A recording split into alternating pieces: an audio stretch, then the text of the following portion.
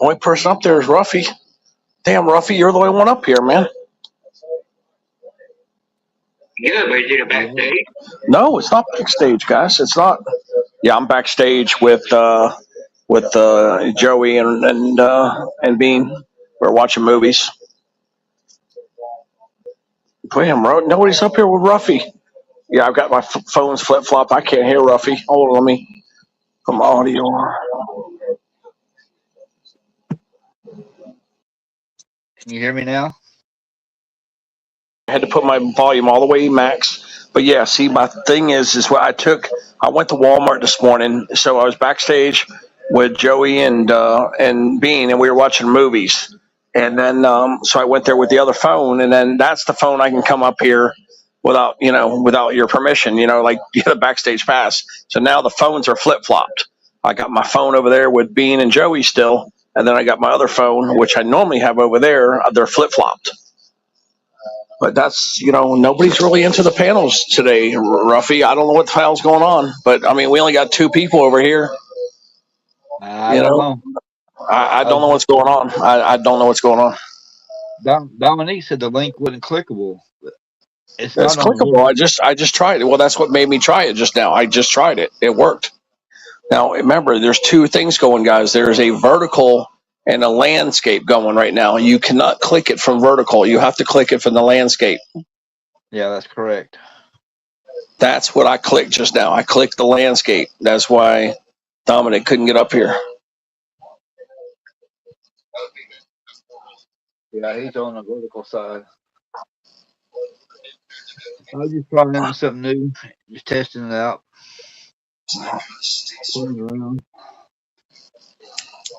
Yeah, we've just been doing a lot of movies. We've been doing a lot of the backstage stuff so that we can play music and play movies. Yeah, I want to get a short video in for the month of July was up. So, well, that's what we've been doing with Bean and Joey and me. We've been playing movies backstage. We've watched a couple movies, like they watched Lionheart, and I missed the end of that. Lionheart, that movie with Jean-Claude Van Damme, and then we watched Forrest Gump, and then we watched we watched some superhero movies too. I can't remember which ones, but we watched a couple of movies recently.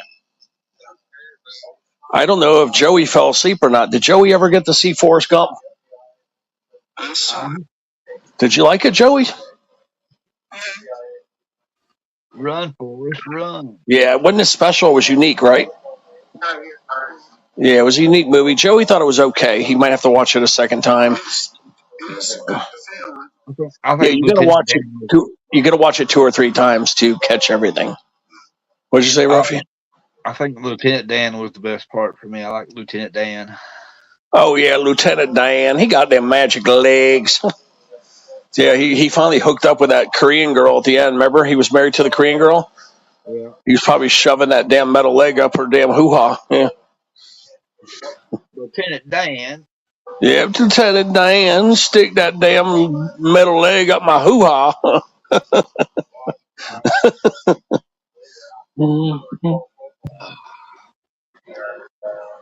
Lieutenant Dan got magic legs. Now, what I think was brilliant, though, is how much money he got. Because when he did it, they offered him 2 choices. See, he liked the script, and he thought the script he was willing to take. They gave him 2 options. Do you want to get paid like $10 million flat, or do you want to take a chance and get equity in the movie? Luckily, he took equity, and I found out that when we researched it, he made $50 million is what he got paid for Forrest Gump, rather than $10 million. So he gambled the $10 million, and it paid off big. So he made 5x his money. Yeah, we Googled it. We see what he did. So he's a brilliant guy. To know that movie was special. He knew that movie was going to take off. And yeah, he cashed in. But apparently some of these big roles and some of these monies that are they're budget tight, they offer the guy, they offer these actors, do you want to take equity or do you want money up front? And if you take the money up front, you're going to take a big paycheck. It's almost like when you break the lottery, like when let's say you win $5 million on the lottery, and if you want it right away, they're going to penalize you like 50% or 75%. Well, that's what he basically did. He gambled. He basically said, no, I want the equity. And yeah, that movie could have flopped, but somehow, some way he knew, he's an experienced actor. He knew that movie was going to be special. And yeah, he made $40 million extra. Hell yeah. I mean, he cashed in. I forgot how much percentage he got, but he got like up to 20%. I believe he got up to 20% of the movie proceeds, which was $50 million, like the net profit. So that was what? So he probably made net profit 250 mil, and he got 20%, something like that. Yeah, he brilliant guy, man. Tom Hanks is super smart. I've always thought he was one of the smartest people in Hollywood as far as actors. I've always admired the guy. I've never had a single thing bad to say about him, except that I've never met him. But other than that, I mean, there's nothing you can say bad about that guy. Just like Keanu Reeves, too, another guy, super smart. Yeah, super smart, super well liked. Yeah, everybody talks about him. Yeah. I hear nothing bad about him. Mm-hmm. A lot of good people out there, man. It's a shame a few of the bad ones kind of ruin it for the good ones. Have you ever seen that show, The Man with One Red Shoe? Yeah, I'm seeing. There's Taco down there. Oh, you need me to send you the link, Taco? All right. Yeah, I just seen. I'm catching up on the chat. Kirsty, all right. Let me send you guys the link real quick here. It should be pinned on the horizontal side.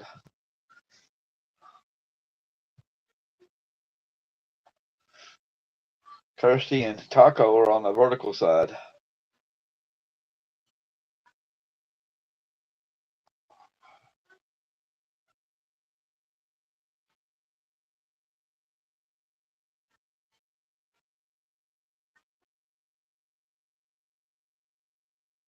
I'm still looking for Taco's name. He's on the vertical side.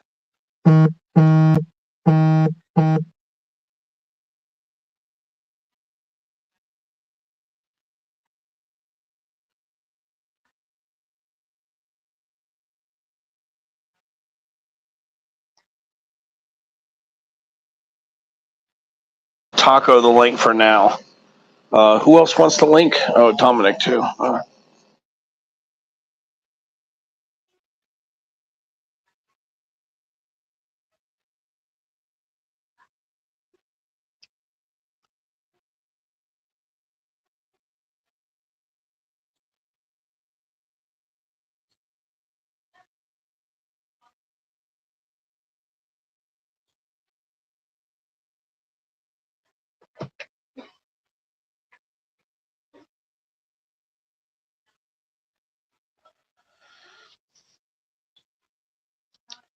Yeah, it's just gonna kick me off. I can't put too much more pressure on the RAM. I sent it to Taco, Kirsty, and Dominic.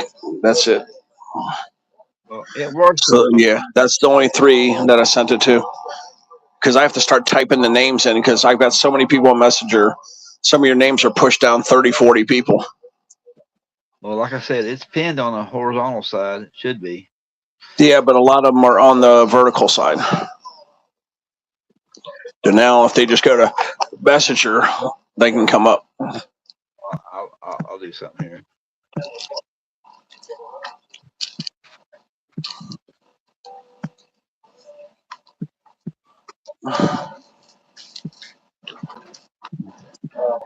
Yeah, remember, YouTube's always going to promote the vertical. So it's very difficult to find your link. Bean was checking it out, and Bean said, look, he's got vertical and landscape going. And that's when I thought you only had vertical. So then that's when I went and found the landscape. But they kind of hid it from me because, see, they don't want to promote the landscape. They want you to go vertical. Yeah. So they're kind of making it hard on you to find the link, and to find the landscape stream.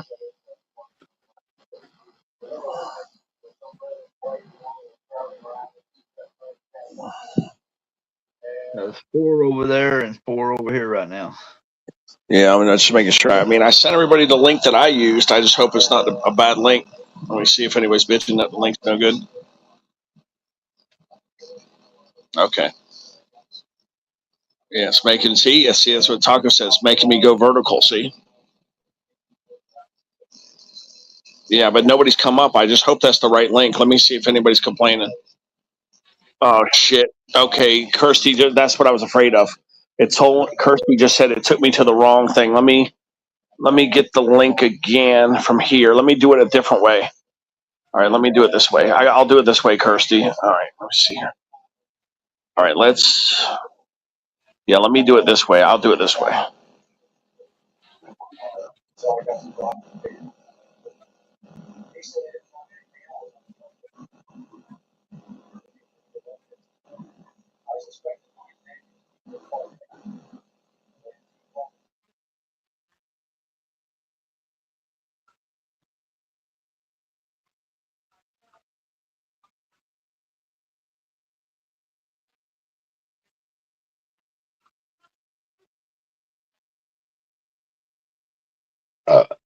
Excuse me.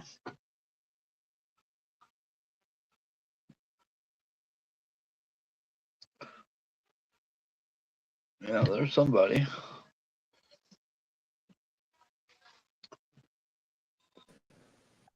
Hey, you sent me to the wrong one, mate. There's no telling. A miracle I didn't get kicked off. All right, now I sent the right link. I had to take the link directly from my page here. I guess the other link I sent was an expired link. Yeah, that was an expired link, mate. Yeah, I didn't know. I took it right from my cut and paste, and it should have been the correct link, but apparently it wasn't. So it must mean, That's okay. yeah, when I clicked on it, I guess it didn't go to my copy. It didn't go to my notepad. I don't know why. It usually does, but I had to do it directly from my stream here to make sure it's the correct one. Who's up here now? Me. Taco coming up too, right? All right. Yep. Okay. Can you hear me? Yeah, we can hear you. I guess I sent the wrong link. It must have been an expired stream. Yeah, that would have expired about a few days ago. Yeah, I don't even know who the hell stream. I don't even know who the hell stream that was.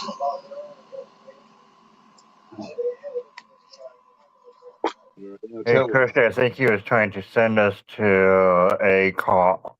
Where did it go? Where did the link go? I mean, I know it was an expired link, but where? Page. Where? No one's link. What is it? Error 404 or some shit? No, it's just black. It was Oh shit! I don't know where the hell. I have no clue where that link went. Then I thought it was to this stream right here, but I have no clue. I don't know where the hell I sent you guys. I don't know. That's a backstage link, sounds like. Yeah, that's what it probably was. It probably was a backstage. Yeah, right.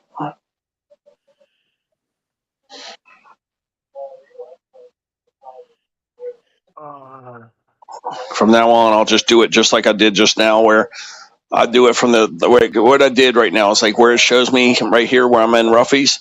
Like I'll just go right up there to where the search bar is, where it shows the link I'm on, and then you can click the little three dots, and then it'll say share.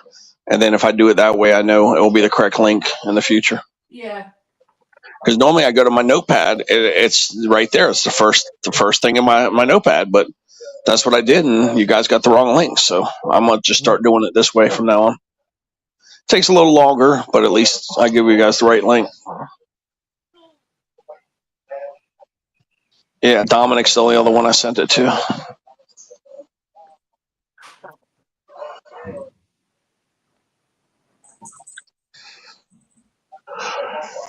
But yeah, people are just not into the panels much lately. Now I noticed between like 2 p.m. and 8 p.m. that's the prime time for panel. Eastern time, 2 p.m. to 8 p.m. So I'm gonna try to go live later today, like maybe at 4 o'clock, and I'll show you guys how many people we get. Probably get 20 people at least. Yeah, I got it titled 7 I mean, I know you put it for 12 hours, but I mean, or just run your. Let's just watch your stream. We'll just let you keep going if you're gonna do the 12 hours. and then let's see what happens at the end, like towards the end when it hits like 2, 3, 4 o'clock. Let's see what happens. Yeah, I don't know if I'm keep it going. Yeah, I could always do one late tonight or do one tomorrow. Yeah. Yeah, we need to test it, Ruffy, because I want you to pay attention that when it hits about 1 o'clock your time, it should start picking up a little bit. And especially around 3 o'clock your time, it should really pick up.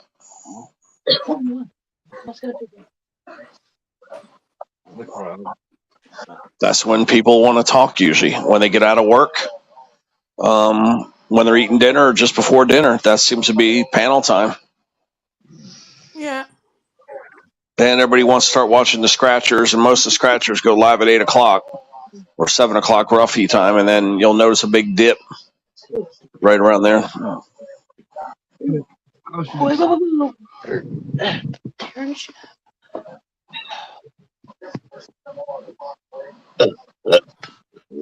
Hi, Dominic. What's up, everybody? Yeah, it's a Dominico. Yeah, Dominico, we told you, right? Yeah, there was this German sausage horny bastard messing with Sarah and the guitar live. Yeah. I know I should have been messaging you and telling you to get in here so you could tell this guy in German that, hey, back off, bro. You know, like I just tell him nicely in German. I would have. Yeah, just tell him, look, I would man. come after him. Yeah, just tell him like nicely. Say, look, dude, the girl just told you to fuck off. She's not interested. You know what I mean? In German.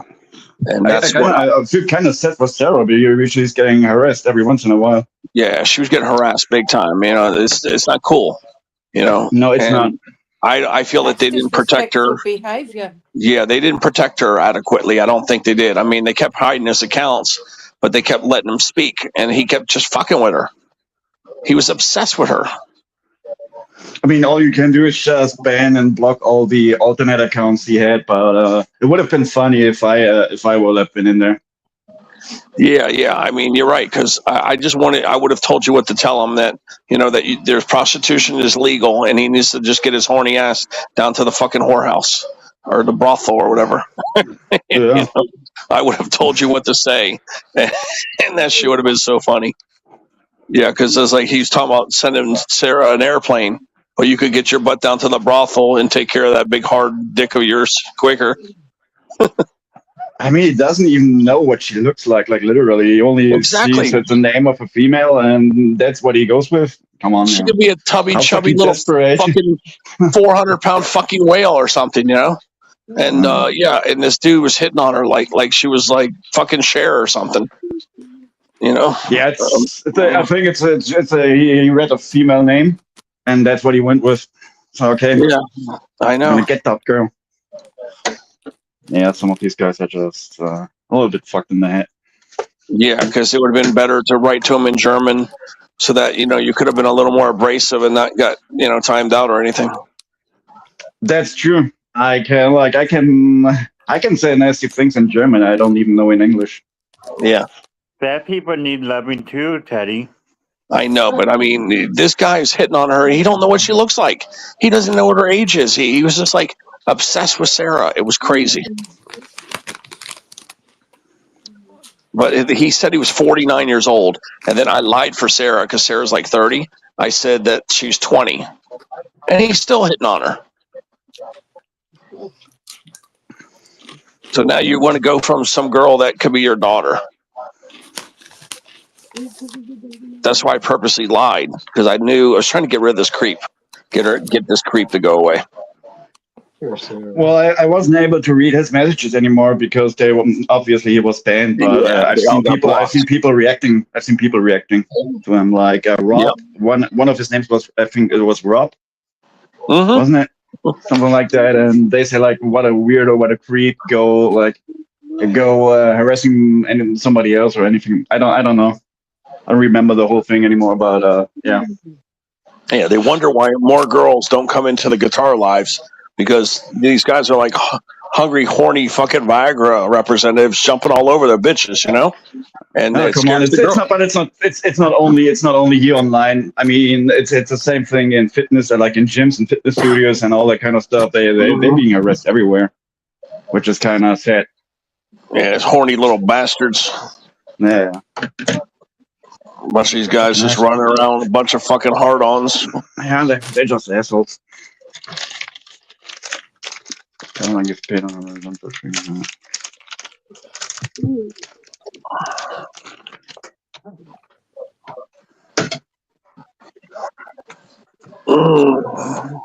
Yeah, but D-Side stream yesterday kind of made me want to pick up the guitar again.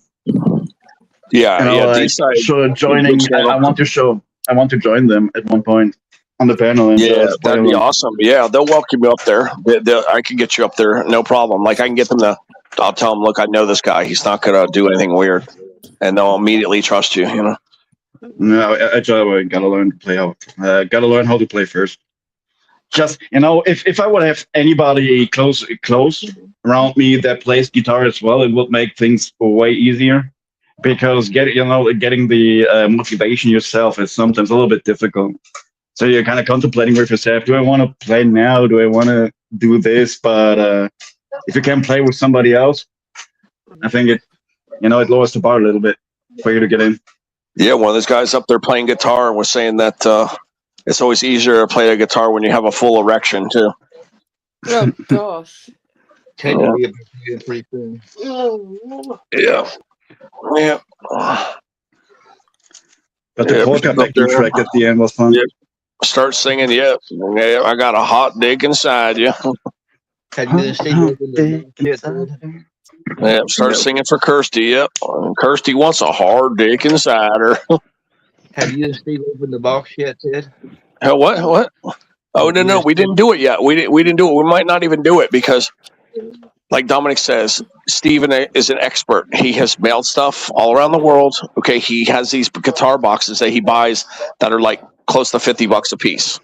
And when I shook it, it made no noise. And when I looked at the box, it has no dents, like no dents. So I'm like 99.9% sure there is zero damage. Okay, because if you shake it and you hear something, yeah, you got a problem. But when you shake that shit, it doesn't move at all. Steve packed that shit fucking good, man. So I'm willing to forego. I'm a gambling man. I'm going to forego maybe and not even open that package until I get the moms. I'm so sure of Steve's capabilities because of that box that he bought. That's a special guitar box. It's not some what do you call it? Some cheap box that you buy. This is a special guitar box, guys. I'll have to show it to you.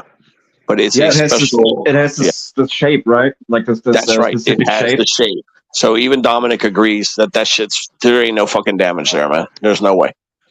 Okay, it's a guitar box shape box. Okay, it was specially made to be mailed, and they're gonna make that shit good. And then but Steve, yeah, Steve packed it up. Go ahead. I was just finishing. But what Steve was trying to get to is you never know how they treat the box while they're shipping, and let's say there's like anything wrong with it, like any kind of transport damage.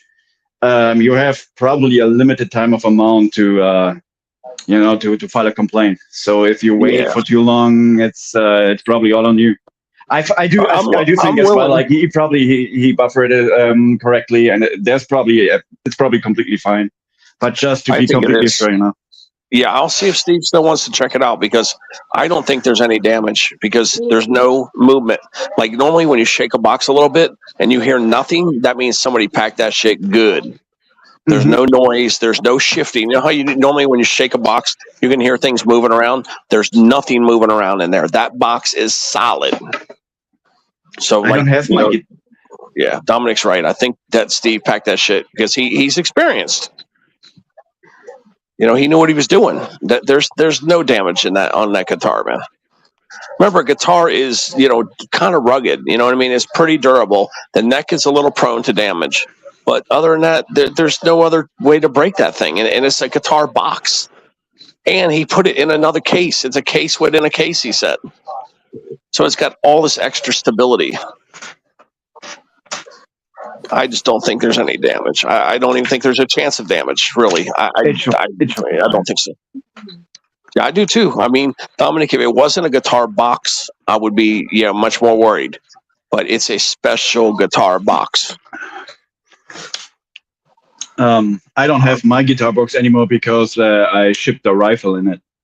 Because I like any kind of the other boxes, so I had to use that. Yeah, because I mean, if you stuff it up, if you stuff it up enough, it will be fine. But it's just, you know, like for being completely 100% sure that nothing happened to that thing, because they're like, you know, like there are frequently showing up videos about you know, like about delivery guys that literally throw the boxes into the wind, and that's what I'm kind of concerned about. You know? Yeah, Steve said that's a very valuable box, and for me not to throw it away. So I'm definitely going to take his, you know, I'm going to take his advice and keep that box, because I'm guessing that box is probably $50. It's a heavy duty box. Yeah, the whole box of it. I mean, he It's probably got it for 20 or 30, but yeah, it's worth $50, I think. Did he put it in a stage box or in a hard case? I think it's in a hard case. Okay. So that's what I'm saying. I don't see how this box could be damaged. I don't see. I mean, there's no dents on the box. And in order to really break a guitar, you're gonna have to throw it. You know, and nobody threw this package. Nobody. There's no damage. There's no damage even on the outer box. There's no scuffs on it. There's no marks. There's no dents. Nothing. Yeah, it should be okay. And yeah, this box weighs at least 30 pounds. So you ain't gonna just pick up 30 pounds and just sling it. You know what I mean? Somebody like it was taken care of. Yeah, there's no damage to this thing, man. You couldn't really sling it unless you're a really strong guy. There's no way you're gonna just be slinging that guitar like that. It's at least 30 pounds. Remember, Bean and me traded off, and Bean gave me the gift, you know, that he won on the channel, and then I got the coin, so we swapped out. And you know, there's extra stuff in there. There's like cases and picks, and there's a stand. Yeah, there's a stand in there too. So yeah, it's loaded. It's packed and loaded really good. Oh wow! And then remember, I got that nice pedal too. I won that pedal on his channel as well. Yeah. And that pedal is from like Brazil, I think. But Steve was telling me that pedal goes for like $120 and $150 for that pedal. So I have a nice pedal. All I need is the amplifier. Yeah, look around for me an amp. Yeah. I've got to ask Steve about this amp that Dominic has too. I want to see, does he think the Spark Mini or this other amp is better for me? That will be interesting for me as well. Like, what's his 2 cents on the LT25? I think I asked him before, and he said it's a pretty solid beginner amp. Yeah. But if he specifically recommends the Spark Mini to I mean, like we said, he has tons of experience, you know. He started somewhere. Well, so the whole point is that maybe I can't find the Spark Mini, and if I could find this other one, then you know, he says, okay, go ahead and get that one. Then I'll get this one. Let me check yours, yours is actually a little more powerful too. Yours is 25 watts. Positive Grid Spark Mini BK. Yeah, the Spark Mini is only 10 watts. So yours has more sound. Mine is 25. Yeah.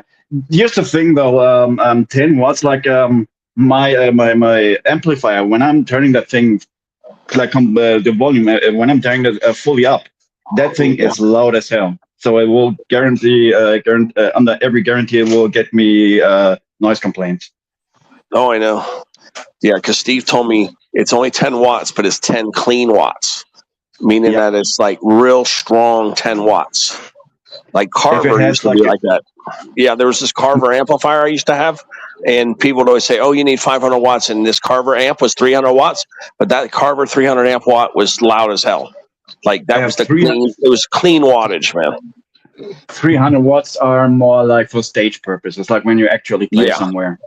Yeah, because I was trying to get like 500 to 1,000 watt amps, and I got one of these Carver amps that was 300 watts. That's all I needed right there, man.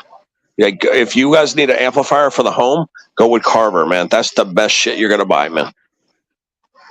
You know, and not people haven't heard of that brand, but trust me, it's worth the extra money, man. It's like elite equipment. I'm trying to find out what kind of membrane the Spark Mini got. If it's like Kevlar membrane, then this thing will sound pretty good. Kevlar membrane are high end. I don't find it. It will be all right. Yeah, I'm just saying, if you guys get a chance and you have a little extra money, spend the extra money for a brand called Carver. It was really good shit, man. I mean, I remember they dominated pretty much in the 90s, but I don't know how their shit is now. But I can't imagine that company giving out garbage, you know? It was a really high-end amplifier, man. It's the best shit I ever had. And when I sold it, I got all the money back for it. Like, it held its value, too. Let me see. Like, I got it for like $600, and I sold it for $550, I think. So basically, I got all my money back. Yeah. Why is the brand Carver that makes musical instruments so good? Oh, it's just an amplifiers.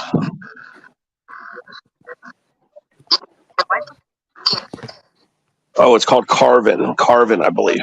I thought it was Carver. Carvin. Well, American maker art amplification through a factory direct approach, high option, and endorsements from famous musicians. Yeah, I'm sorry. It's not Carver. It's Carvin. Carvin. Yeah, this is some good shit, man. This Carvin stuff. How much is Carvin amplifier for guitar? Not carbon. It put carbon. A custom carbon guitar amp costs between $249.99 and $420. Yeah, I typed it in properly now. Carbon. Let's see here what it says. Oh shit! It's a minimum of $200, and it could be as high as $1,300. Whoa. Mm-hmm. Yeah, there's some high end shit. That's Actually, expensive. if you're really being precise on this is actually low end. I'm not gonna lie. They say a good middle to low end guitar will cost like 500 to 1,300 too. There's no end. To the opposite, there's really no limit as to how expensive this stuff can get. Wow, yeah, they got good shit. I'm just saying, if you guys need something good, I've used it, and it's amazing how clean that shit is. Like, I could crank that freaking amplifier, man, and it was such clean wattage. Like, there's no distortion or nothing. That shit just put out clean watts, man. There's another brand too I use called Sansui. It's a Japanese company. That shit had some good amplifiers too. I had one of the, and somebody broke into the house and stole it. The Sansui amp. The Sansui is also really good. It's better than Sony, better than Samsung. It's the best. I don't know if they're still around though, but they used to be the best in the 80s. But yeah, it was called Sansui. Yeah, I wonder if they still got that shit out. Let me see here. Yeah. Does Sansui still make amplifiers for the home? No, they stopped doing it. Oh man, they stopped. You might be thinking of the audio brand which stopped producing. Oh, they went out of business even. Man, that shit was so good. They were founded in Tokyo in 1947, and apparently they went out of business in 2005. No, I'm sorry. No, it says right here, 2014. Oh, Tata disappeared. How what? Yeah, they went out of business, 10 years ago? 5 years ago.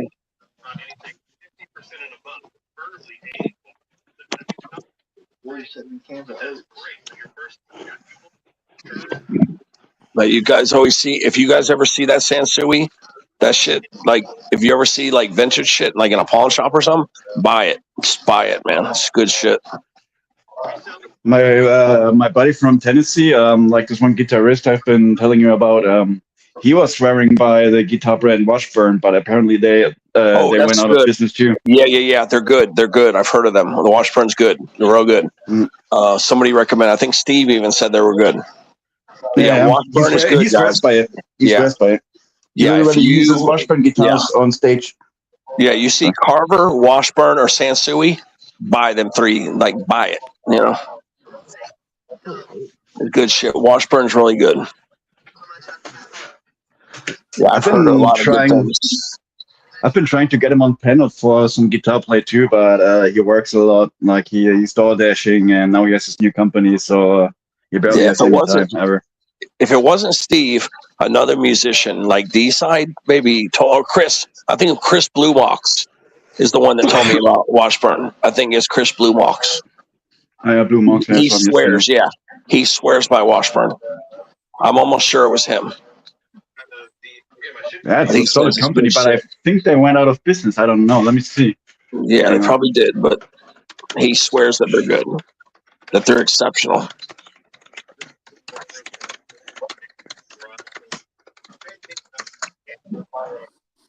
KI Moto. Hang on. Oh, they are in business. Washburn Guitars are still actively in business. Why did he say they went out of business? Maybe I don't know. Restarted. It's a good thing, I guess.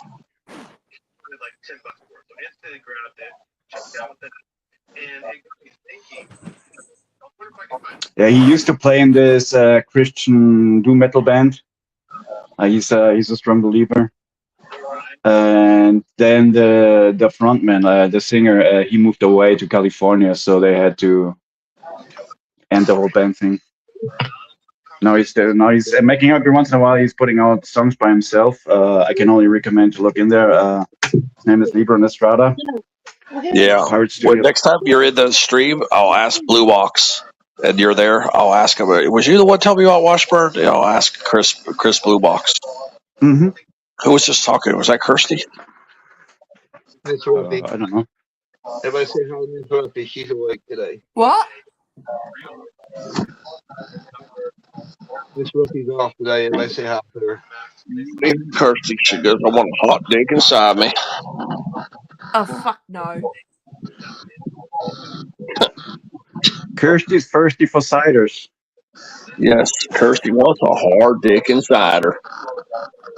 A hot dick and cider. Oh, you got that right. I know, that was so funny when we were teasing Kirsty when she had that fucking Munchausen syndrome. Oh, fuck that. I don't have fucking that. Yeah, Kirsty had full-blown Munchausen syndrome for like 3 months. You can only love those hospitals traumatized Kirsty, though. They did, remember? Yeah. They kept saying, "Oh, we're gonna cut you open and do it," and they never would do it. But they finally did it. Yeah, but they're the ones that caused you to get that Munchausen syndrome. It was them, not you. Maybe they were. They kept fucking maybe they with were you. short and stuff. Honestly, I think they were just short and stuff. Yeah, they kept fucking with her. Kept telling her, "Oh, we're gonna do your surgery. Oh no, we'll do it next week." They're the ones that caused Kirsty to fucking flip out. You know, here's the thing about it. If certain surgeries, like the guys that actually do the surgery, if they are missing, or if they they're in the sick leave, you cannot let anybody do it. You know. I remember her going to that hospital 4 times specifically for that surgery, and they didn't do it. Yeah.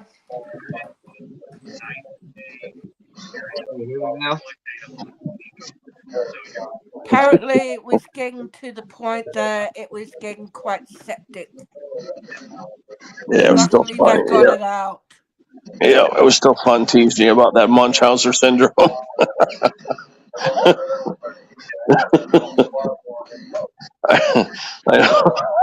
I know we kept saying it. We kept looking it up, and it had some German word meaning that that you are basically obsessed with like medical procedures or some shit. It was saying it was like paranoid or whatever. It's weird, but they caused it, you know.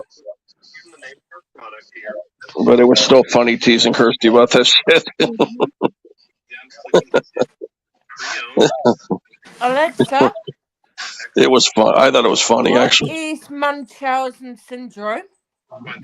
According to Wikipedia, factitious disorder in proton cells, commonly called Munchausen syndrome, is a complex mental disorder in which an individual imitates symptoms of illness in order to elicit attention, sympathy, or physical care. That's what it's called. Yeah, that's what they caused it though. It wasn't you. It wasn't nothing you did wrong, Kirsty. That hospital is the Australian hospital is what caused you to basically, seem like you caught that shit or whatever.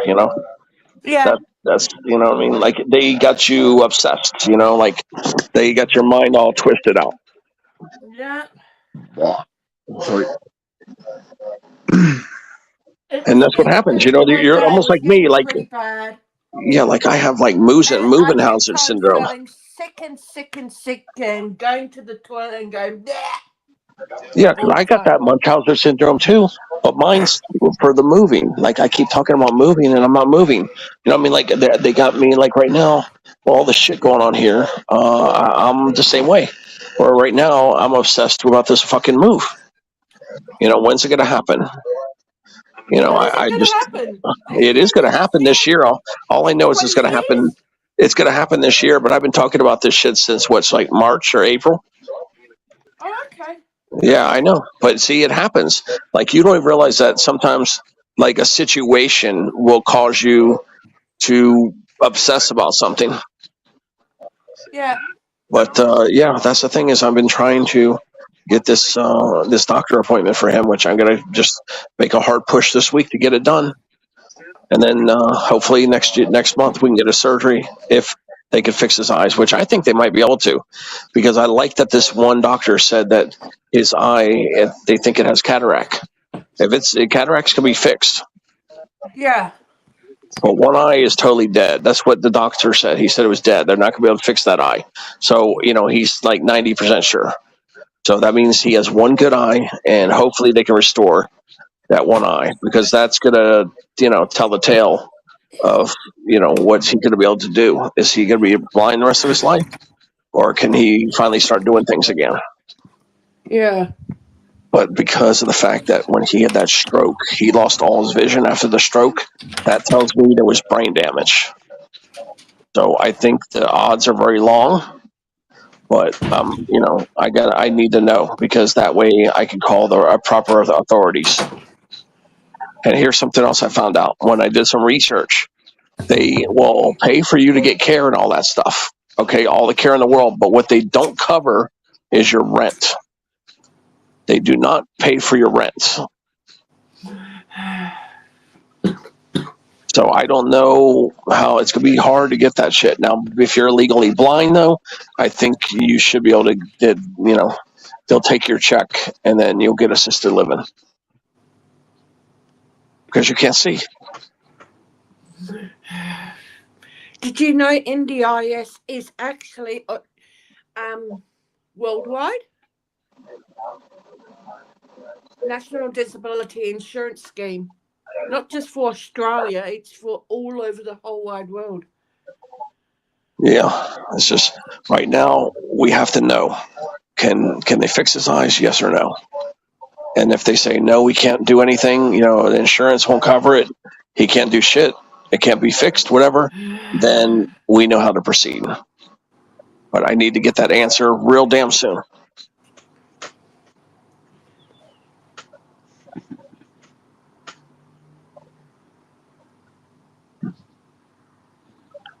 Like I got to have that answer real soon, within the next week or two.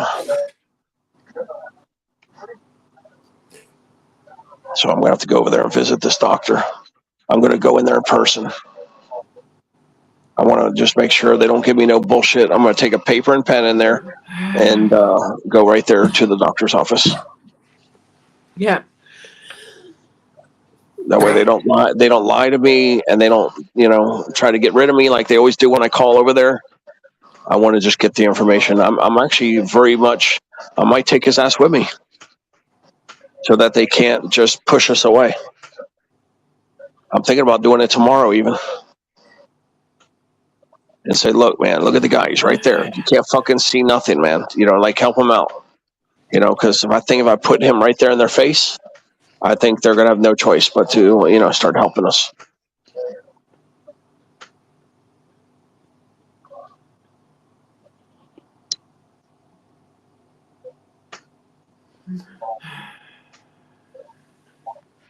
That's why I might just go there tomorrow and say, look, if you don't help me out, I'm going to just keep bringing him over here every day until you guys fulfill your promise. You said you were going to help him. And that was 2 months ago when they said they were going to help him. And they're not calling me. They haven't done shit.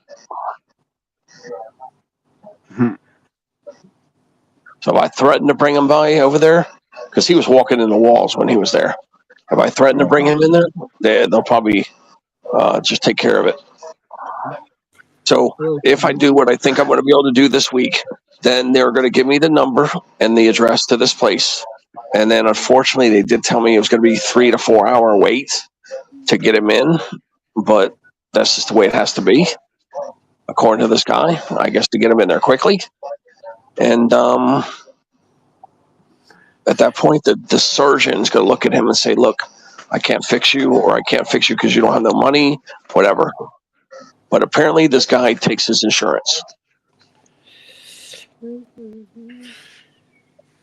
Because that's, yeah, and then we'll find out. We'll know after that. We're gonna know in the next week or two, I hope.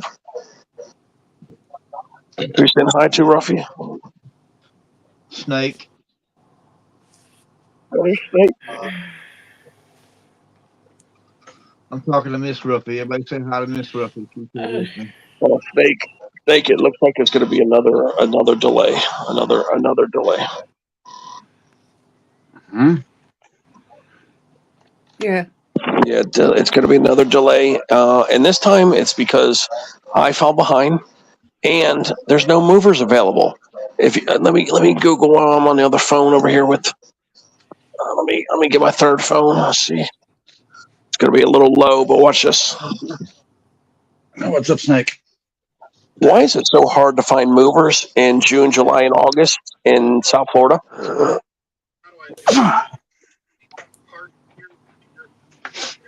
It's hard to find movers in South Florida during those months because it's peak season. Many families move during the summer school break, and leases often end, increasing demand. Also, the extreme heat makes physical work difficult. Yep, there it is. There it is, Snake. Can't find nobody. But it starts freeing up. In September, it starts to free up. So that's something that frustrates me, because I did so many movings in my life, at least 11 or 20, something like that. I don't even remember correctly. But if I would be in Florida, that whole thing would have been done in a day. Oh, I know. I would do it just by myself. These people aren't you, Dominic. You're a go-getter. You're a go-getter. They don't. There's a lot of lazy fucks over here. That's the problem. Nah.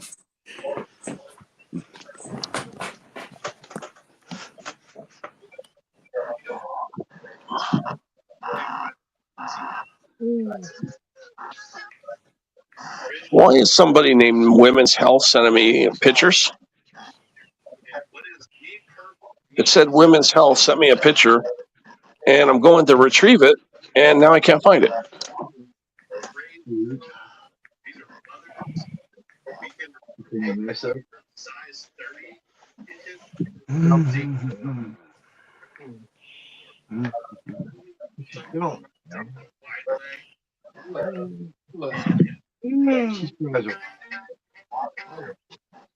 It said Women's Health just sent me a picture, and I can't find it. What kind of picture? I wish I knew. Oh.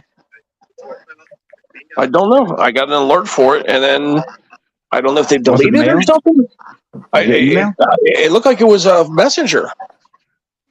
It said Women's Health, it said. Let me see if it's on the other phone over here. It says, it's Instagram.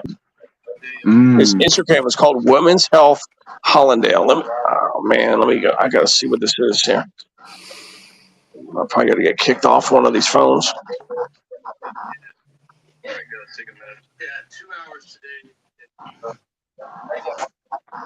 Yeah, Obi, wouldn't you like that, huh? Maestro Blue. I think she's trying to offer me sex or something. Don't do it. I'll be back, okay? Yeah, I think this girl wants to charge me for sex because it says Women's Health Hallandale, which is real in my neighborhood. So I think she wants me to pay her for sex. No, well. Okay. Yeah, I think she wants sex. Yeah, I think that's what she did. She's sending me these messages, trying to get money. Vigorous hard sex. Yeah, maybe I'll let her do a hand job or something. I'll tell her she can try out for with a hand job. I wouldn't mind it though.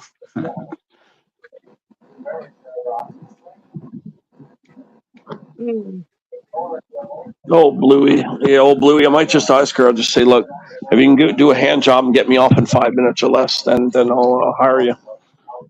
I'll have her over here. I'll have her over here tugging away. No.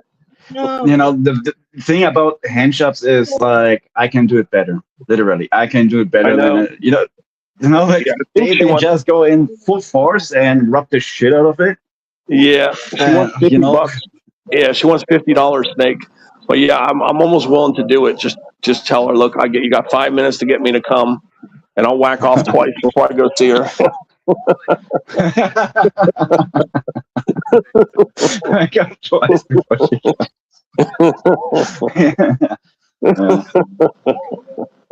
let her go through it. Yeah, like I said, Bluey. I just tell Snake that there's been some delays in the move. Okay, the move, it's looking like maybe October, November at the very latest. At the very, very, very latest, but it should be October or September. I'm starting to think October is maybe the best because the movers are all freed up. They all told me October, they're all free. So I'll get better rates if I wait till October. I mean, I might save myself as much as $500 just by waiting one more month. So we'll have to see. But I still would love to do it for September or October. But I'm going to say right now, it's just not going to happen for August. It's not going to happen. It's impossible. The movers are slammed, and I mean slammed. And it's hot as hell down here too. What's up, old Blue Eyes? Yeah, old Bluey. That's old Bluey. Oh shit. Yo, hang on. I gotta be right back. I need to make a call. Be right back with you guys. No problem. I know. You like that, huh? When I say I'm gonna tell her if you can get me to come in 5 minutes or less.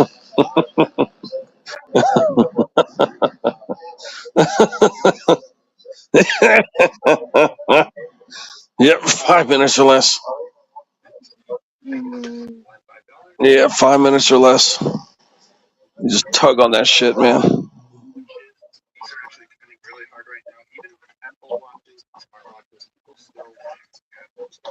See, now I could come up with the other phone.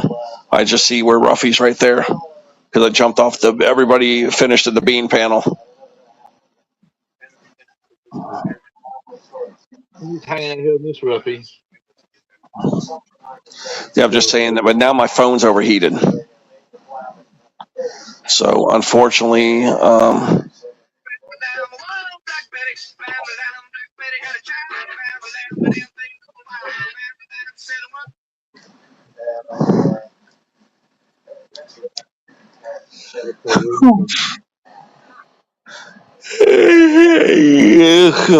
but yeah, the phone is on fire. I don't know. Oh yeah, that's right. Remember, I was supposed to reboot it. That's right. Because when this happens, I've been rebooting the phone, and it fixes it sometimes.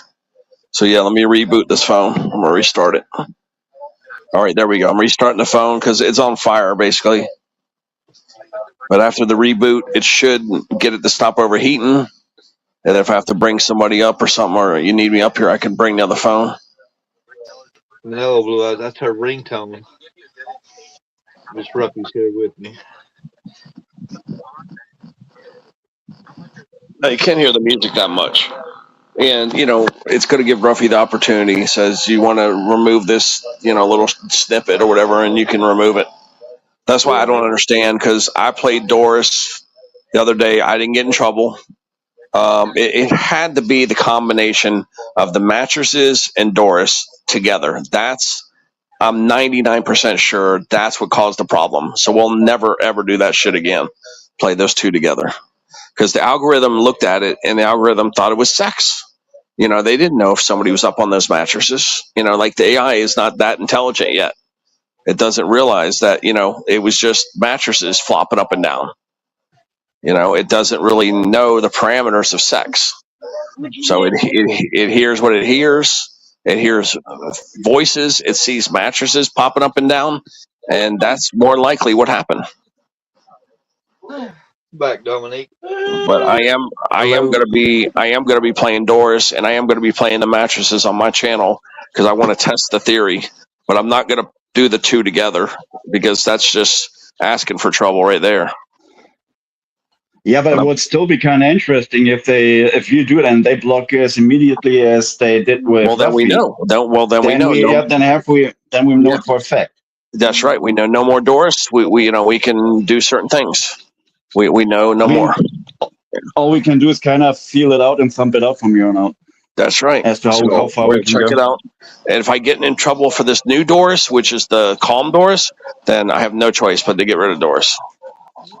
Or I'll leave it, or I just won't play it anymore unless backstage. I mean, I'll leave it there, but I won't play it on YouTube anymore.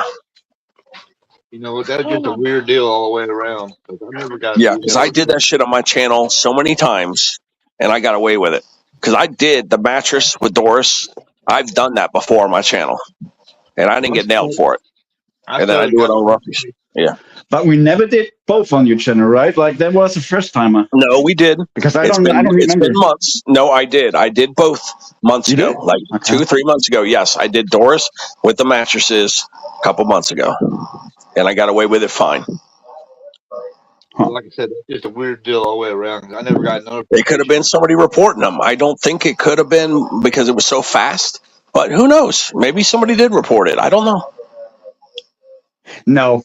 I will go as far as actually excluding that kind of option, because it is way too fast. When you file a complaint, it takes at least a couple of hours, and it was like maybe a minute, not even. That was maybe 30 seconds where you played it. The AI and we responds, got right snatched out.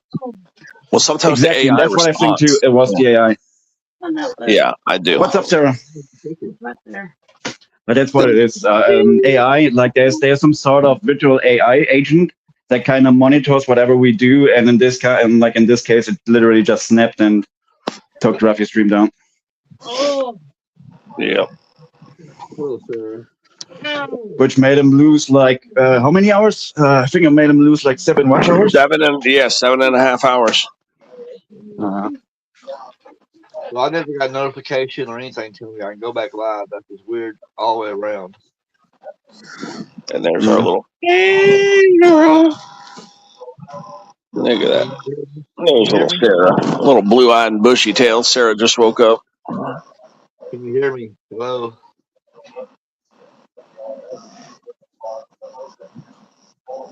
Who's Ruffy talking to? This Ruffy, maybe? I hear Ruffy saying hello or whatever. I think to Miss Ruffy, maybe. Yeah, Miss Ruffy's here. Oh, hello, Miss Ruffy. Hello. Good morning. Yes. It's the first time I hear from her. I mean, I've seen her when Ruffy went to a casino with her. That's why I saw her. Yeah.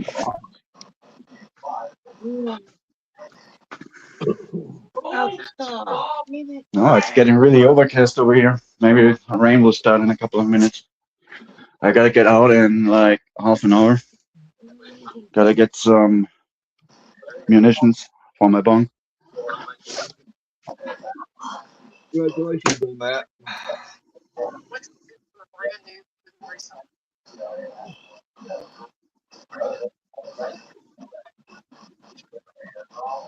The thing is, I got some ammunition yesterday.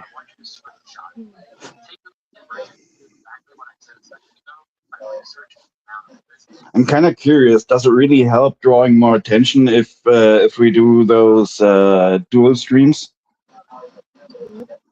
I don't think so. I don't think so either. Maybe yeah, okay. We would have to try it for at least like a week or something, and then a week without to be able to tell. Yeah, I was just playing around. That's the first time I ever went vertical. I was just playing around. To be able to end those the other though, that's not right.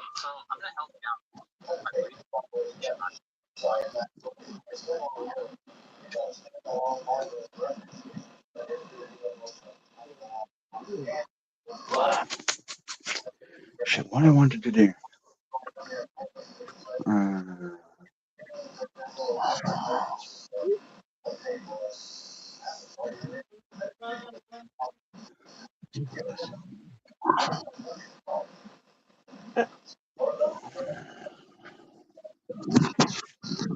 There's a little. Yeah, Sarah, I've been told you got harassed by some German guy over at this guitar stream, and I want to let you know we don't claim this asshole. I just want to make this clear. Yeah. Yeah, Sarah, I told Dominic all about that Robert guy. His name was Rob or Robert, whatever his name was, Rob or Robert. I don't even know if Sarah's still down there. But yeah, I told Dominic that, I should have contacted him more or tried to, so that he could have yelled at this guy in German maybe. Yeah. And, maybe he could have resolved the situation.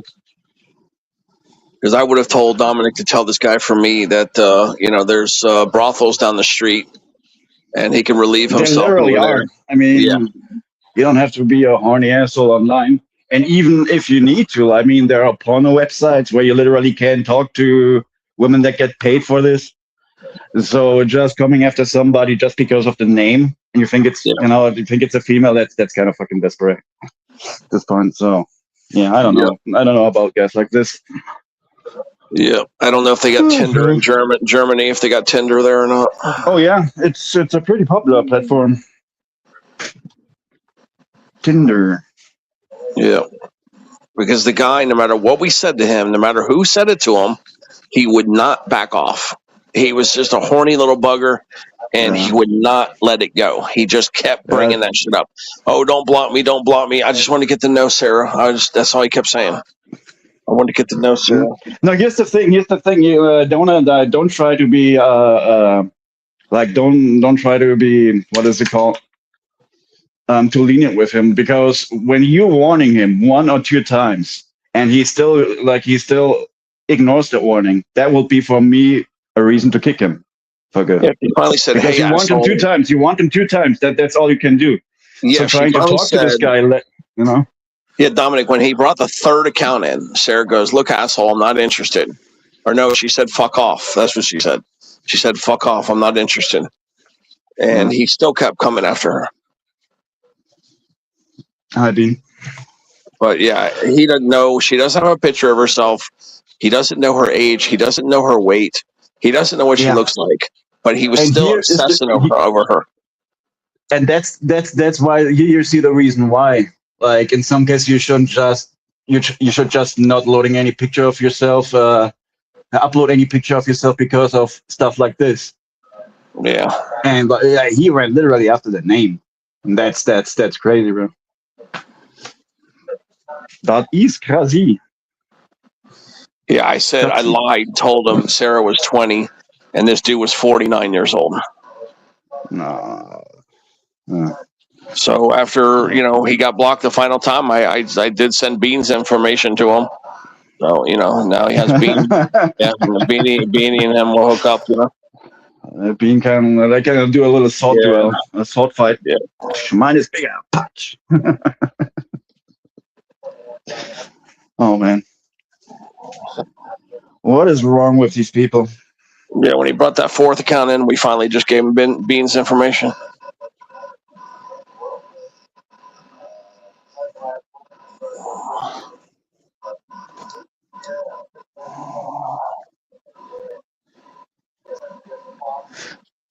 Damn. Do you think I remember what I was about to do? Completely forgot. I hate when that happens to me.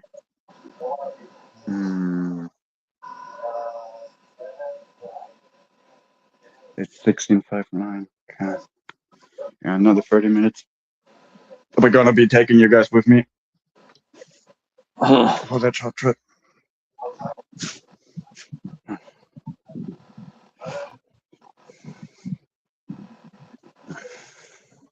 Well, like I said, I'm kind of sad about the fact that LeBron never really has time because he works so much. He's an awesome dude, and I would love you for you guys to meet with each other. Like he is a band guitarist. He produces music on himself, and I think he will be a nice addition for Steve's Q's or for Steve Q's panel or D-Size panels. He can play guitar really good. Yeah, Mr. Even though Hornby. he says he doesn't. Mr. Hornby just went live. He's driving somewhere, post office or some shit.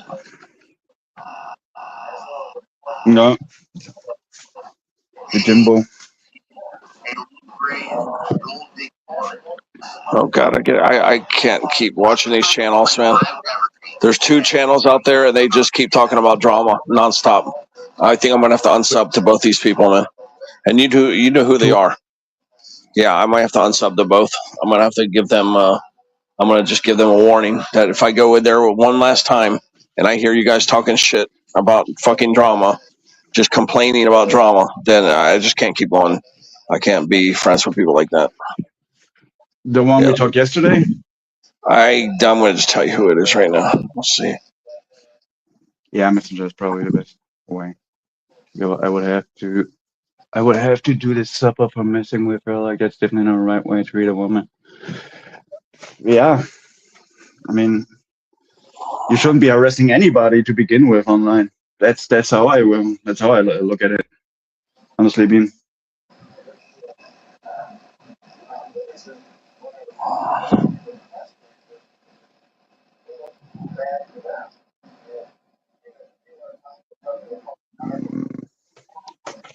I'm trying to type it in properly here, so I don't have to keep. I keep making errors. But yeah, those 2 channels that I just typed to you, I'm gonna have to unsub to both of them because I can't be able to sit. They just keep fucking talking about drama nonstop. They won't let it go. And the first you sent it me actually dropped the N-word in the live stream once. It's not long ago. You know, I've already given these 2 people 2 or 3 streams now to 2 streams to clear it up, and it's already 4 or 5 streams now, and they're still talking about the same shit over and over and over.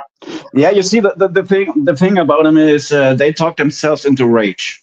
Like they keep complaining about issues that are long gone, and then they getting all angry all over again about it. And that's kind of it's like an endless loop. And just let them,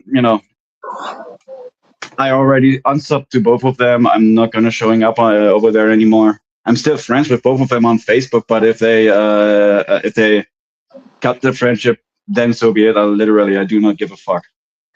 Yeah, I'm the same way. I don't even want to watch the streams anymore. It's like a broken record. Yeah, it's a broken fucking record, man. At least in one case, like the whole idea about the stream and the way he's streaming is I think it's actually pretty nice, and there's a big audience for that. But if you keep if you keep continuing complaining about issues that are at least 1 or 2 weeks ago, and you're getting started all over again every single live stream, that's kind of where I say, okay, it doesn't make any sense. Yep. It's repetitive. You're saying shit, saying it week after week, stream after stream. You just keep talking about the same damn thing over and over and over. Same people over and over and over. It's just I can't handle it no more. Me neither. I cut ties like I think 1.5 weeks ago, something like that, and yeah. I don't know what Jenna is talking about, because when we are on panel, there's barely any drama ever. So there must be some panels that I have been missing. I don't know. But at least the panels I am on, I barely see any drama ever. maybe every once in a while a demon shows up and he's getting angry over something, but that's basically it. Yeah. So well, this isn't panels, guys. These are regular lives where people are just going live and ranting. This is not panels that we're talking about. This is people going live and just ranting and just fucking complaining nonstop.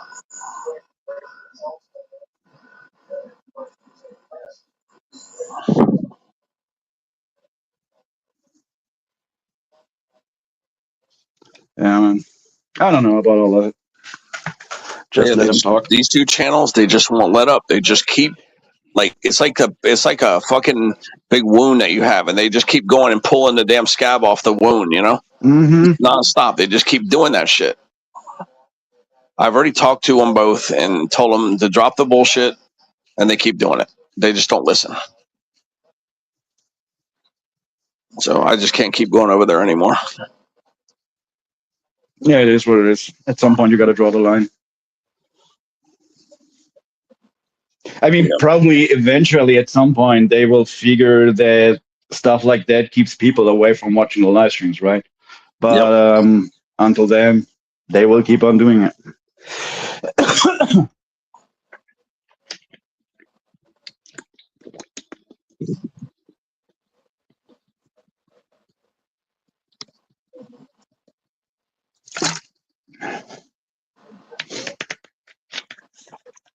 No, man.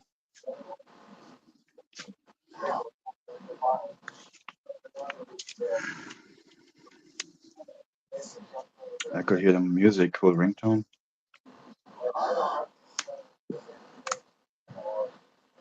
Yeah, it's like enough's enough, man. I'm getting sick of this shit.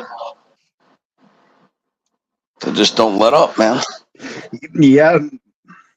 The thing is, like, literally everybody tries to move on, and I've been on YouTube. Yeah, Dominic, I've been on here 6 years solid, if not 7, and I've only gone live like once, maybe twice, to like address a drama issue. That's it. And these fuckers just keep going live 2, 3, 4, 5, 6, 7, 8 times in a row, talking about the same stupid shit. It might sound weird, but hear me out. I think it's some sort of excitement that something actually happens on the channel. So you know, like they get to interact, even though in a negative way. But you know, like maybe that's some sort of stress they want to have. So like they secretly want that shit. You're right. They probably secretly want it. They got fucking Munchausen syndrome, man. so at the end of the day, at least something happens. Yeah, Munchausen syndrome. Yeah, they all got Munchausen syndrome. They got drama-infused Munchausen syndrome. I heard munching a lot eases the pain. Yeah. I know you. I like that word. I know. I think it's funny that it's a German word, too. That's what makes it even funny. It's actually Munchausen. I know, it's a fucking... the Munchausen syndrome's a German word. And it comes from some guy called Baron Munchausen, and he was known for lying a lot. I love when Mr. Honeybee. I love when Mr. Honeybee says it. Oh, God. The Honeybee. Yeah, I love when Mr. Honeybee says that shit. Oh God, he's so funny. He literally, at some point, he literally must have come up and thought to himself, there must be some word for it. And he went online to look if there maybe some synonym of. Oh, it's Munchausen. Okay. Yeah. All right. We gotta ask Jim. We gotta ask Jim. You're right. We gotta ask Jim how he came up with that shit. He looked it up online. He thought there must be some sort of term for whatever Kirsty is doing, and I'm gonna look it up.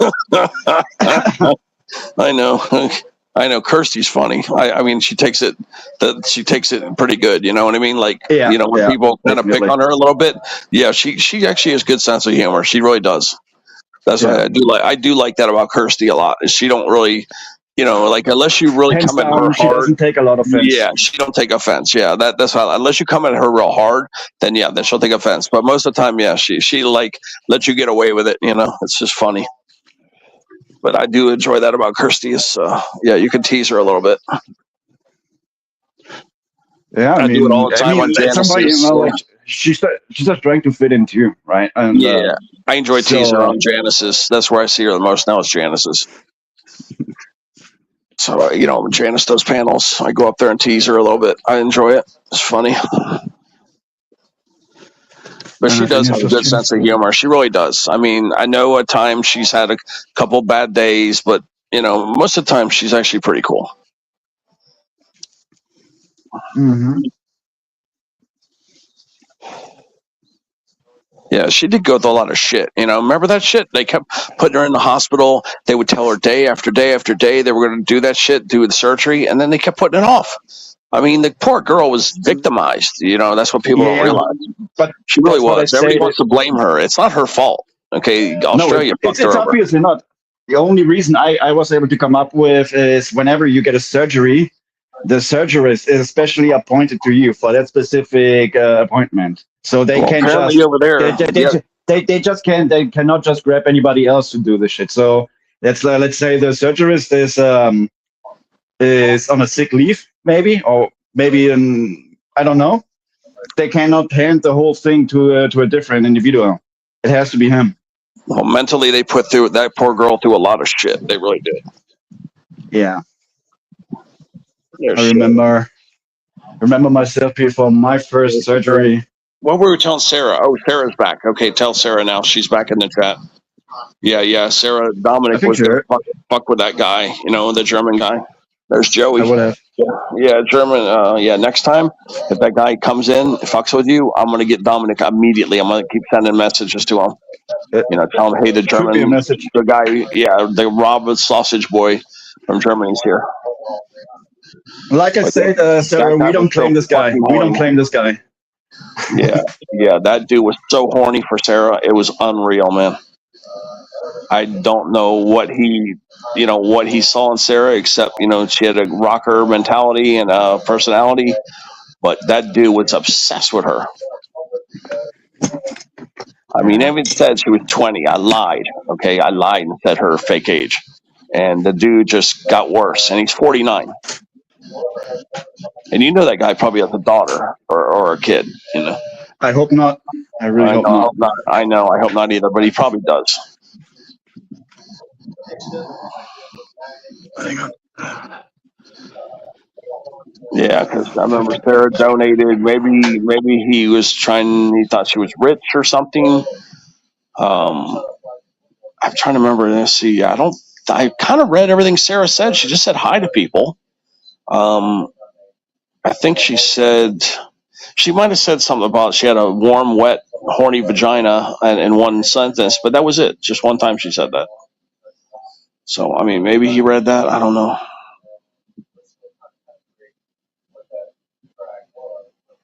But yeah, she was pretty normal. She was saying hi to everybody and maybe joking with Quentin a little bit. Ruffy's busy with the wife. Wink, wink. And there's little Shelly.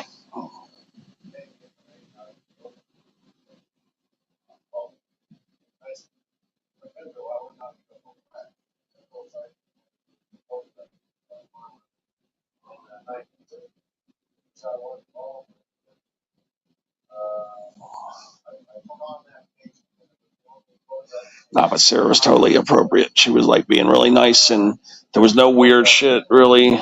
This guy was just obsessed with her, man. I couldn't figure it out. I kept going up to the chat, reading all the chat that she wrote. Like, why was this guy so obsessed with her? She was basically in the USA. He was in Germany, but I couldn't find anything, except for her sending a super chat. There was nothing out of the ordinary. And there was other girls in there. There was like 2 other girls, I think. And yeah, he just went after Sarah. And me and Trev got mad. And then Kurt got mad. Kurt 5150 got mad. And Steve got mad. So 4 of us got mad at this guy. and then Trev had a wrench, so I think Trev took him out. Yeah, I mean, it's not a good thing for the guitar panel either. Yeah, I was yelling at the guy. Steve was yelling at the guy. I think Kurt's like, I'm losing my patience. Kurt 5150, and then finally, fucking Trev took this dude out 3 or 4 times too.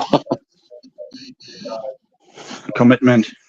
Yeah, I think he hit him from the channel. He either timed him off for 24 hours or hit him from the channel. If anything, you should be hiding someone like But that. dude just I mean, kept what would be the ultimate objective to have him back next day? So just ban him for good. Yeah, exactly. Fucking horny ass pervert, man. And then I told him, I even wrote this nice thing telling him, look, dude, you're crossing the line between trying to be, friendly and interesting to obsessive and creepy. And that's what I wrote to this guy, that you're being obsessive and creepy, and that if you're getting timed out and hidden because they have to protect the subscribers and good channel supporters from being harassed. So I basically stuck up for the mods, and they didn't delete my comment. They left it stay there. So I wrote this thing, and that was, it kept going. He wouldn't listen. He just wouldn't. The dude had to be probably drunk. He was probably, I'm guessing he was slamming some of those lager beers you guys have over there, and probably trying to jerk off or something. I don't know, but the guy was super fucking horny, man. Yeah. Well, probably this forbidden fantasy thing or some sick shit. Yeah, he was trying to get me to send him information about Sarah. Yeah, next time I'll get a picture of Shelly. I'll get a picture of Shelly and I'll send him that instead. Get it, and that will cool him off. I'll take a picture of Shelly and send it to him. What? Are you trying to imply something about Shelly? No, I'm teasing Shelly. Yeah, no, I think Shelly's actually cute. I think Shelly's cute. But yeah, what's it called? I'm just teasing Shelly, trying to get her involved in the chat. But yeah, I mean, next time I'll just get some fucking girl off the internet. I'll just pull up girl that's got like fucking 3 eyes and fucking big pimples or some shit, and I'll send her that shit. Yeah, get him a picture. Get him a picture of some Thailand ladyboy. Yeah, exactly. Yeah, pretty girl with a big old dick. That's probably gonna help it. Yeah.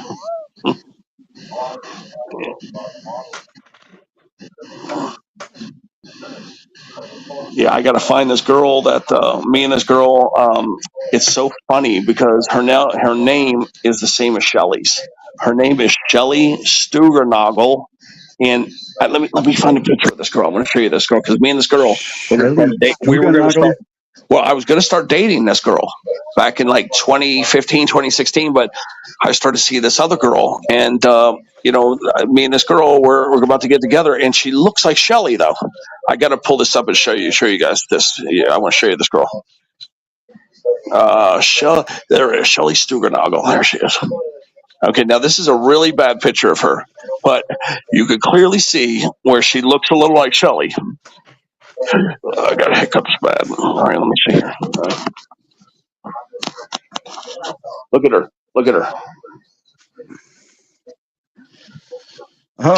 She looks similar. But yeah, me and this girl were gonna date. We were gonna start dating. But when I seen Shelly, she looks a lot like Shelly to me. Let me see if I can find a better picture of her because that was like a so-so picture. Let me see if I can find a cuter picture of her. You're getting yourself more and more into trouble. Just want to let you know. Okay, yeah, she wiped her account. That's the only picture I have of her. But yeah, she looks similar to Shelly. She had much better pictures, but yeah, that's some goofy picture though. But did you guys see how similar to Shelly she looks? I think Shelly's cuter than her though. But I almost went out with her. But yeah, I think Shelly's cuter than that Shelly. But isn't it crazy? They're both named Shelly. They look very, very. They could be cousins. They look like cousins. They got divided at birth. Yeah, they look very. I mean, that's why I showed you the picture of her just now. I wish I could find her old account where you could see how she was a little more attractive. She put those fucking monkey ears on and shit. Monkey ears. Those are bunny ears. Okay.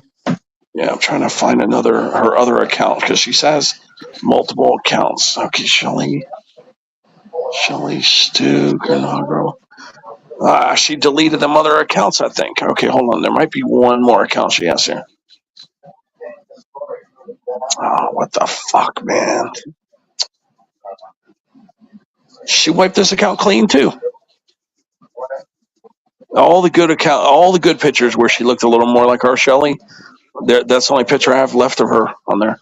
But yeah, we were gonna start dating, and then I just happened to meet Delise at that time, and that's what happened. I met this other girl, Delise, and we never went out.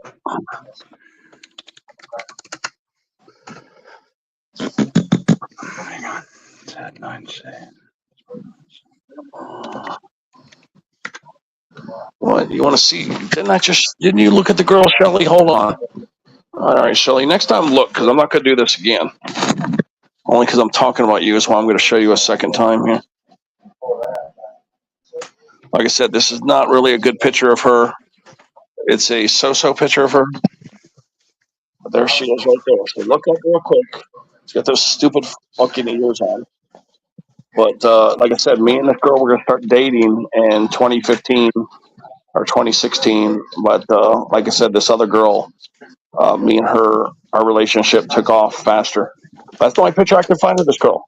Oh, and she's got big fucking tits too. Let's see if I can show these big boobs. They don't show them, but yeah, she has big old knockers too. I can't find the. She wiped all her accounts. I don't know what happened. I can't find the other account. But yeah, she had fucking huge knockers, man. Knockers. Yeah, they were big old titties. Boy, yeah, she had some big ass tits. Huge tits. But yeah, I cannot find. She wiped out all her other accounts. I haven't heard from her in years. You know, but yeah, it just didn't work out. But yeah, I think Shelly's going to be cousins. Yeah, I think you guys look like you could be cousins. Like I said, I think you're a little cuter than her, but I think you guys look like you could be cousins. So. Doppelganger. Yeah, if the leaf wouldn't have been around, who knows? I could be married to that girl right now. Who knows? You know what I mean? Like, who knows? Because we were getting along really well. What went on? I picked the other girl. She got so fucking angry. She told me to fuck off. She didn't like that.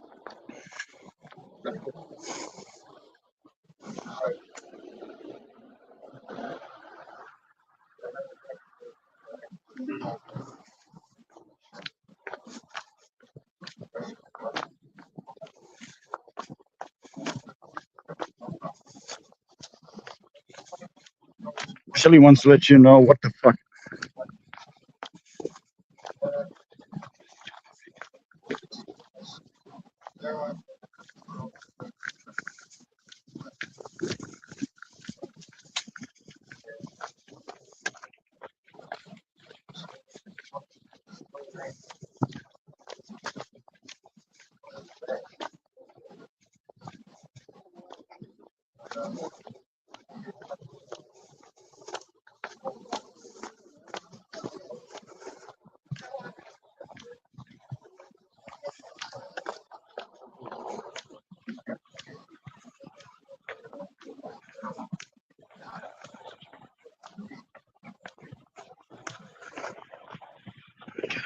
Real quick.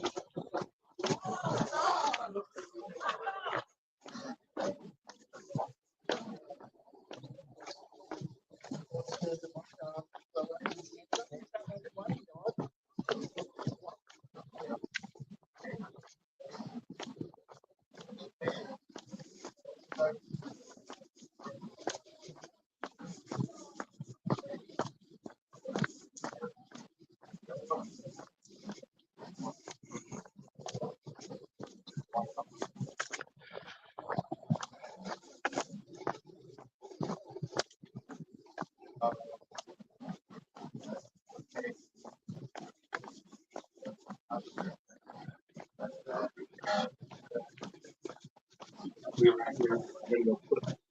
gotta go put those 5-gallon water jugs up on. I gotta put these 5-gallon water jugs up there to drink. We're out of water right now. Wasted little fuckers.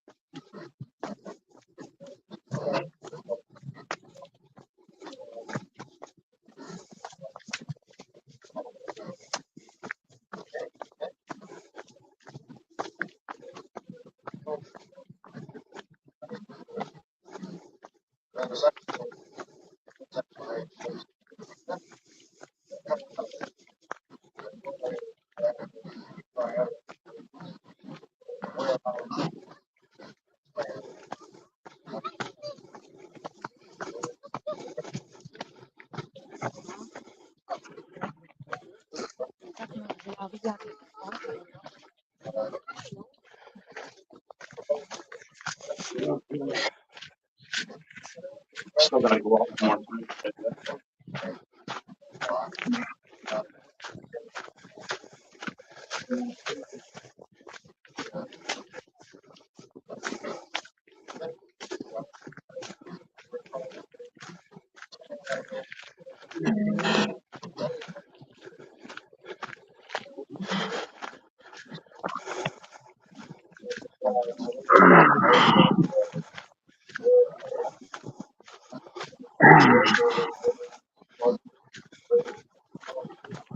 There's the Lala girl.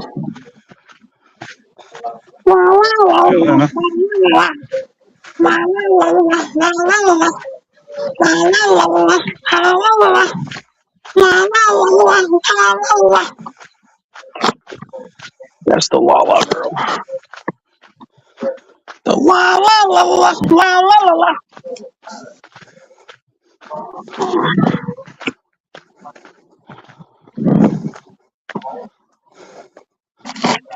Yeah. La la la la la la la la la. Oh shit! What's going on with my bed? I actually hit the reset thing real quick. It started going back to the preset mode here. I'm gonna miss this bed, but I'm gonna miss the bed big time. I just want to ask you getting rid of it finally, right? Yeah, I have to. I have to leave it behind. She's bitching so much that it's just not worth it because see, she doesn't want to throw away a brand new bed, basically.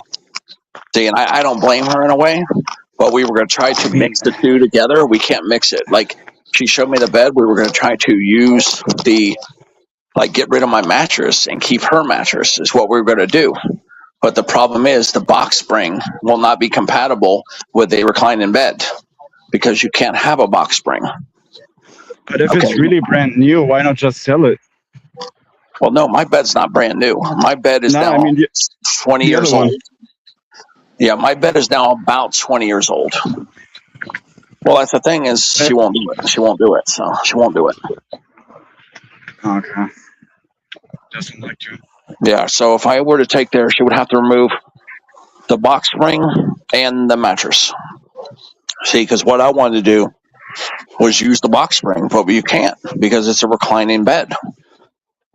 You can't do that. You know, you can't have anything like that with like the box spring. You know what I mean? You can't have a box spring when you have this kind of bed. You just have a big thick ass mattress or two big thick ass mattresses, but it's a totally different bed and totally different setup. You can't do that. So I have no choice but to abandon the bed. I've been trying to get money for it, but nobody's really interested in a used bed.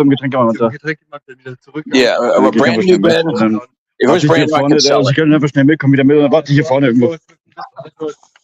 Yeah, you cannot sell a used bed, guys. It's just people won't buy it because of the bed bug situation and because of the hygiene situation. People just don't want to do it.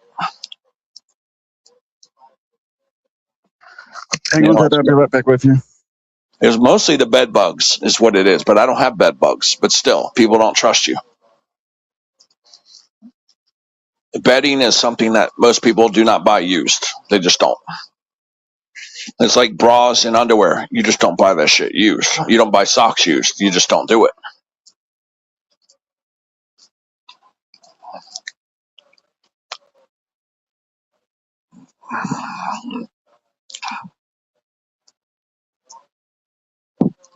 Yeah.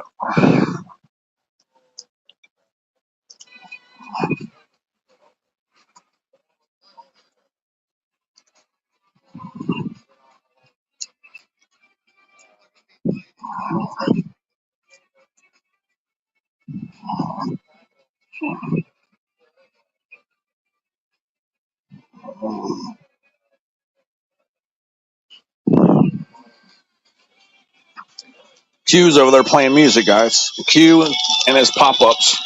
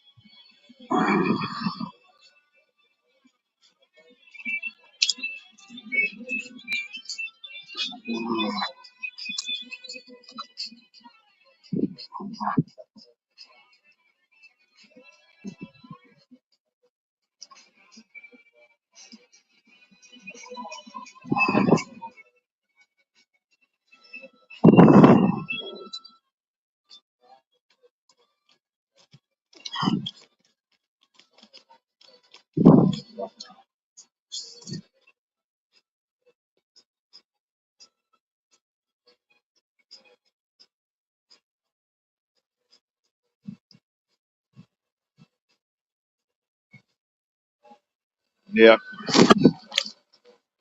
Yeah, it was really bizarre. Sarah's didn't lead him on. She said she was horny and she had a wet pussy, but other than that, she didn't say nothing wrong. And this guy was just hitting all over Sarah, man. He didn't know how big she was or how little she was or how ugly she was or how pretty she was. He didn't know shit. And that German sausage boy just couldn't leave her alone. Yeah.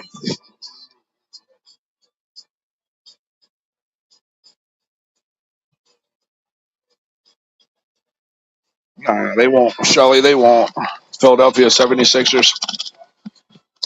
Yeah, LeBron's not as good as he used to be. He's still good, though.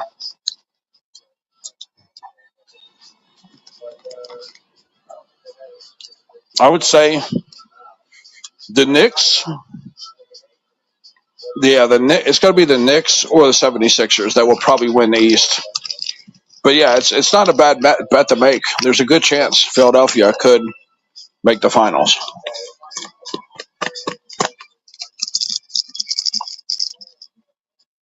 Real good chance. Real good chance.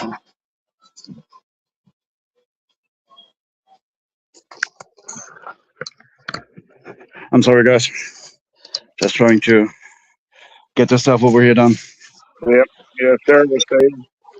Yeah, Sarah was saying the only thing she said that the sausage boy could have read, the horny pervert from Germany, is that she was paddling the pink canoe and that she was horny and dripping wet. Other than that, she didn't say nothing wrong.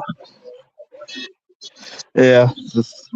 Well, like I said, sir, we literally, I do not claim him. We do not claim him. It happens rarely that you ever get people behaving like this, but I don't like. There's no excuse for it. You're not to harass any people online whatsoever. And that's my standpoint on it. So next time he shows up, said he's gonna shoot me a message on Messenger, and I'll be coming after this guy. Yep. And if needed, I'm gonna pinpoint his IP and call the police on him. I'm not kidding. Okay, cool.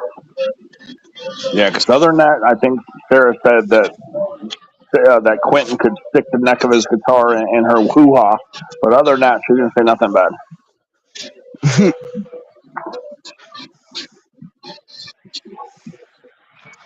So, I mean, there are always assholes everywhere, but that doesn't mean you have to deal with him, right? Yeah. Yeah, it was annoying me. She could tell. Okay, I'm going to be honest. Steve was annoyed. I was very annoyed. And then Kurt 5150 was annoyed. And Trev, Symmetry, he was annoyed. The four of us were, on the verge of being really pissed off.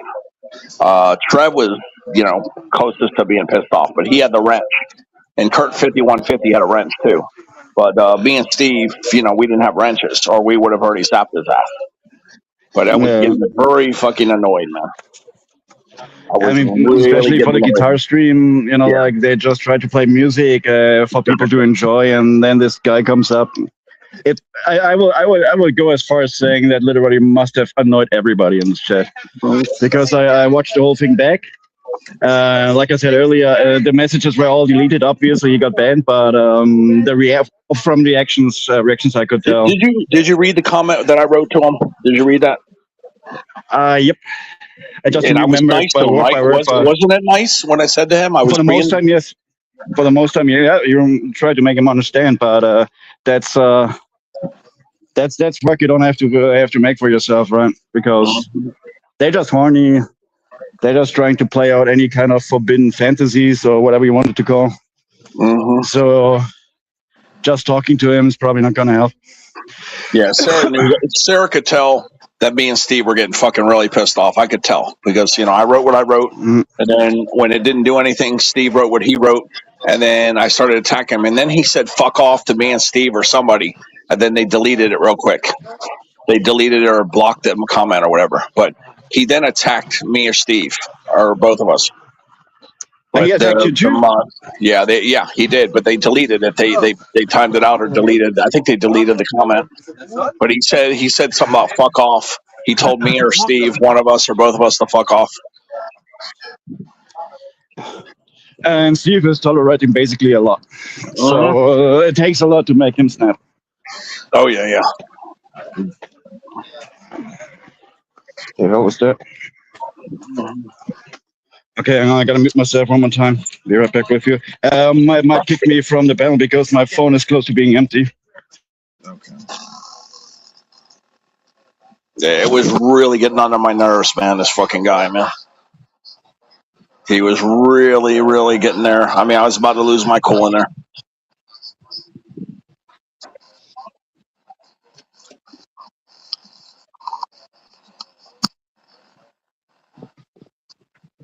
Thank God Trevor Symmetry got as mad as I did and just got rid of this guy. Because I was about to lose my cool, man. And I didn't have a wrench in there. So yeah, it wouldn't have gone good for me probably. I probably would have got blocked. They wouldn't have blocked. They probably would have timed me out.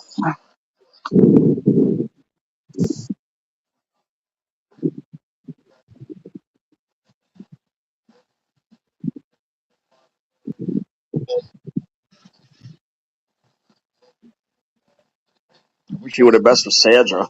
Sandra would have told his ass off in a heartbeat. Boy. He fucks with Sandra. He's gonna really fuck up, boy. He ever messes with her.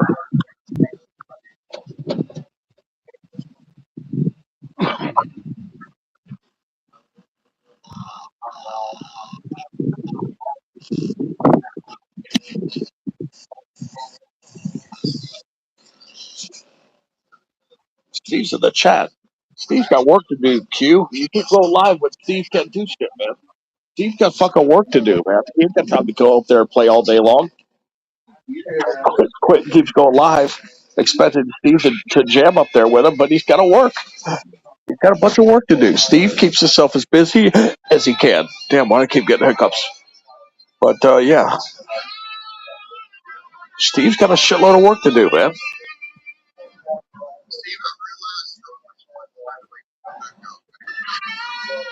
See, Steven said, look, I have some serious sawdust to create. Otherwise, I would pop on. He's got to work, man. You know, Steve's got a big-ass house up there in Canada. He's got to support that shit. He's got a daughter. He's got kids. You know, he's got utility bills. He's got a lot of fucking bills up there.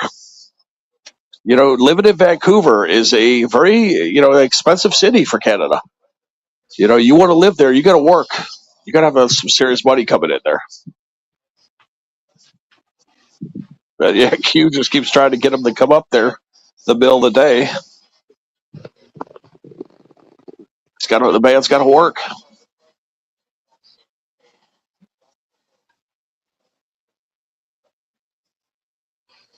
Sarah.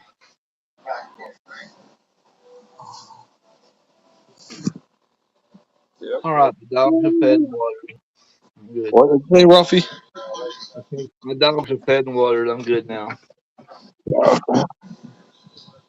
Got to refresh the water 2 or 3 times. It's freaking hot, man. Yeah, I think it's funny that Q does these pop-ups in the middle of the day. You can't count on Steve. Steve's working. There's other musicians that are out there that you could ask. But yeah, Steve works a lot. You guys don't even see me having them up on my channel because he's been so busy lately.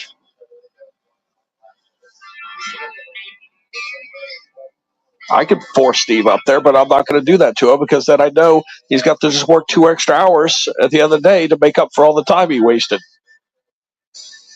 And he's 3 hours behind. Yeah, Sarah's over there right now.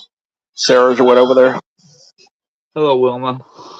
There's Wilma. Yeah, Sarah's over there right now. And Quentin's.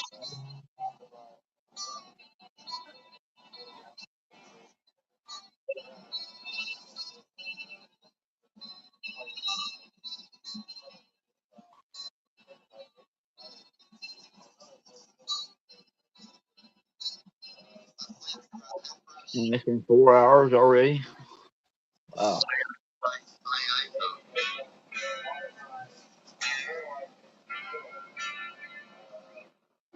That's what I love about Q and Steve. They don't play that copyright shit. Like, we can always play their shit, not worried about copyrights.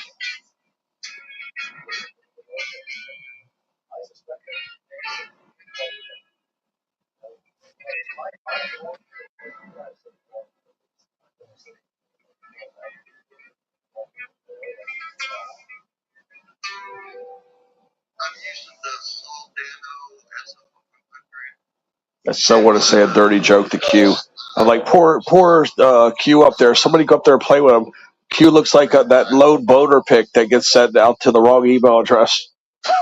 I want to say that so bad, but I'm not going to. I'm trying to think of a clean joke to say.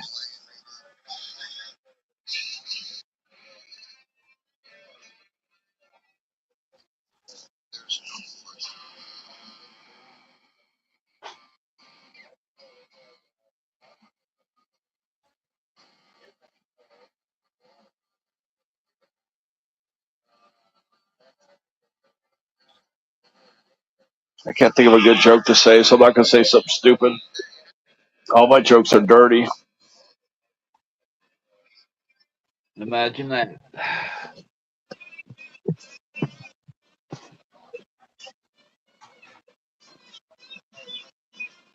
I don't know any of these people that are in history right now. Like, I don't know their work schedule. I mean, Papa Blue, I want to say that he probably doesn't work, but I could be wrong. I don't know who Guitar for Sale is. I don't know who that is. Or Guitar Fire Sale, it says, actually. I don't know who that is. Let me go look at this guy's channel. Okay, here we are. His name's Caleb. 7 more. Caleb Trump is his name. 7% in the my battery. Okay.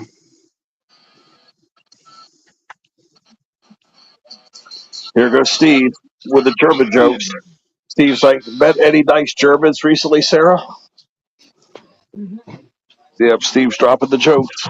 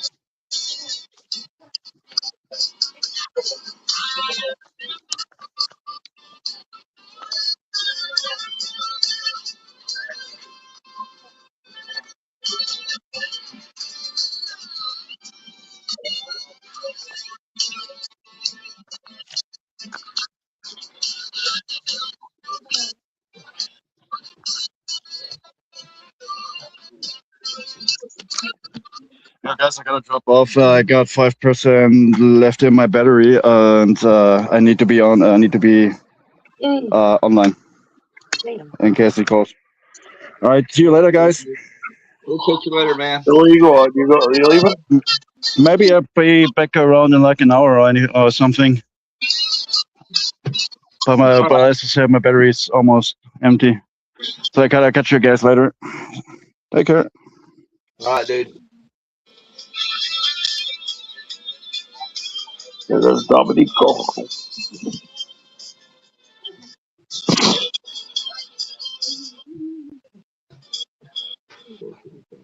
What? I don't care. I'm fixing it. I ain't wearing them. I mean, your fault. Oh.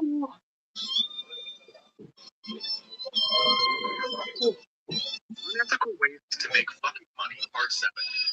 Every pharmaceutical patent has an expiration date. That date is public record. Oh, man.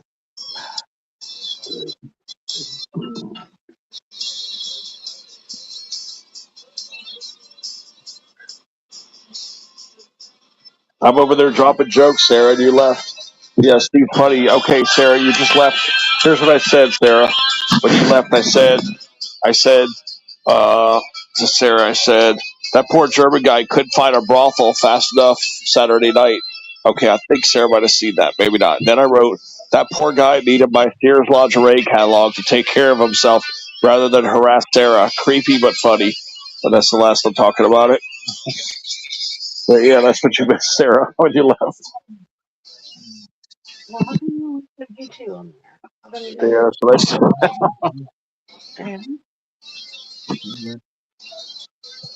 yeah, Steve doesn't want me getting too raunchy in there. Like I could tell some jokes, but he don't want me to get too raunchy. So as moderator, I got to respect his channel. I want to drop some nasty shit there, but I'm not going to. I respect Steve and Q too much. I'll tell you what, if there's 20 people fucking talking.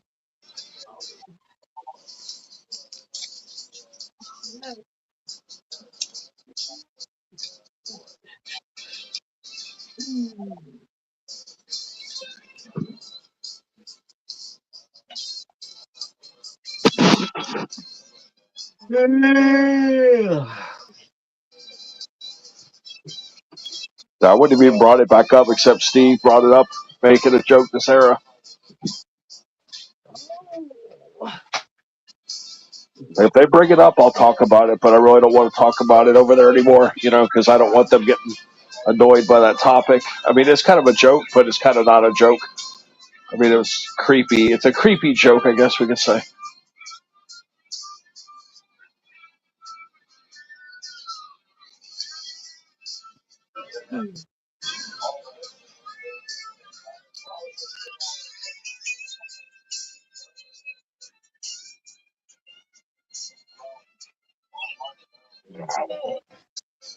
Yeah.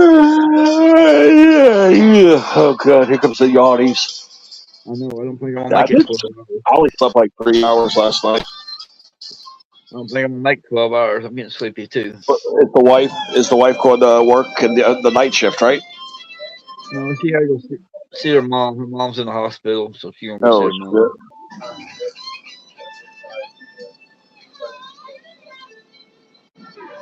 She's on call today, I think. No, you're off today. Yep. I don't know if I'll make 12 hours though. I think I overdid it. I don't think it's just dead. It's like I just people are just not into the panels like they used to be. Yeah, we've been on 4 hours now, so I don't know if it's the summertime. I don't know what it is, but people are just not into it. But it's not just the panels though. It's actually YouTube. If you look around, it's dead. There's nobody on YouTube. I mean, even Q only has 13 people, and he's the only musician playing music right now. He's only got 13 people. That's it.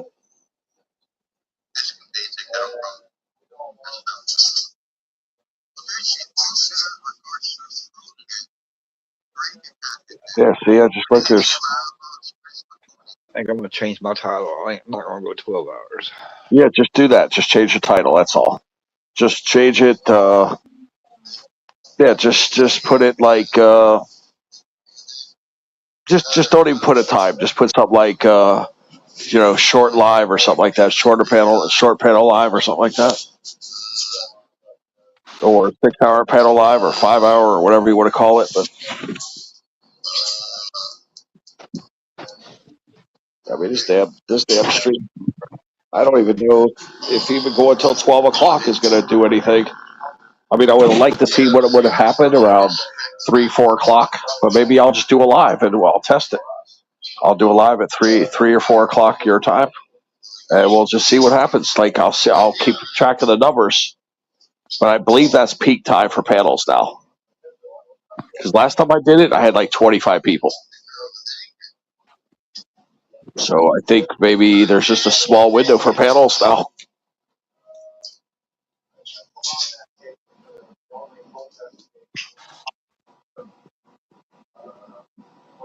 I think Q just ended his live.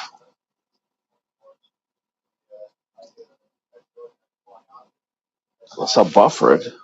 I think Q just ended the damn live.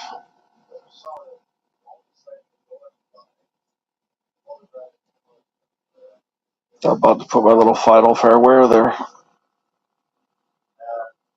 Yeah, he ended it.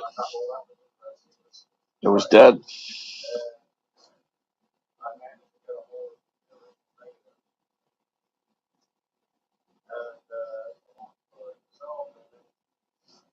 Let's see how smart Google is. Because it's been dead now for the whole summer. Okay. Why has YouTube been pretty dead over June and July? YouTube often seems less active in June and July because of summer trends, recent changes to how content is shown, and some issues with distributing shorter videos.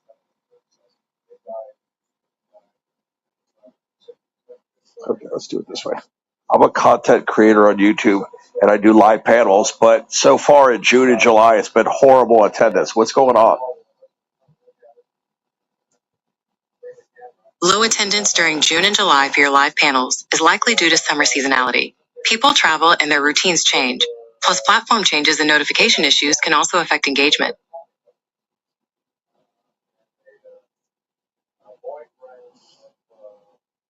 It says they change their daily routines, that makes the most sense.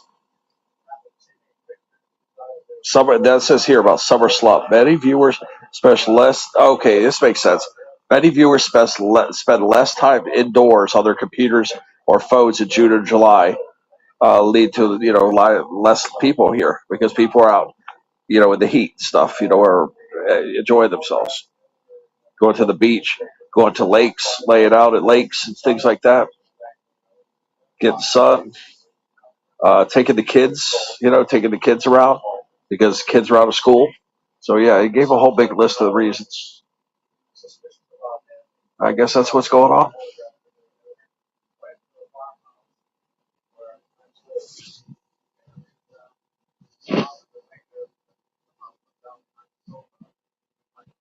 There's Miss Horty B. There's Maria. Oh, Jim's coming over. Yeah, I was watching his live.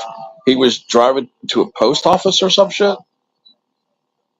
Okay, I'll send the video. Shelly, yeah. La, la, la, la, la, la, la, la. Yeah, we're thinking about shutting it down, Maria. I mean, it just sucks, man. Panels fucking suck lately. People have changed their routines. It's just. Hello, Ruffy. Hello, Teddy. Hello, Dominic. Yeah, you got here. No, Dominic, I think, left, but you got here just in time. I mean, Ruffy's considering shutting it down. Nah, don't shut it down. There's nobody around. Nobody is doing. I was just Googling where the hell is everybody, and they said people are doing different summer routines. Wilma, how are you? Okay. Just know that there is a void in our galactic backyard. In what? In our galactic backyard. I don't care. Just show me the black hole so I can jump in it. The local void. Bean, what's going on? Well, I just got back from the scrapyard.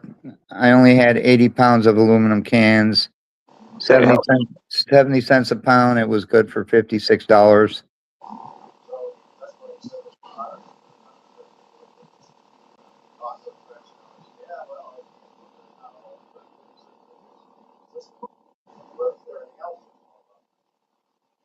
I think I'd have done better over by Damon where he gets 5 cents a can.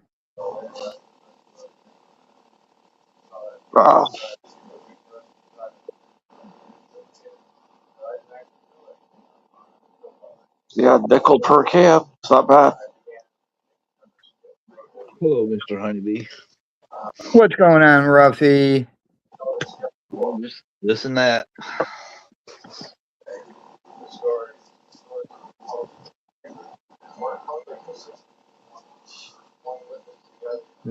Changing my title. I don't think I'm gonna go 12 hours. Yeah. I'm about to tell them to shut it off at 6 hours. How long have you been going? 4 hours. I didn't even know you were going. I didn't see no notification or anything. Otherwise, I'd have jumped up on here before I went live. Oh, yeah. I put a vertical and horizontal and a video out.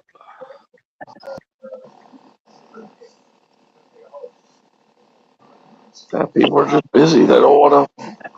They're just not into it. Let me see something. I changed the title and the thumbnail, so we're good now.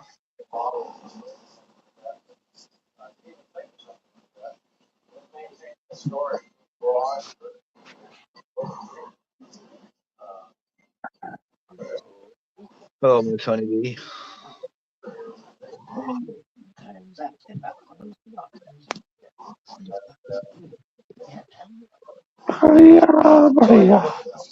Ruffy, type something in the chat on my oldest phone. I want to see if I should be subscribed to you. Yeah, quiet. You.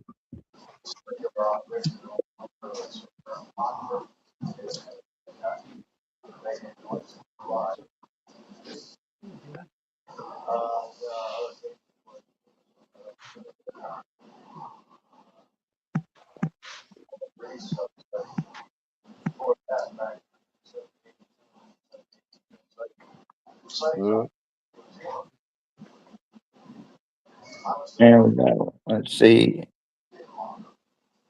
Go to channel. I am subscribed. All. I don't know. Yeah. I don't know why I can't get notification.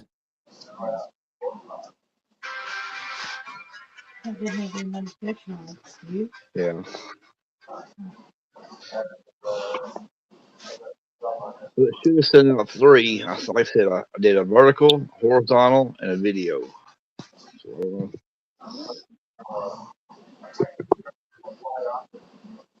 I was just testing something out.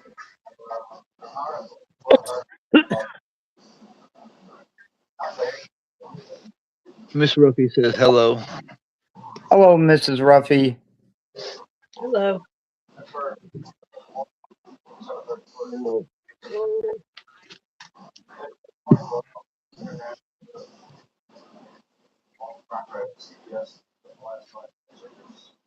Shelly, what's going on?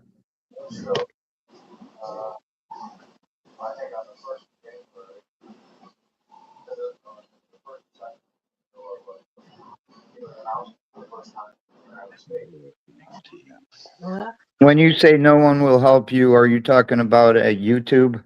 What do you mean? I'm saying hi to you.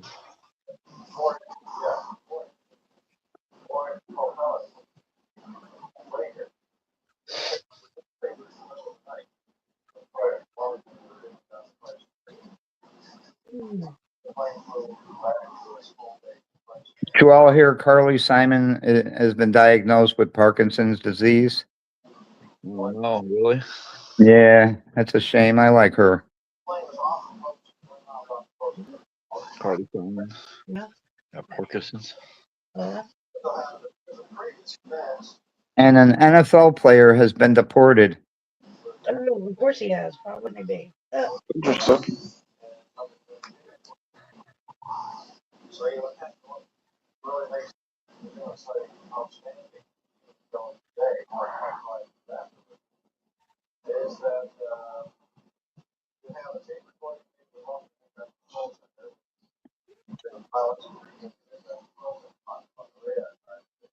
Music mogul lands in solitary confinement.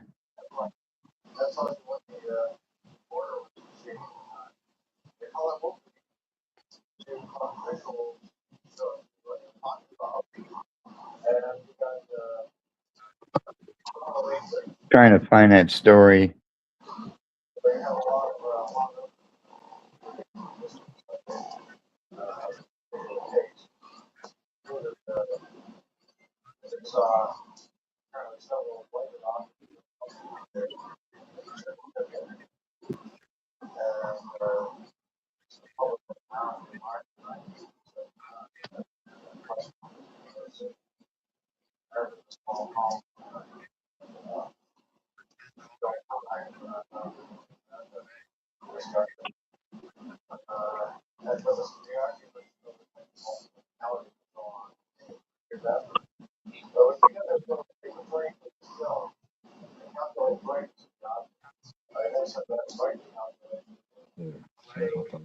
All right.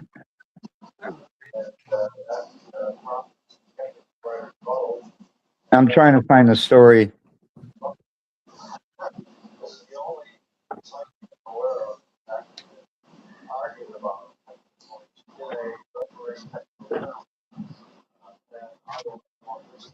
Let me ask Google.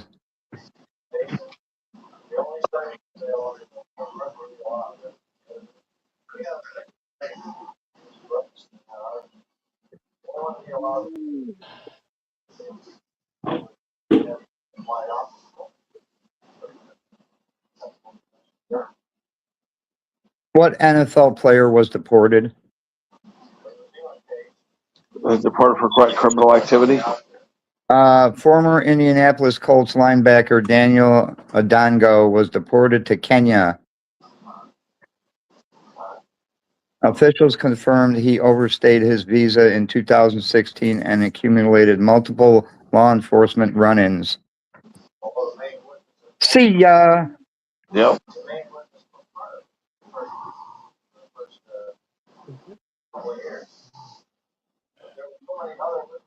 Surprised they caught him.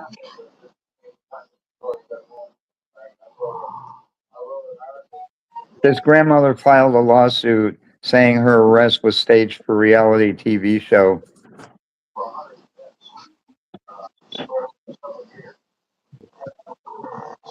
What'd you do? Pawn your ranch, Kevin? Kevin from Cali. I think he pawned his ranch. I knew he had a ranch before. I don't know why he don't have one now. They don't have one. He probably don't need it. But we trust Kevin, so go ahead and give it to him.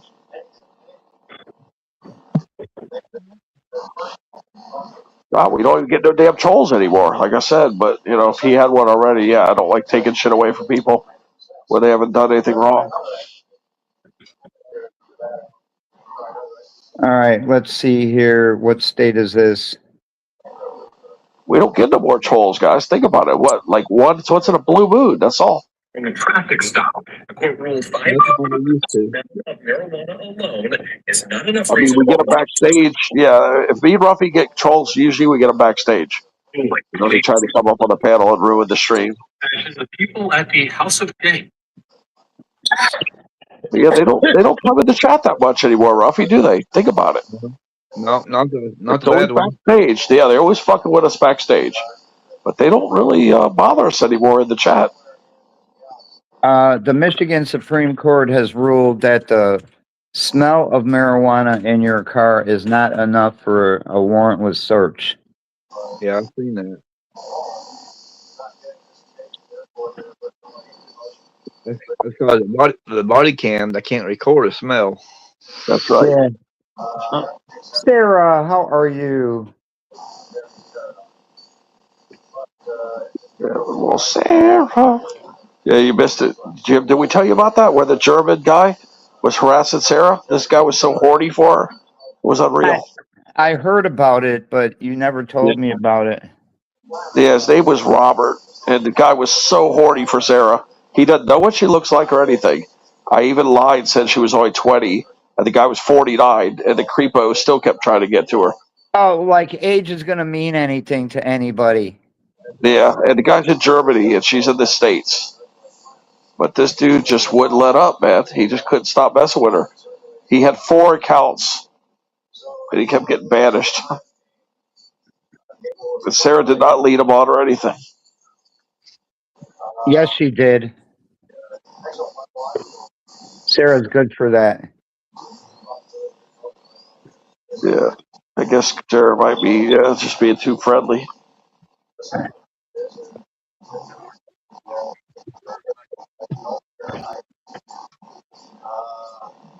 Saying, I'll do any guy, $99.95. She wants to be Earl Scheib.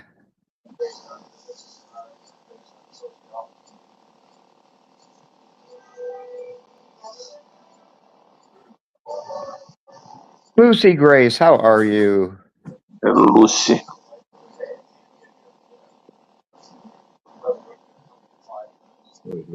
She don't.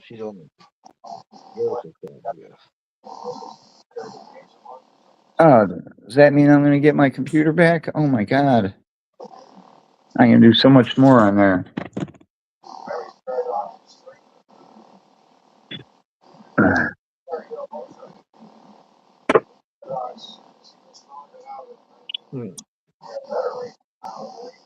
Change the Well, change the thumbnail. Okay.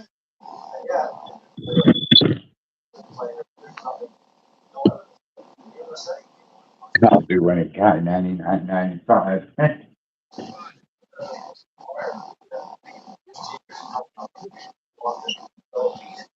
I can come up with them, can't I?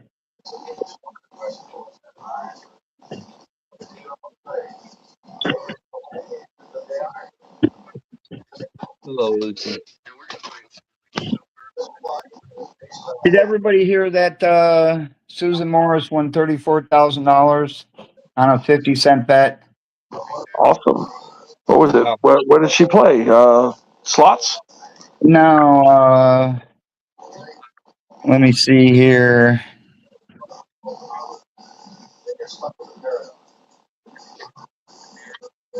On the Bankers Vault digital instant game.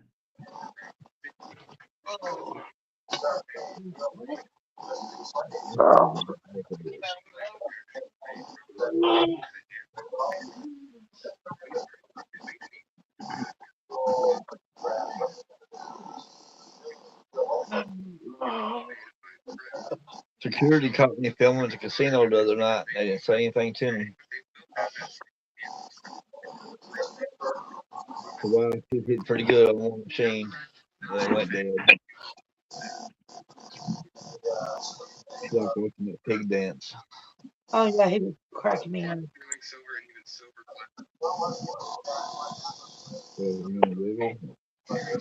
What?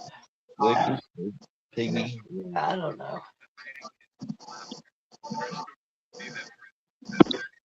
Okay.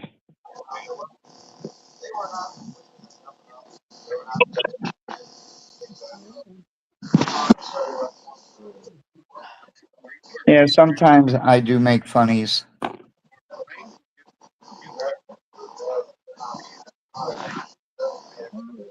God, I never loved to have that. A mixing station. We found them in the food store and bought them. Look.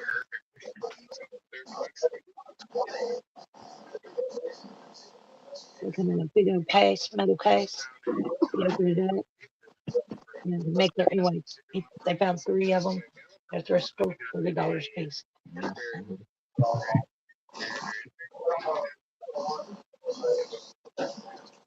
Oh, that's Mrs. Ruffy talking. Yeah. Yep. Ruffy. It's so weird hearing her home with Ruffy. You know what I mean? Like, normally she's at work or she's sleeping. Right. Yep. Lucky me.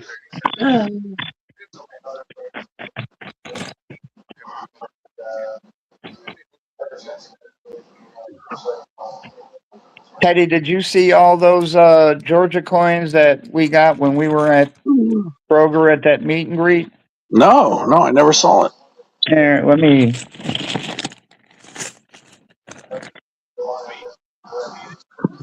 Yeah, I'm looking at the screen here now. Look at all these. Are those Georgia coins or? Yeah, they're Georgia coins. Yeah, I'm zooming it in right now. Oh yeah. You got more of those. Those are the free ones, right? Yeah. They're aluminum. I like that they scratch real well. Yeah, she had like this whole big bag full, and she was just giving us handfuls. That's awesome. Look at all them horny green ones you got. I know. I'm not too much into the gold, but green is my favorite. Yeah, I carry the gold one in my pocket, and anytime I go chasing, I use it. And I use the other one too. So I mean, right now that's the only coins I'm using. Actually, is Georgia lottery coins. That's it. I don't like to wear up my other coins. I've stopped scratching with other coins now. I got them more as collector's items because it just get dull and then some of the paint comes off. So I've decided no more scratching with other channels' coins. Not even my own. I scratch only with the cheapy coins, but only on occasion will I scratch with a coin just to kind of break it in. But that's it. I really just collect coins now. I don't scratch with scratch coins anymore. I just collect them. Well, eventually the acid or the oil from your finger is gonna fingers is gonna ruin the coins. Yeah, that's why I collect them now. From now on, I use them once or twice, and then I clean them and then put them into the book, and that's it. I collect them now. It is not Be Nice to Your Wife Day. 45%. We'll get into this, babe.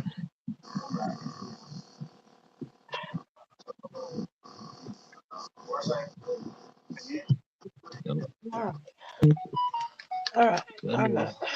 Be mean. It's Be Mean to Maria Day, I think is what it is. Where's the curriculum there?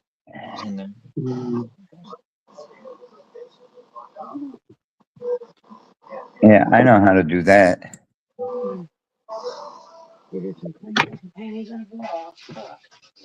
Let me Google definition. Yeah, let me see when that day is. I gotta Google this for Maria. Come on, third phone. Come on now, damn it. All you gotta do is undo the record straps now. Okay. When is Be Mean to Your Wife Day? What day is that?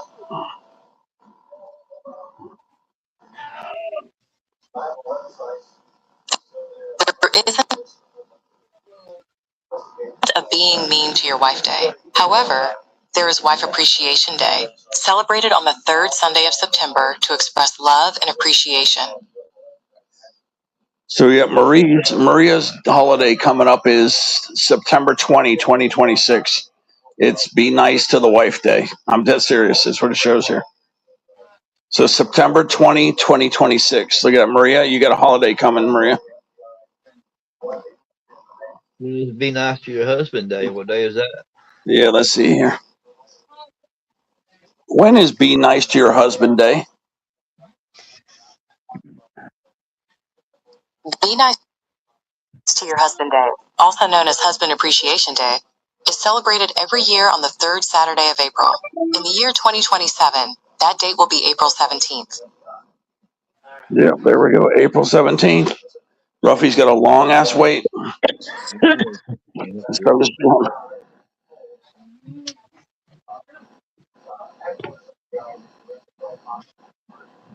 She treats me pretty well.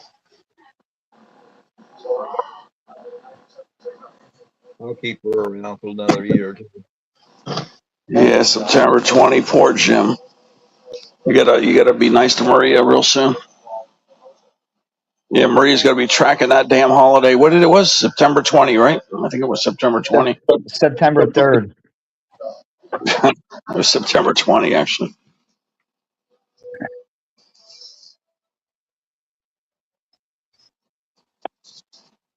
You know, Maria's going to be jotting that down, the holiday down. She'll be writing that shit down. Shout out to 11 people here. Appreciate you. Yeah, see, Ruffy, how it gets later into the afternoon? Do you see how it's picking up? That's what I was telling you. Anytime after like 1 o'clock, 2 o'clock, somewhere around there, it starts picking up. The panels pick up. There's a little sweet spot between 8 p.m. and like 1 p.m., 12 p.m., whatever. There's a little sweet spot where people do like the panels, it seems. But that's it. You only got like an 8-hour window now. But the late night panels, I think people are just going to sleep early. And a lot of people had to get second jobs. Why does I it went to show McDonald's today. Yeah, I got to tell you this, Jim. I went to McDonald's today and I got sausage patties, the size of sausage. Do you know they charge me $1.99 per patty? But they have a sausage biscuit, which is on the menu for $1.59. I says, isn't that sausage biscuit the same damn thing I just bought and you get a biscuit too? And the lady said, yeah. So I said, well, that's what I'll be ordering from now on then. So, yeah, they raised the prices on the side of sausage from $1.79 to $1.99. So they're raising the price still. Why does it show there's only one person watching? It's a YouTube glitch. Oh, damn YouTube. Yeah, because I show. Oh shit! Why don't I show any? I don't see how many people in the chat. No, that's right. Because I'm on my other phone. I can't see it. Only Ruffy can see it. There's 9 in here on the horizontal and 4 on the vertical. Oh, so you're doing 2. I got the vertical one. Yeah.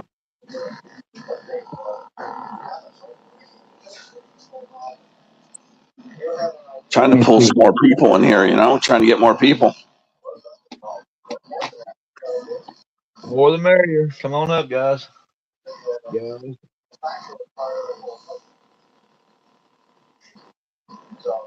Hang on, I gotta check this out.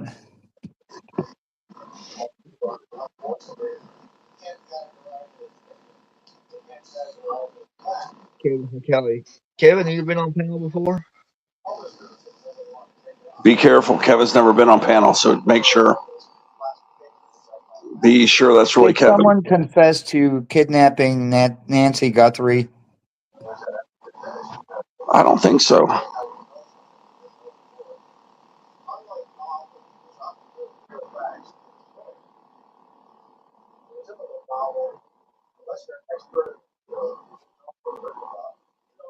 Come on up and say hi to everybody.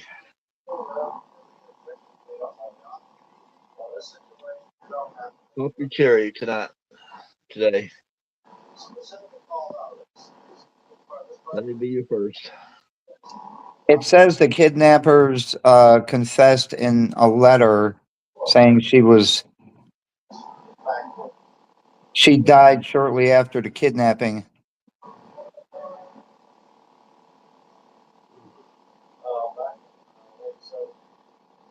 That sounds like bullshit, but you never know. I mean, she was in poor health. It's a possibility, but she could have got so stressed out, maybe it killed her. I don't know. We just never know unless they do an autopsy. Well, they first got to find the body. Exactly, and that's the thing. If those guys don't provide a body, then they're full of shit. They probably raped her or something. 84-year-old? Yeah, horny bastards out there, Jim. Yeah, I know there's some sick people out there. Yeah.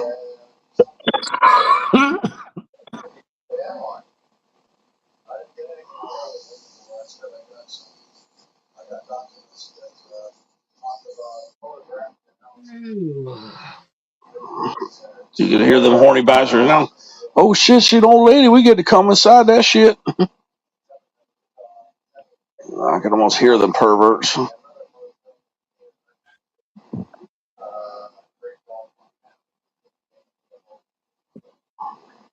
She might have said, "Come on, boys, I'll take as many damn dicks as I can get at 84." Probably find her had sex to death. Maria, if you're going to stay awake, come downstairs and make me some lunch because I didn't have any breakfast. Yeah, I got all my shit's frozen. I got to thaw some shit out too. I had peanut butter and jelly. That's all I had so far. Nothing wrong with that. No.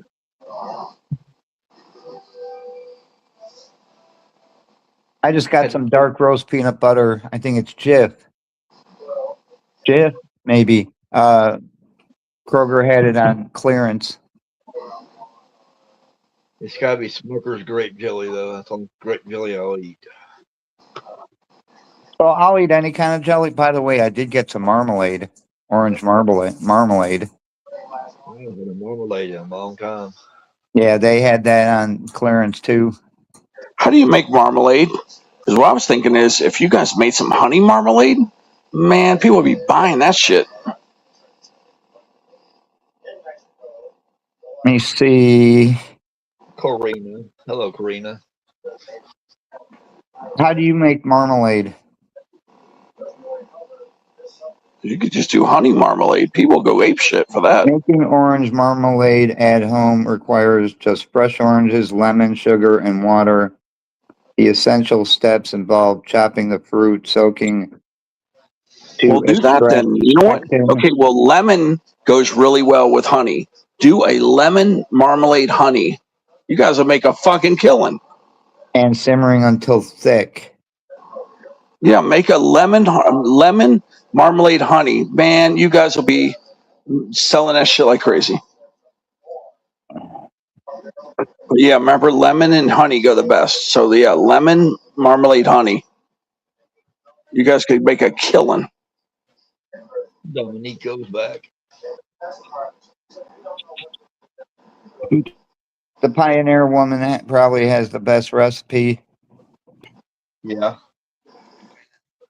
Yeah, Let's just see. find a good marmalade, honey, and just substitute the lemon for the orange, and bingo, you guys are gonna have something that nobody else has.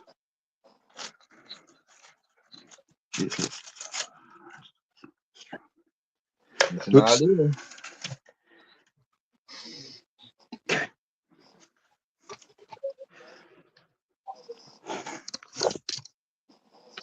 All right. The ingredients, it shows 3 pounds of oranges, 1 lemon, 6 cups of water. They spelled water wrong. And 6 cups of sugar. Yeah, see, so you're gonna need to do all that, but just do it with all lemons.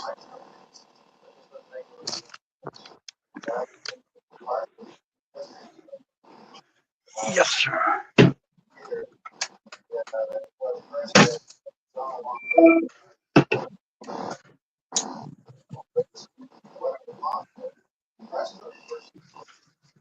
You have lunch, but you're not telling me what you want. Oh, I don't know what we have.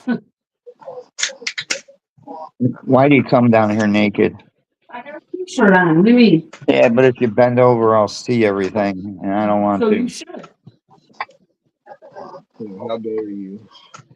Remember, Wait a minute. Wife Appreciation Day. It says in a large non-reactive pot. What the hell is a non-reactive pot? You don't know. I forgot what that means. Let me Google it. Yeah, let me see what it is. I think it's. Let me just look it up rather than speculate. Can I Let me put see this here. away now? Okay, let me see. Yeah. When a recipe tells you to use something like a non-reactive pot, what does that exactly mean by non-reactive pot? A non-reactive pot uses materials that won't chemically react with food, especially acidic or alkaline ingredients. Safe materials include stainless steel, glass, and enameled cast iron. Using a reactive pot can cause the food to taste metallic or change color. Okay, so that's what it says. So I thought it says use non-reactive stainless steel, glass, or enameled cast iron. Yeah, we got stainless steel pots. Okay, that's what you need then. I thought non-reactive pot was Mexican dirtweed, bunkweed.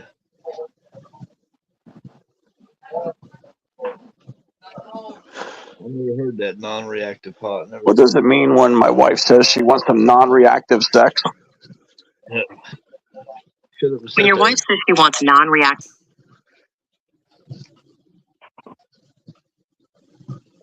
We lost it. Yeah, it means just shut up and sit there and take it.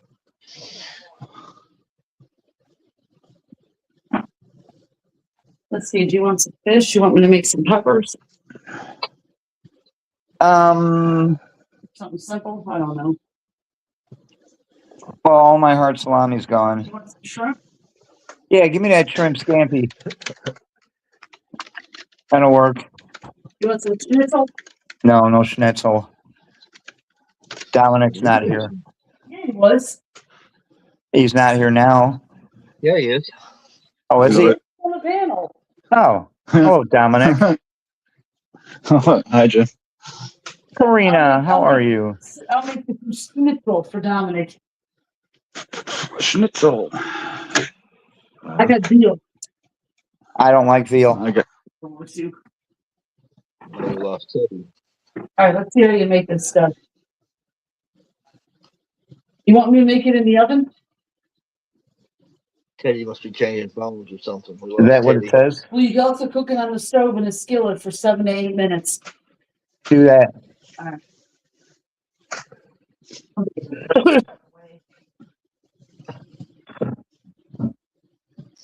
Did you get your medication, Dominique?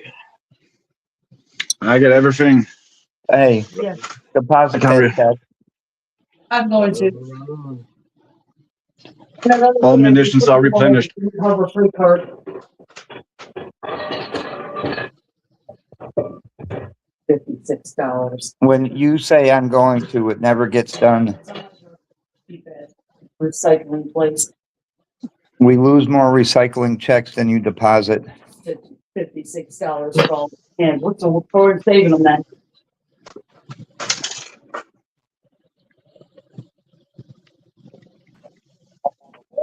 With real butter, garlic, and seasoning. There we go. I was doing some hilarious Google definitions for you guys, and I had kicked myself out apparently with my chin. I didn't even know it. I wonder what happened. Well, Did you you guys got hear? five. Did you guys hear any of the non-reactive stuff I was googling? No. Most of it. But you have 5 chins. No, only 3. There you go. But yeah, You it have, said. What you did I have say? more. Oh, here we go. Let me do the one that you guys missed. Sorry, this might be the one you missed. But yeah, I was doing a Google definition for Jim there. What does it mean when my wife says she has a non-reactive yeast infection? A non-reactive yeast infection isn't a standard medical term. It sounds like a misunderstanding, as in lab tests. Non-reactive means a test didn't find something, so it can't describe an infection itself. For medical advice or a diagnosis, consult a professional. Yeah, that's the only one you guys missed. Yeah. But we know better. Ted, you have more chins than a Chinese phone book. Yeah, right. Snake, how are you? Yeah, let's do another Google definition. Let's see. I gotta charge this other phone up too. Because you're seeing people I'm not seeing. Okay, let's see. We Google for this for Jim. How do you see Is there snake? any holiday called Be Mean to Maria Day? Because we sure need one. What? How do you see snake? I don't even see him. There isn't a Be Mean to Maria Right Day. above where Ruffy However, says, there hey, is a to National Shelly. Maria Day on May 8th, which celebrates people named Maria. Oh God, Maria's got her own holiday. There's a There you go. National Maria Day on May 8th. It says, That's right. I'm special. Remember yeah, that, it Tim. says no. There is no official or unofficial holiday called Be Mean to Maria Day. I didn't see her either. Who? Like that.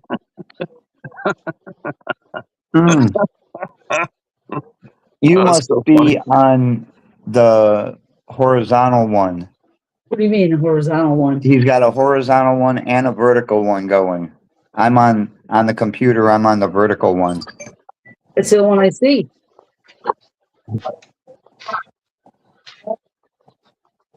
Does he have 2 going? This one? Yeah. So funny. There we go. There we go. Make sure Maria can see this little thing here. I took a screenshot for you both. No, I'm not seeing anybody besides Lucy. Yeah, she was there. That's and then so above funny. her is Alana. Now I see snake. Okay. There's no Being Mean to Maria Day. Ha! There you go. Eat that. Put that in your pipe and smoke it.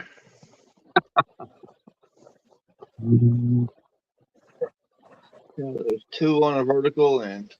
Oh, it's NC Southern's birthday? Yeah, I wish him a happy birthday. Awesome. Happy birthday, NC Southern. And I wish Darcella a happy birthday as well. It's her birthday too? Yep. I don't see Yankee anywhere. Where's Yankee been? Thank you, beautiful queen. I hope you and Jim are doing well.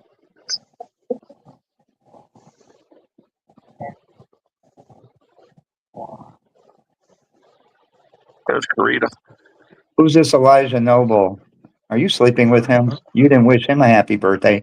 No, that's because I just said good morning to him earlier, and he answered me at 7:30 this morning.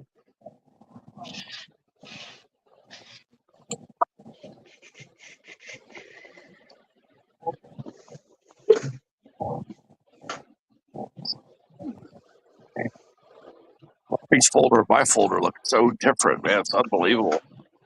Oh my God, look at this. Yeah. Featured National Maria Day on May 8th, which is to celebrate and honor everyone with that name. Ha! The on-air hosts at Westchester-based QVC are going to unionize. Yeah, I saw that. I don't shop QVC anymore. Well, there's just nothing really worth my while. Courtney said to put one of the honeybee coins on the side for her. She's gonna. Where'd you see that? Huh? Where'd you see that at? In an email. Courtney, what, scratching? Courtney Aussie Scratch 'em or Courtney Which one Scratch are you talking about? Clavers? Scratch and Courtney Clavers. Graham. Okay, what? That's Courtney Scratch and Claimers. Yes, Which one? that one. I put one over there. This? Yeah, but use a sticky note and put her name on it. Okay, who are these other ones here? One is I'm holding for Music Lover, because I'm going to have to end up making another set of coins for her because the post office, the mailman stole her package. This is R2. Right. Okay, I got one here. That's for Music Lover. And then one here. And that's for Courtney. And then what are these here for? Those are for Courtney. I mean, those are for Music Lover. Okay. Plus one of these. The whole set she's buying? No, the mailman stole. She bought the whole set before. Yes. Oh, okay, so you have to resend it to her. Well, I have to wait until she gets her claim money from the post office. Okay. But yet we lose out on the fucking postage. That's right. That's why you inflate it, Jim, by $10 so that you get your postage money back. Like if you put the coin value as $35 from now on, or $30, whatever. You know what? This next set I'll just fucking deliver to her. She lives in Georgia. It'll be cheaper for me. Yeah, I'm freaking out. I've been watching my mailbox because I don't have my driver license yet. You know, it says for sure it should be here this week, based on 10 business days. So yeah, You're still waiting on it? I'm still riding on it, man. I'm riding dirty right now. Nah, you're still waiting on it. Yeah, I mean, I technically got it in with the postmark and all that. I got it in 5 days early with the postmark. Oh, no. It was postmarked, I think, on the 13th or 14th. Let me see. What was July 13th? What day was it? What day was July 13th, 2026? It was Monday. Yes, I was 5 days early. I don't even feel like anything heavy. I may just make a baked potato. Yeah, they can't charge me a late fee because I postmarked that shit on the 13th. I had the girl stamp it for me and everything. So I was 5 days early. But yeah, I still don't have it. Oh, that sucks. So how many business days is that? So I mailed it on the 13th, right? So let's just call it the 14th. Let me count how many days. It says 10 business days. So, okay, let's call 14. 1, 2, 3, 4, 5, 6, 7, 8, 9. It's been 9 days. Today is the 10th day. I should have it in the mail today or any second afterward. Because today is the 10th day, I think. It was the 9th or the 10th day today. Today's 10th. Okay, let's see. Sarah, she is making me some shrimp scampi. Take the driver license bureau to send you your driver license. Yes, I'll. Yeah. How long does it take the driver license bureau to send you your driver license in Florida? Should only take 7 days. It's roughly 12 to 14 business days. It's 14, not 10. 2 to 3 weeks. For the Florida Department of Highway Safety and Motor Vehicles to mail your permit. Okay, so if that's true, which it should be, that means no later than Friday or Saturday of this week, I should have that license. So let's just call it Saturday. Give it an extra day. Saturday, the latest, I should have it. If I don't, I have no choice but to investigate the matter, see if the check cleared. And if the check didn't clear, then I'll have to maybe go to the DMV. You're on the vertical one too, aren't you? Yes. The DMV's gonna not be on there the for- phone. On the phone, I'm on the horizontal one. Oh, On the computer, I'm on the vertical one. okay. Because he's talking on both, right? There's only 2 people on here? Yeah, he's talking on both. No, that's a YouTube glitch.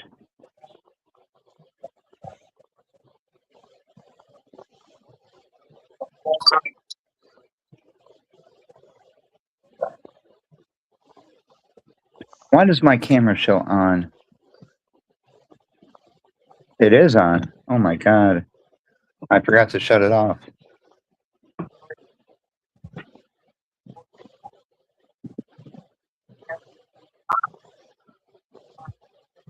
I'm not gonna lie, but Maria's picture that Jim is using as profile pic looks a lot like Elena's profile pic.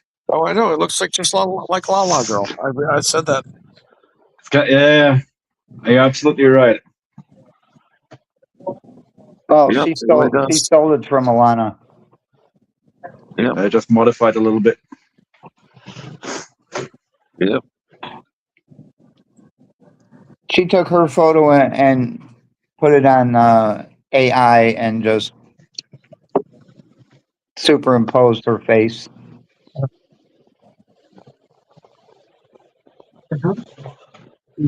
Oh, you can throw that away. I know. I saw that sitting there, part of that wire you were using. It's called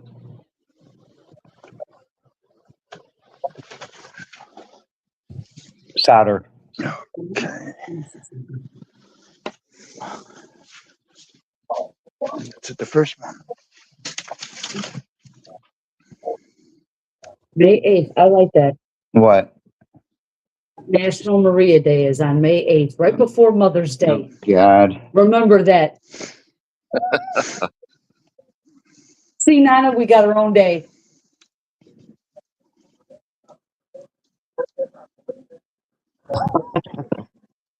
The sneaky suspicion And is going I to was be looking fair. for BB to Maria Day too. Look what I uncovered all that shit. Yeah, let me see. Jib Day. Is there a Be Nice to Jib Day? There's never Be Nice to Jim Day. There isn't an official Be Nice to Jib Day. Sorry, babe. It was that quick. It said Jib.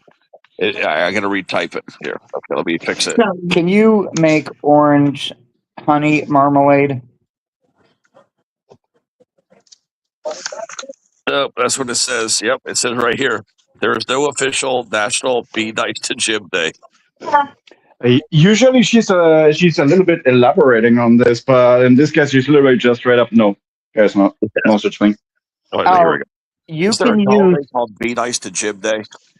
you can use honey to make orange marmalade. It just replaces the sugar. That's a lot of sugar, 6 cups. And you can use optional pectin. Well, Jib does have a day. Look at this.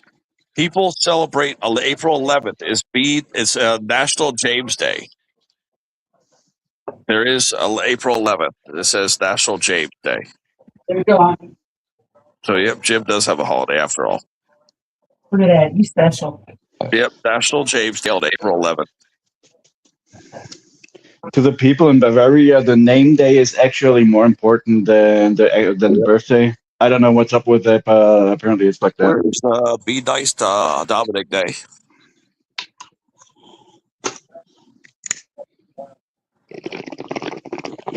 Looks like Dominic's shit out of luck here. Is there a Be Nice to Dominic Day? Yeah, that's fine. What happened? Why is she not talking? There isn't an Doesn't like official me. Nice to Dominic Day. Yeah, now she's finally talking. Yep, no official Be Nice to Dominic Day. I can't believe it. Be Nice to How Ted many Day. being women treated does like an Dominic asshole. sleep with on his birthday? Is there a holiday for Be Nice to Ted Day?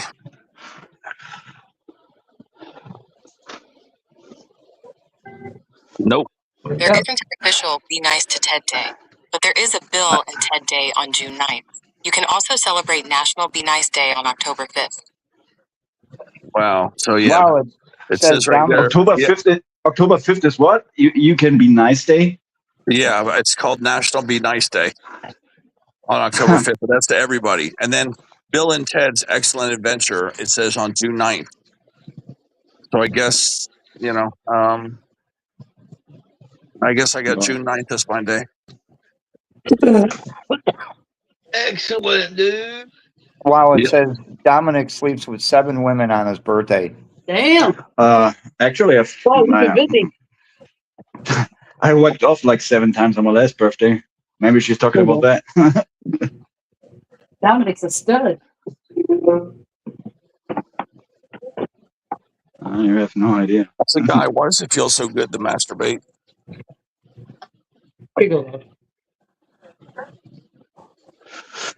You're not going to read it.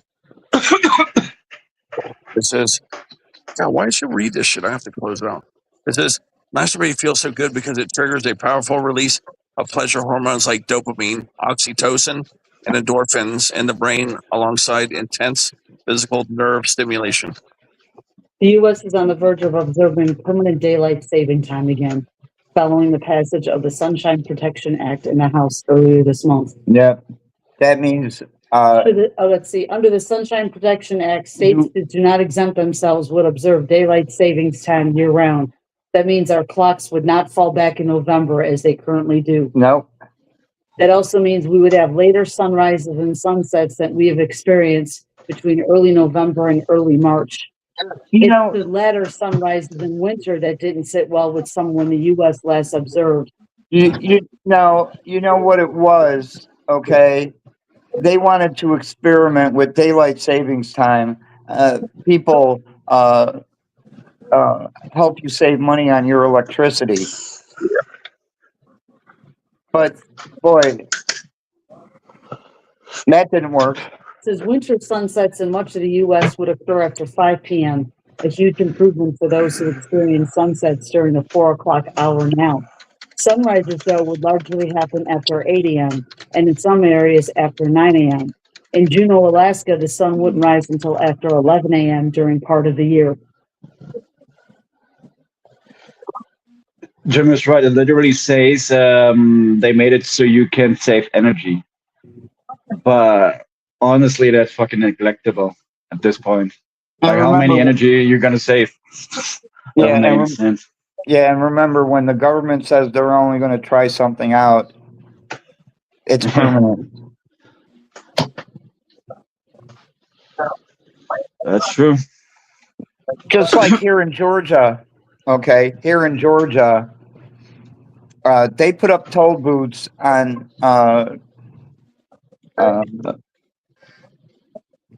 Georgia 400 to help build Georgia 400, and they said once it's complete, the toll booths would come down. Do you know they didn't come down until 2 years after Georgia 400 was complete, and it came down they came down because somebody sued.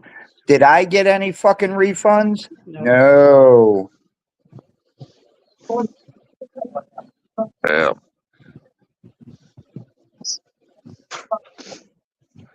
Yeah, where did all that money go is what I want to know. Where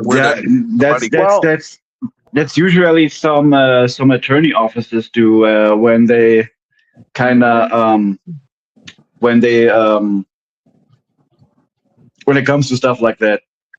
So they say, okay, on a legal side, you have any right to sue as well, but that suing costs money, so they do it for you and kind of split the money, but you have to sign up.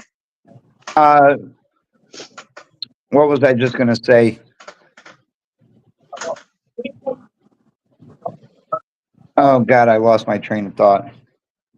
I hate when that happens.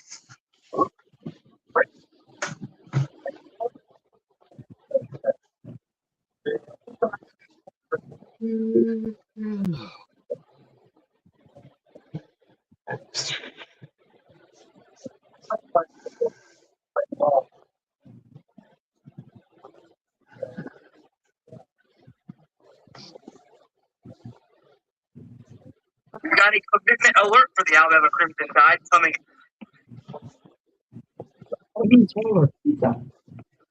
Breaking news, China's Ministry of Commerce has told Chinese companies not to follow U.S. sanctions on selected oil refiners after Washington targeted firms linked to oil purchases from Iran. Beijing says these... What does it mean to?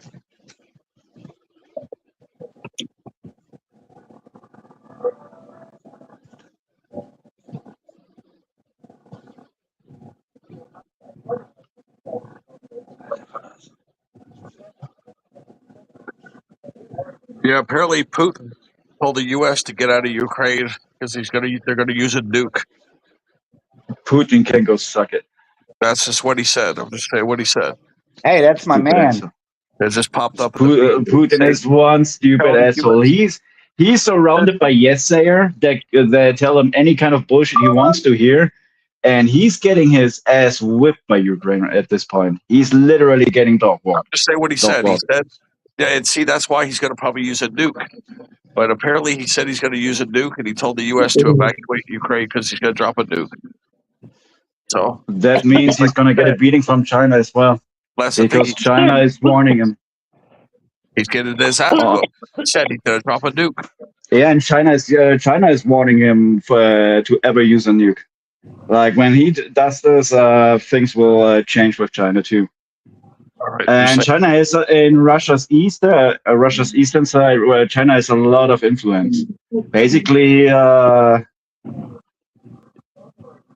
Russia is about to become a puppet state for China. What I think stupid about Russia is that if you drop a nuke, it's right next to your country. You're going to poison all your people. He's going to probably be using a tactical nuke, where that means it's going to probably have like 33 kilotons. Nothing of that will probably reach the middle of Europe. Kind of depends on the wind and on the circumstances, but it's not going to be as bad as Chernobyl, for example. Yeah.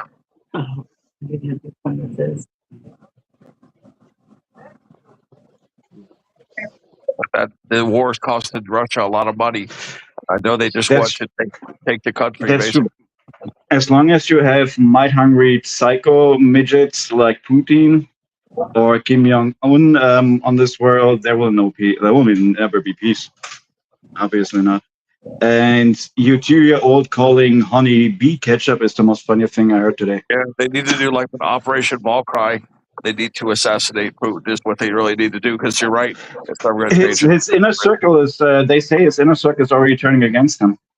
Yeah. I mean, he keeps on letting people disappear whenever they speak up. That's still a thing.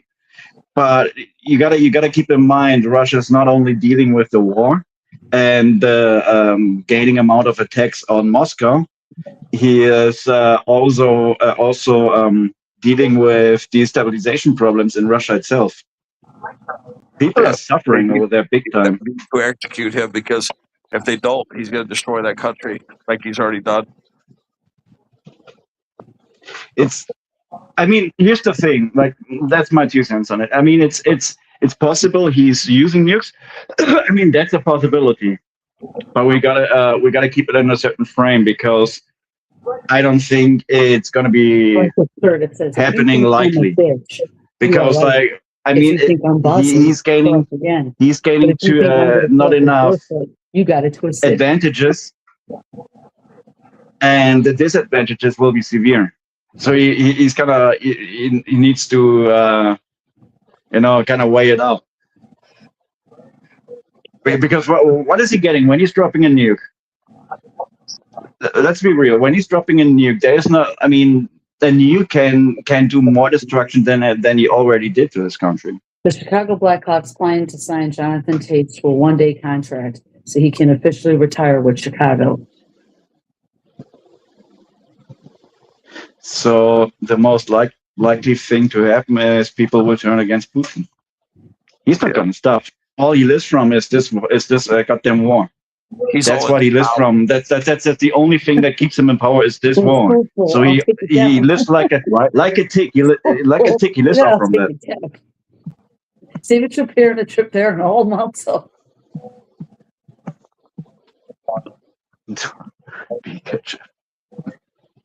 I might call it like that too. Don't you cooperate? And see how people react. Yeah, but that's what it is. So he'll never go out of power. Like I said, he's going to be one of those people where they're going to have to kill him to get him out of power. Dolly Parton's brother died. Oh, shoot. That's a shame. Well, she's one of how many? 14 kids? Something like that? Oh, really? Parents were busy. Wife of the Kansas City Chiefs coach was shot in her home. The couple's son is in custody. Hey, I should have guessed in the The sun shotter. Only in the United States. I'm telling you. Yeah, I finally found one of those quarters, Jim. I got the same one that Joy found. Oh, is that right? I got one quarter. That's just one. So I don't know what to make of it. Let me see if Google knows the answer to this. I've been trying to collect those 2026 bicentennial. I can't even say the word. I've been trying to collect the 2026 anniversary 250 years of the USA. Why can I only find the Revolutionary War one? You're only seeing the Revolutionary War quarter right now because the U.S. Mint releases the 5 2026 anniversary quarter designs gradually. The Revolutionary War design was released first. Ah, okay. So apparently it says that the Mayflower one was the first design released in the series, but I haven't seen it. And then it says the second one was released. I haven't seen the first one, the Mayflower Compact. And then Decoration, but apparently they're releasing them every couple months. So, the Mayflower Compact, I don't know, but it says that Revolutionary some butterfly shrimp. First. Yeah. It's released first. That didn't last long. I know there's a box of small, many in there. It's in 2026. When is the next one coming out after the Revolutionary War one?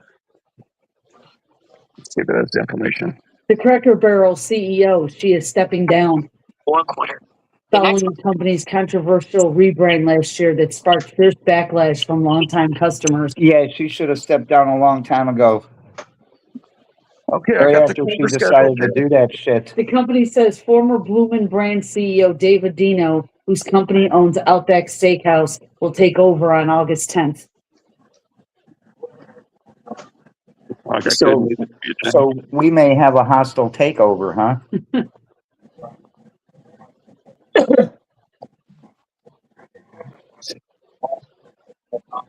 I never liked Cracker Barrel. I know we don't. I hate somebody calling me a cracker. We don't eat there. Their food is not that great anyway. Yeah, and it's expensive. Yeah. Didn't they had this one time? There's trouble with the name logo changing. Yeah, she started that shit and it didn't last long. What, maybe 2 days? Yeah, with all the backlash? Yeah, now she's stepping down because of that. Right. Oh, really? I got good news for you guys. We got the quarter schedule, Jim. So basically, we're missing the Mayflower Compact. That was released in February 5th of 2026. I have not seen any of those quarters. And then the Revolutionary War one was released March 27, and Declaration of Independence was released on June 16. And then the next one's coming out, the U.S. Constitution, in August 26th. And then fall 2026 is the Gettysburg Address. We're behind by for sure. We should find that Mayflower Compact. I don't know why we can't find that one, but the Revolutionary War one's abundant. Welcome in, and Marie Wilson. Yeah, well, there's 2 quarters we need to find now, but there's 3 in circulation, but the other 2 have not been released. And I'm really nervous that we didn't get the first one, the Mayflower. So, yeah, I'll have to tell Joy about that. Anybody know who Dominic Mysterio is? Yeah. No. Doesn't ring a bell. It says he has 3 wives. Yeah, that's Mysterio's son. Is he Mormon? Is it like a Mormon? Is that 3? No, you won't find a Mormon with the name of Dominic. Okay. No, he's Mexican. That's Rey Mysterio's son. Oh, is that who that is? Who is it? Yeah. Oh, Rey really? Mysterio's son. Oh. I mean, makes sense. A wrestler. Dominic Mysterio. But is Mysterio his real name, or it's just like a stage name? That's just his wrestling name. Okay. I think his real name is Juan Valdez. He was with Alexa Bliss. The last one I heard of. I sent Biscuits the schedule of the quarters, so she knows what to look for. Yeah, the banks I've gone to, They only Chase will give them to me, and then they won't give me the mint quarters. They keep trying to push off quarters that people rolled for them. And I said, why can't I get the mint ones? So they go, oh, we don't have any. You got to take these. Yes, I can't even get my own damn bank. I can't even get quarters from the mint. Total bullshit. And Bank of America said, oh, you got to be a customer to get the quarters.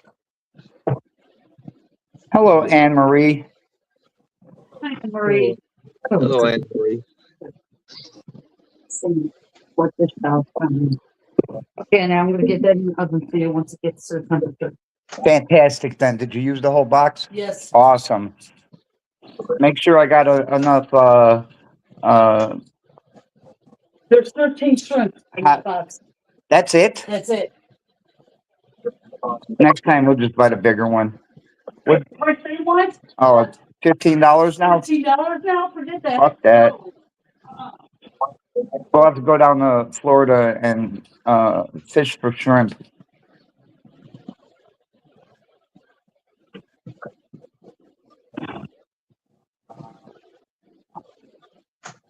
Get some of that freshwater Gulf shrimp.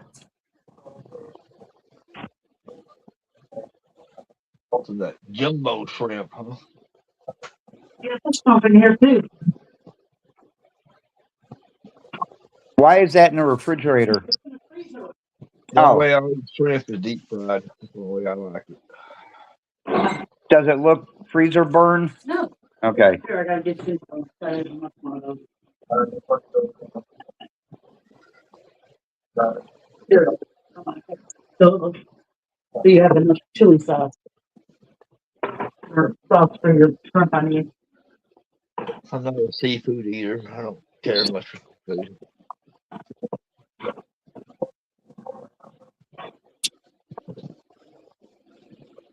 I gotta figure out what I want to eat.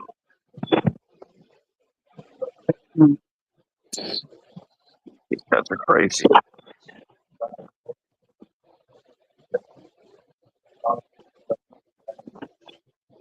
Ted sent a photo. Let's see. Oh, that's a schedule.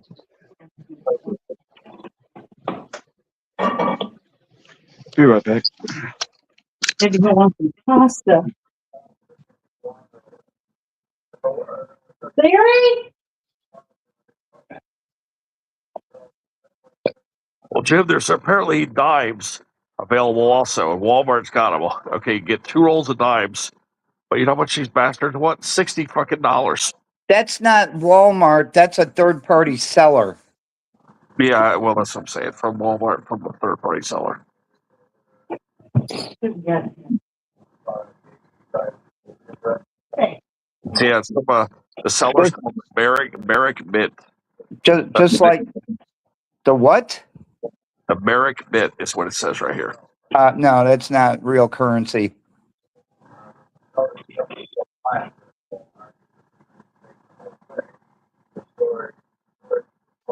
Neither is the Danbury Mint, Hamilton Mint. No, because they're not the U.S. government. Only the government can produce money, like they always do.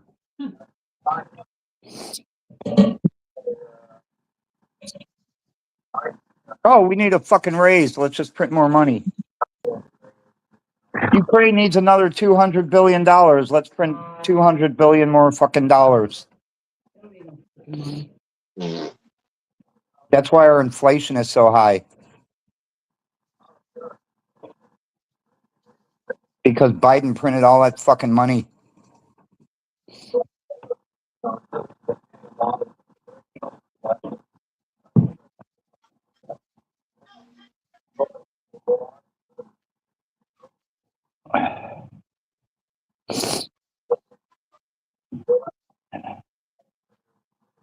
And yet my stock is taking a shit. Well, let's see what it's down to now. It's only at $7.22 a share.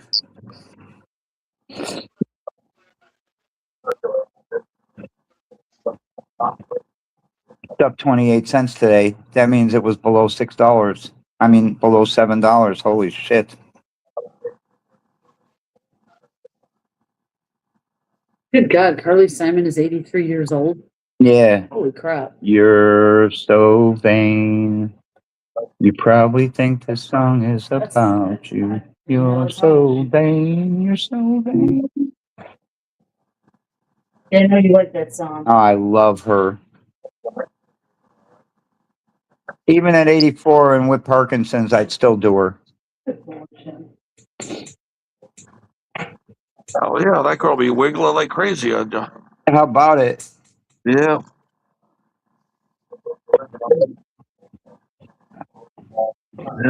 The Dow is over 52,000.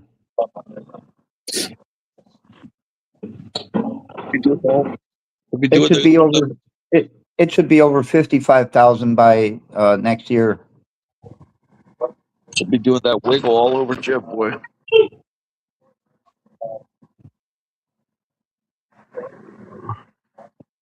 Yeah, should be wiggling all over James. All over Jim, I mean. Yeah.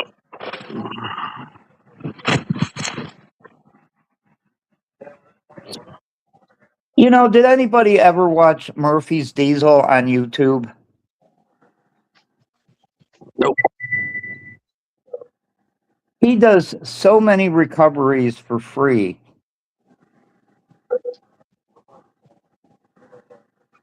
And he'll go thousands of miles to do it. Murphy's Diesel. The other day, I think I watched him. Yeah, I think I know who he is. In this one, he says, this family couldn't afford a $65,000 recovery, so I did it for free. Don't he drive a big 16-wheel army truck? Yes. Yeah, I watched him the other day. And he's got a Zach lift on the back of it. Yeah. Or that he pulls with it. We're gonna make pasta. He drove like 1,200 miles to pull a dozer out. That's what I watched.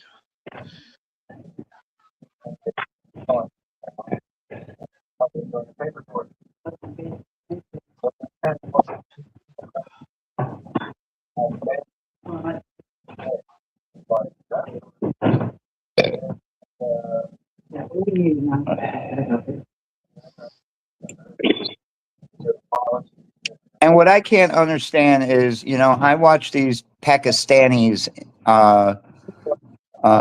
do repairs and rebuilds on big machines, motors and everything, their axles and these fuckers do it all by hand. They don't use any fucking power tools. And they're either barefoot or wearing fucking sandals.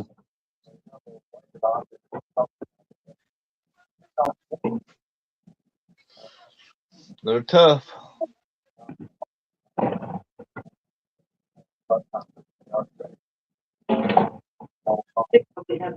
I watched them break down a diesel engine. They did it all by hand. Well, of course, they had something to lift the real heavy parts, but still, you know, they fucking broke it down all by hand.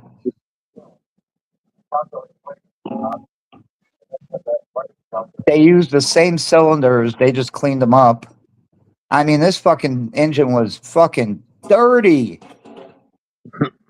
The amount of fucking dirt that came off of it was unbelievable.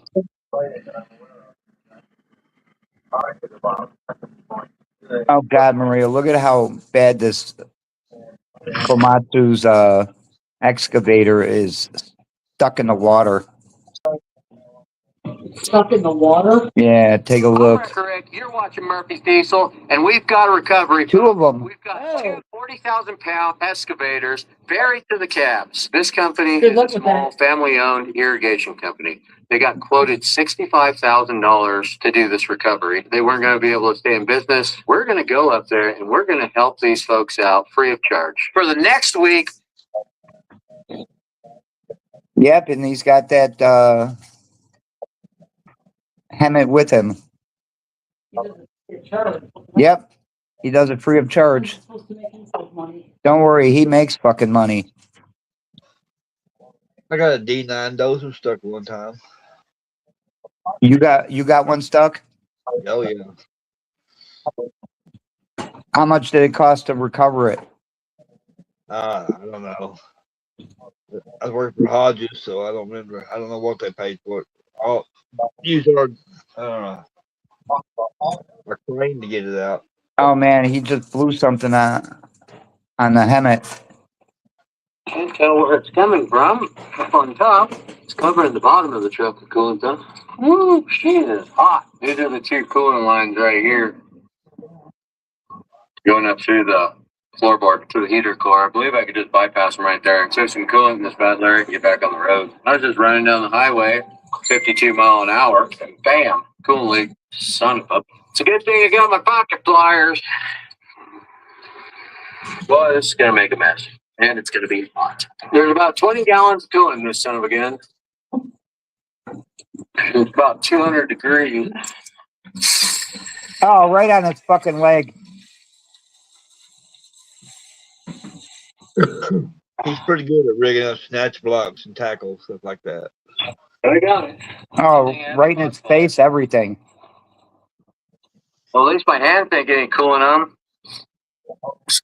Off to a real fine start. I'll pull in the Maverick. Says that he Get myself some coolant. his 250th coin from a gambler that he won. He said it wasn't supposed to arrive until today, but I got it Saturday. It's a little different from the one he won from us. Oh, okay. That's cool. That's awesome.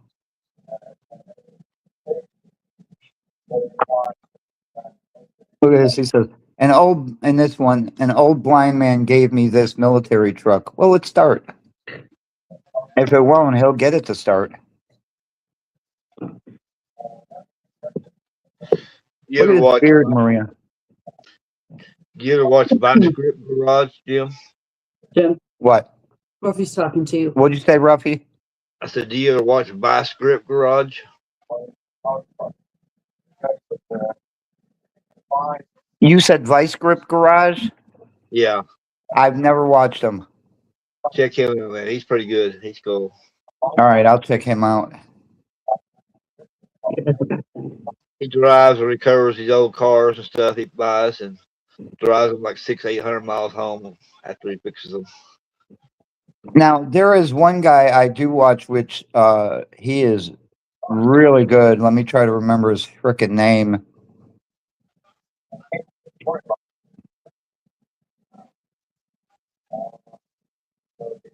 Let me go to my channel, and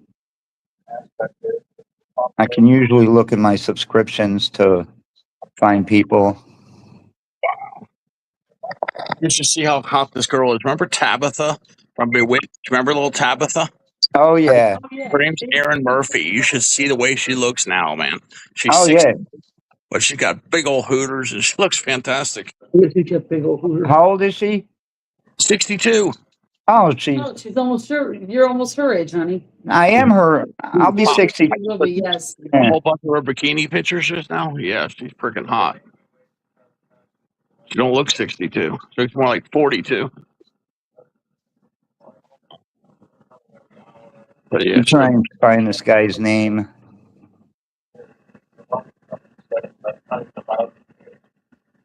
yeah, really cute girl, boy. Oh yeah, she's been married too. She's on her third marriage, but this dude locked on to her in 1998, and yeah. Oh, so he's been tearing that pussy up. Oh hell yeah! If you saw the way she looked, I mean, I don't think she'll ever be divorced again.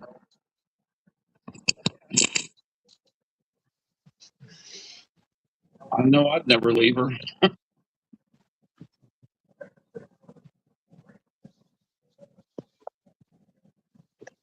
I'd do her. I know I would get a sniff her bike seat when she get off of the bike.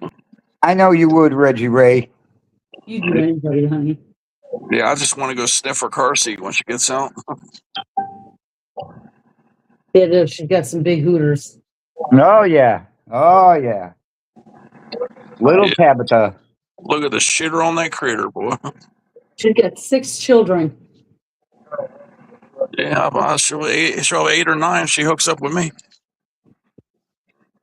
She's been married 3 times and divorced twice. You better take care of all those children, honey. Yeah, I'll be bareback. They're all over 21, Maria. She's still making a lot of money. It says her net worth is worth between 3 and 10, so let's just call it 5. So yeah, she's got plenty of money to take care of them little rugrats.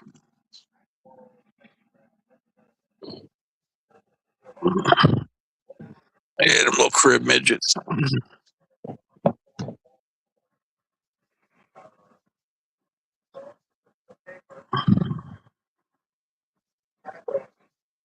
Yeah, bareback. Bareback. Yeah, I've seen something about her. It says something about like, look how Tabitha comes this far, and I'm thinking maybe she was like 40 or 50. I didn't know it was 62. Time flies. And then I click on it and I see a picture of her, and I'm like, oh shit. So then I started investigating. It's been a long time since Bewitched has been on. Yeah, because what's her name is dead. Elizabeth Montgomery's passed away. Yeah.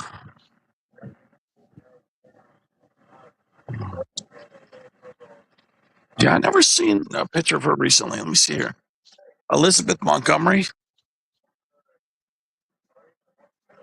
Yeah, there she is. Older. Yeah, she was beautiful when she was younger. Oh yeah, she's a little older, but yeah, she never really turned into a dog. What happened here? She died in 1995. She didn't live that long, really. What's that? 62 was all she lived till. 62. She died in Beverly Hills, California. Who did? Elizabeth Montgomery. Oh yeah. See, Cancer, I think. Yeah, she did. She's fucking gorgeous, man. Yeah, she was very pretty good lady. I'd still do her even now. Elizabeth Montgomery go braless. She was a subtle act of rebellion and a nod to the feminist movement, because she would go without the bra. The final seasons of Bewitched, it says. I remember because I seen a couple of those episodes. I'm like, oh shit, them nips are sticking right out. I put his link there in the chat. If you want to check him out. Yeah. How did Elizabeth Montgomery, the actress, die? Cancer. Cancer took her down. Yeah. Oh, that's what it says. Stage 4 rectal cancer. Tools that will completely Colon cancer, guys. Yeah, it says. Yeah, she had weeks before her death. Let me see here. It says, yeah. But yeah, colon cancer. Yeah, that's a shame. Yeah. Can you catch colon cancer easier from anal sex? No, you cannot get colon cancer from anal sex. There's no scientific evidence linking it to an increased risk of colon cancer, whether it's receptive or insertive. For medical advice or a diagnosis, consult a professional.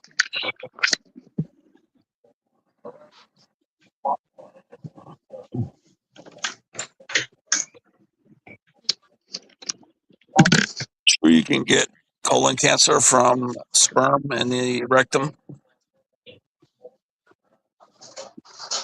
No, sperm doesn't cause cancer. However, receptive anal sex increases the risk of anal cancer. because it can transmit high-risk strains of the human papillomavirus, or HPV, which is the main cause. For medical advice or a diagnosis, consult a Professional. Yeah, we know. There you go. Thank you. And here's your napkin still. You see that link I dropped, Mr. Maybe? You can have some too. Shit. Boy, it's tired. Mr. Maybe. I know. Did you hear that? He contradicted herself. First she said no, Oh, then she hell. said yes. If you look in the, well, I've got the one that's this one. Yeah. Ruffy put in that guy's link that he was talking to, Vice Grip Garage. Oh, okay. He put the link in there so you can click on it. Yeah, he can fix anything. Yeah, did you ever watch Chris Fix? No. I never did. No. Yeah, he's another one. He don't even show his face. Oh shit. Well, you've seen his face before.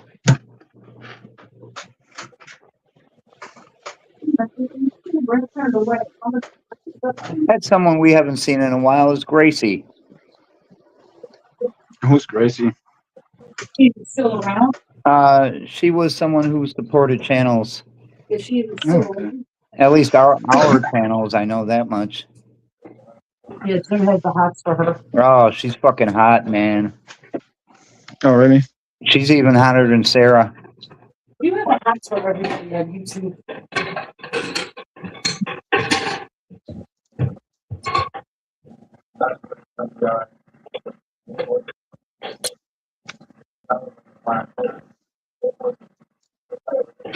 Walker B Ranch just went live.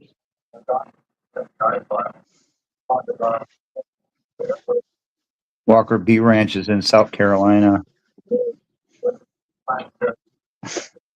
Walker B Ranch is that's a brilliant name. Yeah, he raises honeybees.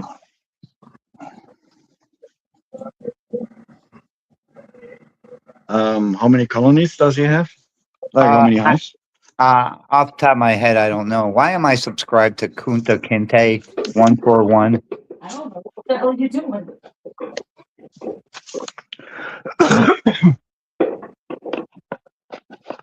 Roots, not the roots. Yeah, I'm going to be a while you subscribe to that person.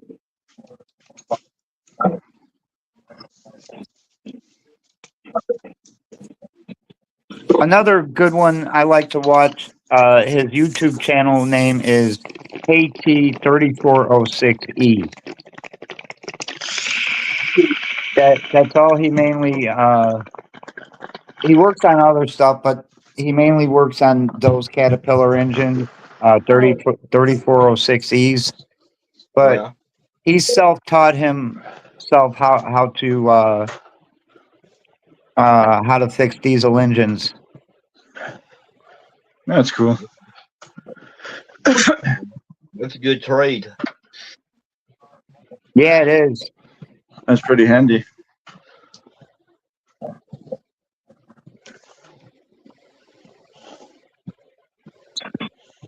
I mean, I can fix that car as well. I used to work in that business, but it's a long time ago. That's So another one I haven't seen in a while is Mr. Trying to Hit That. Mr. Trying to Hit That? Yeah, another one I like to watch his YouTube channel name is Mustie1, MUSTIE1. He's out of New Hampshire or Massachusetts, one of those states. You sure? Okay, what does he do? He repairs anything. He'll pick shit up off the side of the road and he'll repair it. Oh yeah. I know these kind of channels. They're pretty amazing. Another guy channel. And what means another guide channel? It never hurts to be able to help yourself if something is broken. Absolutely. That's a man's job. Okay. Not necessarily, Maria. Yes, in my house, it's back in the days when I were Hey, look, I'm subscribed to OJ Simpson. Dominic, in my house, that's a man's job. I work, he fixes things. Back in the day when I went to school for my car mechanic education, like that's actually a system here in Germany. You got to go to a specific school for your job, where they teach you the theoretical stuff, and you work out in a car shop as well. So, but I had in my class I had women too. They had just a thing for cars.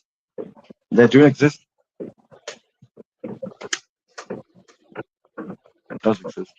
Oh yeah, they're just as good as we are.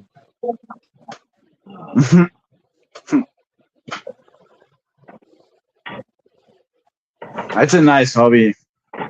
Not gonna lie, but What? Larry fed you. Don't point me out. what I would like to do is would be gunsmithing. You ate. Yeah, that'd be I love guns.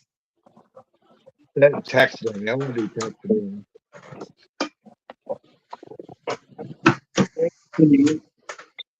I actually thought about it, but I would have to move. Like the best option would be to move to Austria. They have this pretty big and popular gunsmithing school. And they're gonna teach you everything about it.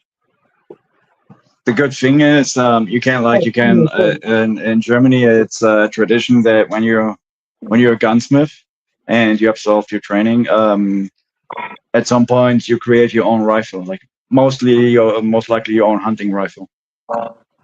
Oh yeah. Yeah. And you obviously you make it only after ordering.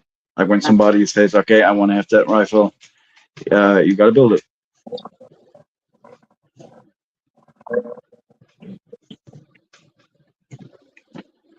Do you guys know the channel Kentucky Ballistics? No. No, can't say I do. It's just this guy. He used to be in the military. Like he lives obviously in Kentucky, and he used to be in the military and the police. And sometimes he shoots a rifle. Like his whole thing is shooting big caliber rifles. And at one point, he had this single loader rifle. Like you have to put a cartridge in each time you want to shoot. And the rifle in itself was just perfectly fine. But at some point, he tested a slab cartridge, like semi-light or more piercing. It's an old military cartridge, and they stopped producing it in the late 70s to 80s. So the thing is, the cartridge itself was at least like Stone Age old. So the thing is, when the nitrocellulose, the propellant, when it gets older, it produces more pressure. Like the bullet itself gets basically the cartridge itself gets stronger. So more pressure means that thing had like 5 times the gas pressure it is supposed to have, and it basically blew the whole rifle into pieces, and a metal piece kind of slit his throat. So he put a thumb in it to stop the bleeding, and he was barely able to get the what are they called? Okay, sorry, this other guy's name is Waldo's World. Tracheotomy. Yeah, he went to Arizona and bought a Maserati at an auction for $9,000. Are you talking about tracheotomy, Dominic? I'm sorry. No, the cars that bring you to the hospital.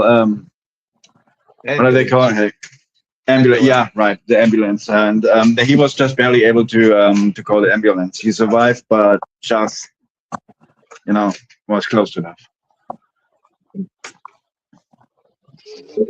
And the rifle, it was made by some guy that actually does it too. Like he produces rifles on his own, mostly caliber 50 rifles. Caesar Arms, I think it's the name. In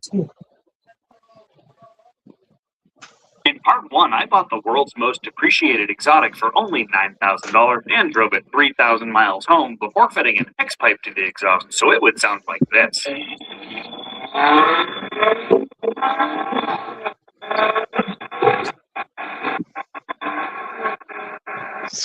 In this video, it makes the music into a full surface of it. Lots of fluid and filter changes and some mechanical and electrical issues. If you remember from part 1, the transmission was slipping when it changed from 3rd to 4th gear, the left inner tie rod end was loose and it's even worse now, and the skyhook suspension isn't working with a nice error message on the instrument cluster. How hard could all this be? Let's bring it into the shop to find out. The first thing I want to tackle is this transmission, and in addition to a fluid and filter change, I also have this kit right here, which is basically a valve body rebuild kit, and I think this will fix my shifting issue. To demonstrate, when I shift in this clip, you'll hear the RPM of the engine increase for a moment, which indicates that some slipping is occurring. I'm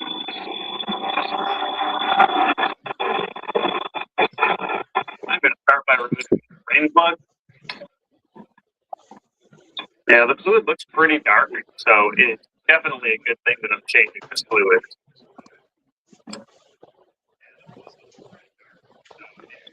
One thing I love about this transmission is how easy it is to access. No cross members, exhausts, or anything else in the way. Maria, what's your favorite thing about this transmission? Well, you know, I'm at it, filter removal. How funny here, and I went ahead. That's a man's job. Women don't do that stuff. It's a nice thing to do. The first task is to remove the TPM from the valve body so I can access the solenoids for testing.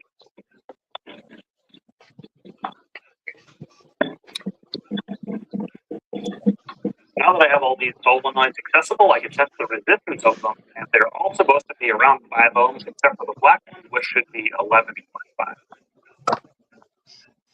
It's 5.2, close enough. 10.3 is a little bit low, but it's probably okay. 5.3, almost 5.2, 5.2, 5.2, and 5.2. The black one was a little bit low, but I think they're probably okay. But our next test is to apply voltage to them and see if they actually work. Now, when I connect 12 volts to each one of these, we should hear a little click. Yep. Yep.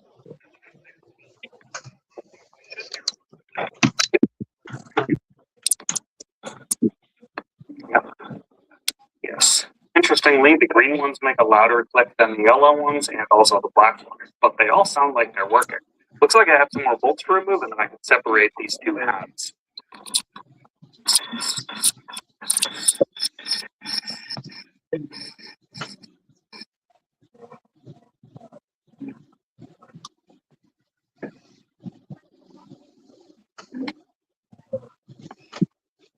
So rebuilding this valve body, this is the installation diagram, and it shows where all of these components go inside of it. And I'm going to start with step number 1 here, which is this cylinder, and that corresponds to this part right here. As for where it is on the valve body, it's right here. It looks like there is a metal plate there that I have to slide out. And I'm going to get it out. Okay, there it is. We have this cylinder, and this thing, which is goes to have a spool. Only replacing this cylinder. Does that look the same? It does not. I had some uncertainty as to whether or not this is the right kit, and unfortunately that is not the same. Well, I'm going to keep checking these parts because some of the parts might be the same. This piece here doesn't really look too bad, so I don't think that's the cause of my issues.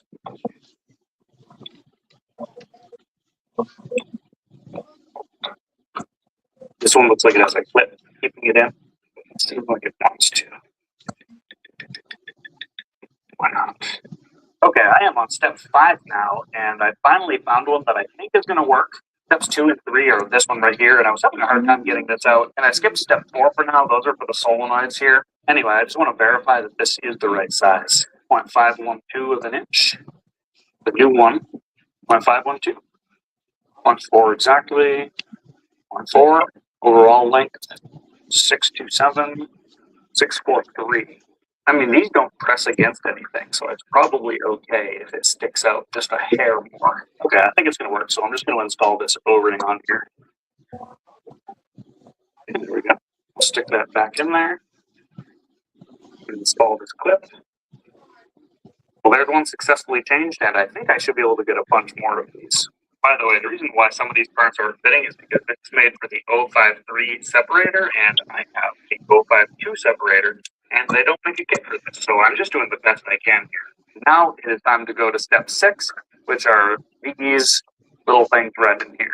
It seems the best way to get them out is to use a pick in the back and just push them out, like so. Okay, there we go. Back to step 4, the solenoid O-rings. These are the parts right here, and I really hope this is going to work.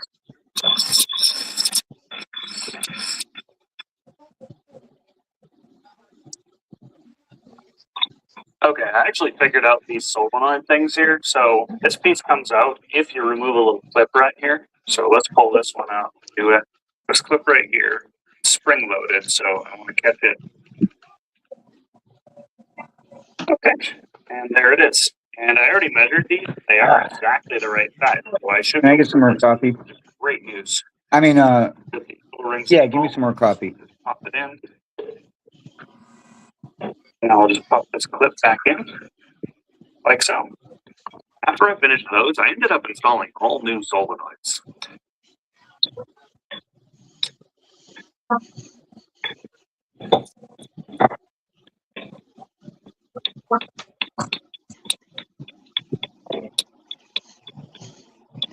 I picked up a new separator plate here because the old one got this bonded gasket on it, and in a few spots like this, it's a little bit messed up. So who knows? This could be contributing to the issue. So I think it's best to just replace this.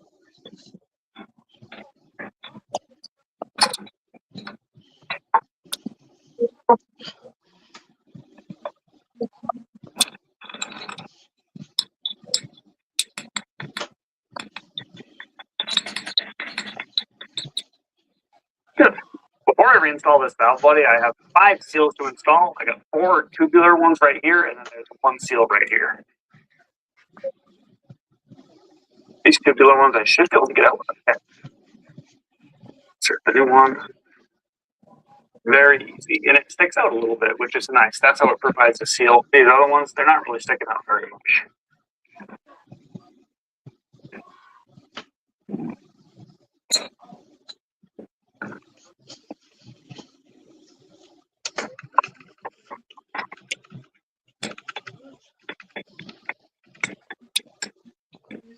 With the valve body reinstalled, I can install this new connector sleeve. It's got some O-rings on it, and even though this one wasn't leaking, these are known to leak, so it's smart to just install a new one while you're in here. They're not that expensive. Yeah, there's no way you guys are going to see what I'm doing here, because I can't even see what I'm doing.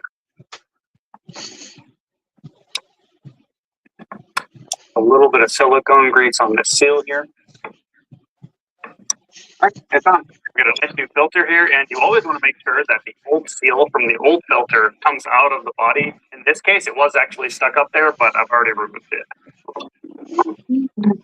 I've cleaned out the transmission fluid pan, cleaned off these magnets here, got a new gasket. As for the magnets, there was a small amount of metal on them, but it was actually a lot less than what I usually see out of a transmission like this that I don't think has ever been serviced.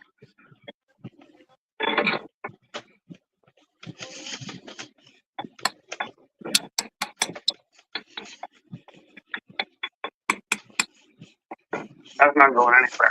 Okay, so the transmission belt plug is actually at the bottom of the pan, and this attachment, which goes up there, fills it, and that is connected to this pump, which I have full of CF Lifeguard Fluid 6. This is the right fluid to use, and while it's not cheap, I really recommend if you have one of these transmissions that you use the correct fluid. The filling procedure for this is not all that different from most modern transmissions, but basically I have to do the initial fill, which is fill it up until fluid starts to drain out here.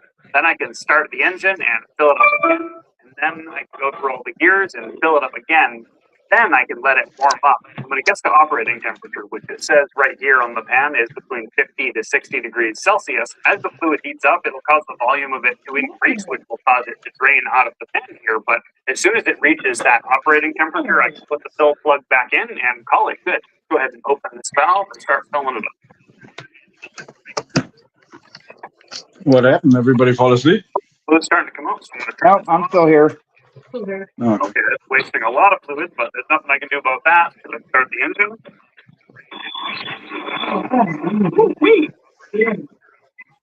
Now we can open this back up. So let's put this in reverse. Give it a second. Neutral. And give that a second. And then drive. Give this a second. I don't know. Just shut off. Just went through all the gears, and this says we are up to 122 degrees Fahrenheit, which is already at operating temperature. So as soon as it starts coming out, when I fill some more, then that's enough. We can put the plug in. Oh, there we go. We're good. I was making such a mess. There we go.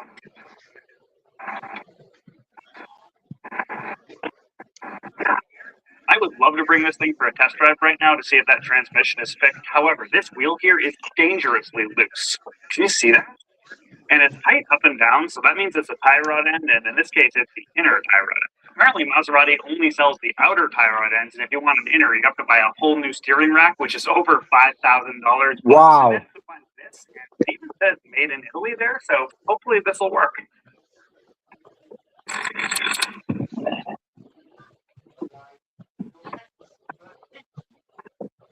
Oh, yeah.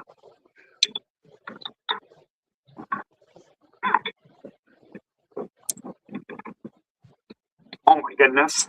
There's no rust on this thing at all. Wow. A vehicle from the Northeast, I would not be able to screw this out by hand. This is amazing. I had to do this off camera because you guys wouldn't have been able to see it anyway, but I got this clamp off by sticking a screwdriver in there and twisting it off. Hopefully I can reuse it.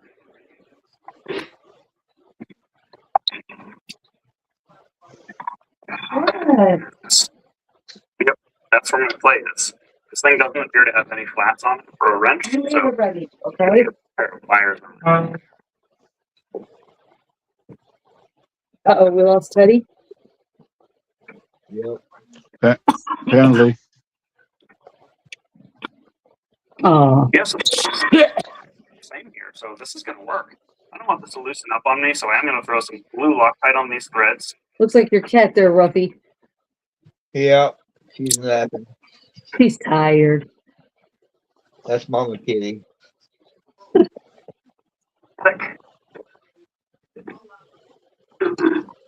Her name is Too Much. We call her Betty Kitty. Too much? Looks like I should use that clamp, but I'm just going to tighten it down with this pair of pliers. She's a little slut.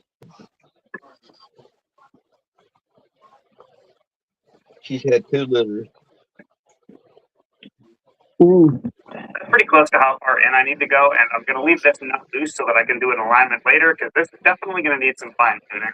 Next, I want to drain and refill the rear differential. We got the drain right here, very conveniently on the bottom. Start by loosening the fill just to make sure it comes out. Right. Okay, there it is. Type 2.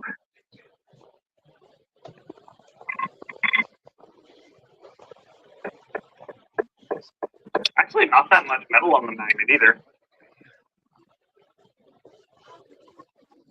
And now to fill it up, I'm going to use liquid only limited slip SAE 75W140, which is precisely what it calls for. D-Man just did something. What'd he do? How much of it I can get in this way before I have to start pumping it by hand. So, D-Man, yeah, D-Man Disco Live?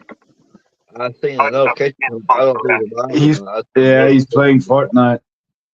Oh, jeez. it calls for precisely 1 liter, but let me just make sure it's actually at the top. He's currently picking his correct character. Time to bleed the brakes. Each caliper has 2 bleed screws, 1 inner and 1 outer. The rear brakes here actually have 4 pistons, and the front brakes have 6 pistons. And then here under the hood, I've got the trusty old pressure bleeder with 2 liters of fresh .4 brake fluid in it. So let's go. I'll start here on the back, farthest away from the master cylinder. It's an 11 millimeter, which is nice. Well, it actually doesn't look that bad, but I'm going to bleed this through until it starts to look a little bit lighter than that, like the color of the new fluid. Okay, we're going to call this good. That fluid looks pretty good there. So I'm going to close this valve here. And then that's 1 down and 7 more to go.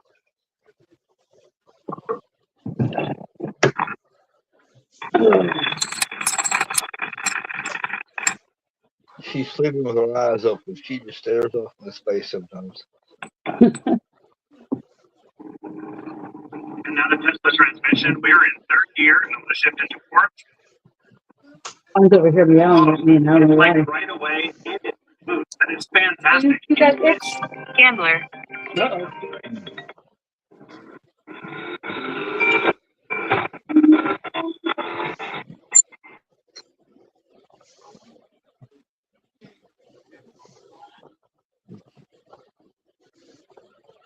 Baby. Baby. Baby.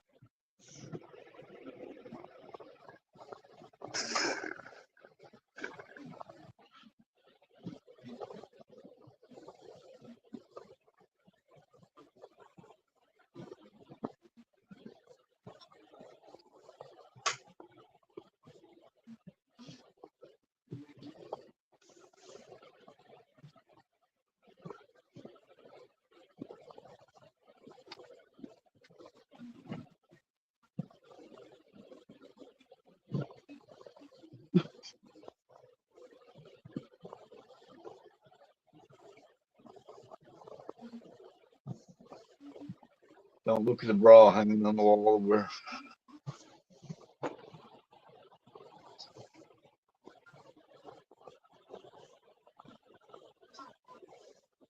Is that yours? No, it's not mine.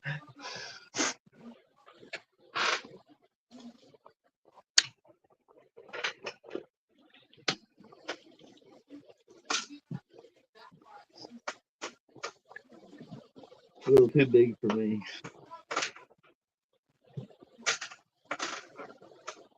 I don't think pack something.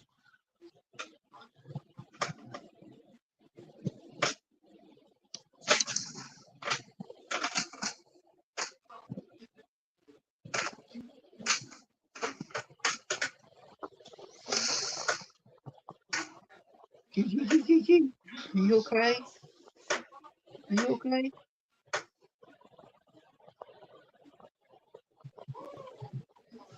Yeah. Okay. I guess you're okay.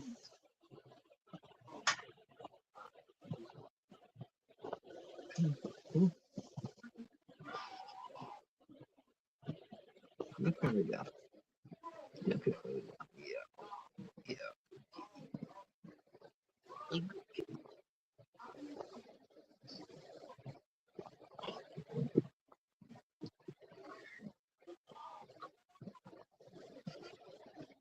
No, not big.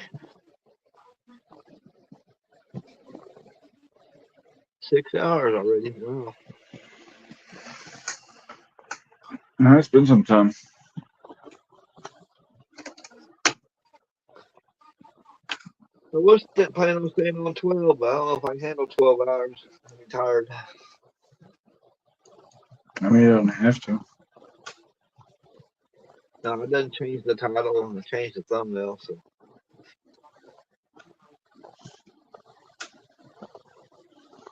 12-hour stream. Not really.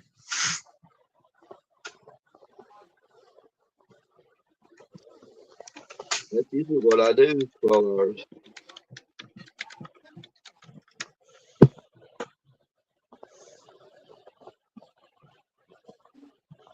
Was you around when I did the 48 hours, Dominique? Huh? Was you around when I did 48 hours live? I think so. Well, it's quite some time ago. Well, a couple of months must be, right? Oh, it's been a year or so. Yeah, makes sense. Yeah, but I think I was there, at least at some point.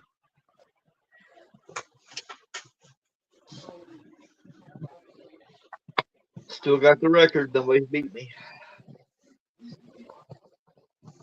But was it 48 or 24? 48. So basically 2 days. Yeah. 2 full days. Okay. That's nonstop. That's not. I mean, yeah. D-Man did 32 hours. I don't think anybody's ambitioned enough to actually try. D-Man got 32. That's his biggest. He tried, but his internet kept messing up, so he had to start over a couple of times. Mine was nonstop, 48 hours. There you go. It broke YouTube.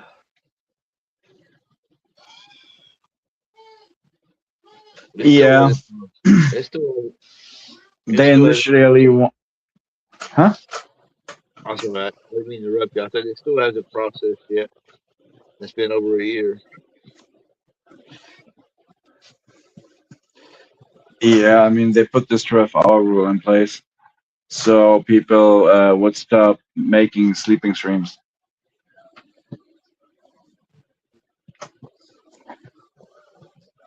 Whereas on the other end, which is a good thing because they're fucking annoying. Like literally when you're swiping through the live streams on your phone, like every other live stream was a fucking sleeping stream. It was so annoying. Everybody did it just to collect watch hours and get monetized. Yeah. But I don't know. I mean, like it's not a lot of effort you necessarily have to put in your channel, but at least do something more than just sleeping.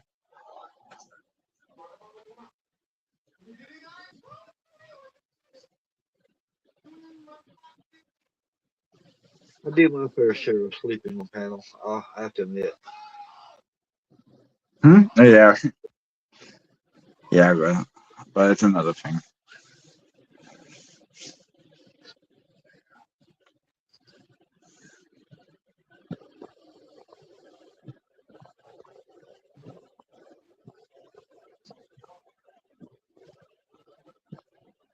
Oh, guess Teddy's coming back. I don't know where he went.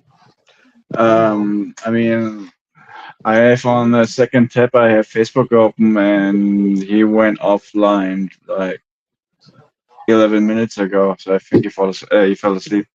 Hey, come here.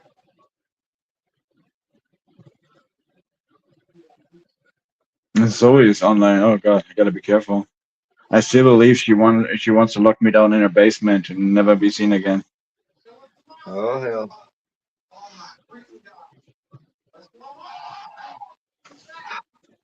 She too loud.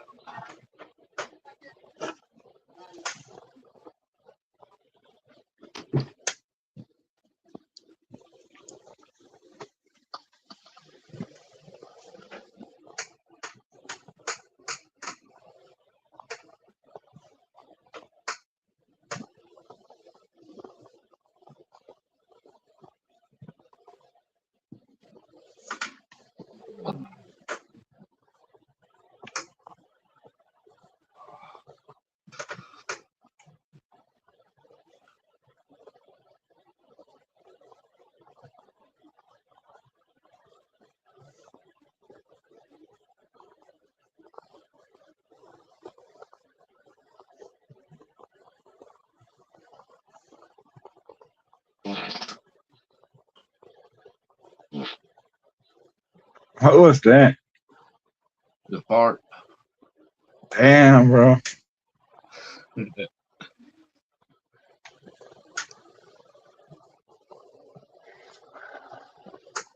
Oh, some rolling thunder. Kind of flirted my nuts.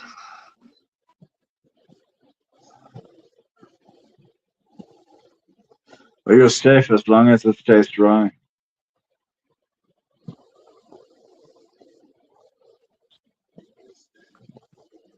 My cat left the room, so there you go.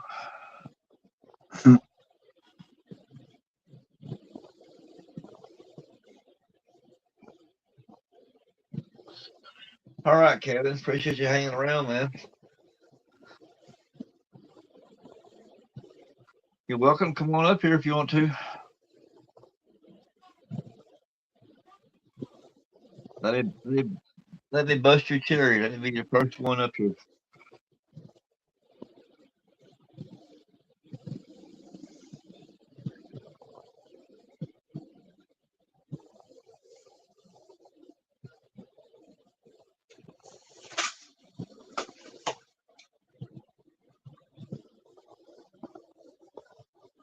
I don't know what time the wife's gonna be home. Her mom's in ICU, so she might be there all day. Where did you win? Her mom's in ICU at the hospital. Oh, okay. She's having breathing problems. Oh.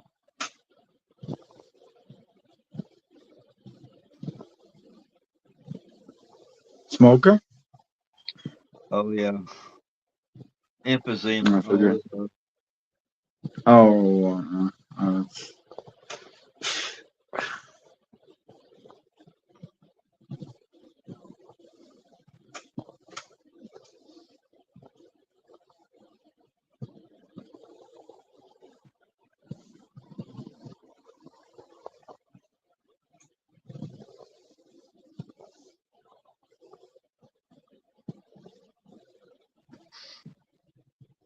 Yeah, I think she'll be okay though. I think she'll get out of the ICU today.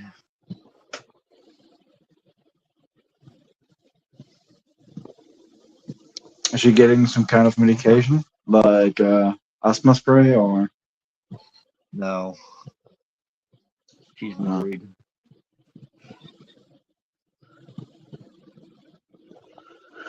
She's still healthy. Just having breathing problems. And at what age? I think she's 70.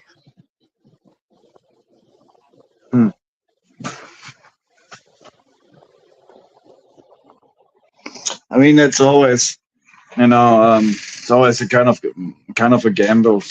When you start smoking, some people can get ages old, like they actually reach like 90 or 89, but some people die off early.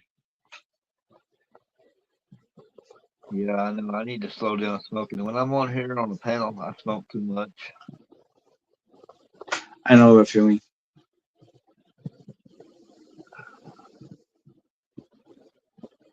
Is weed legal in Oklahoma? Medical, yeah. Try to claim it medical, so because weed is actually a thing that helps you slow down on smoking, because you don't want a cigarette when you're high. No, you don't. It's kind of funny. Like it makes a cigarette taste somewhat disgusting. That's how I feel. So I think that's a good. I think that's a good thing.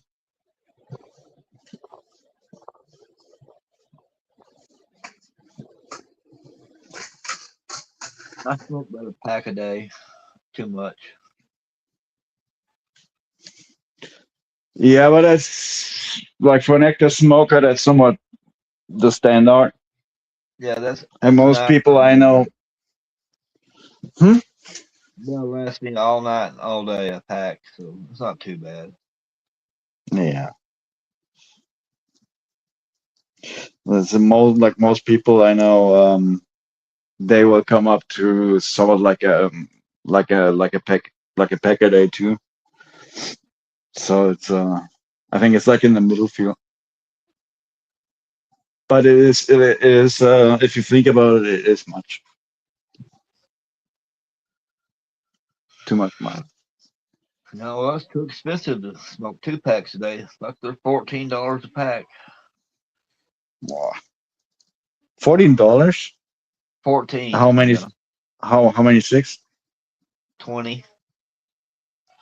Wow. They have that's robbery.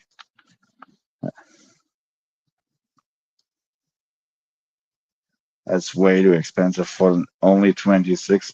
But they will apparently they want to do it over here too. They want to raise taxes on cigarettes again, so that the package goes up to, I think actually 14, like you just say, 10 to 14, and for big packs probably at least 20.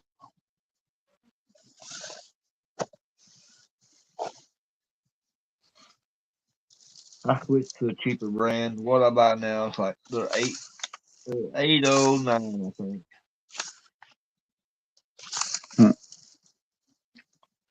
That tastes just like a Marlboro, though. You can't tell the difference. Well, that's fair enough. I don't have anything against Marlboro. I think Lucky Strike are amazing. Just from the taste, Camel is a little bit too strong for me. Yeah. I think there's some sort of perfume over there. I don't know, like they put something onto that tobacco that makes it really harsh to smoke.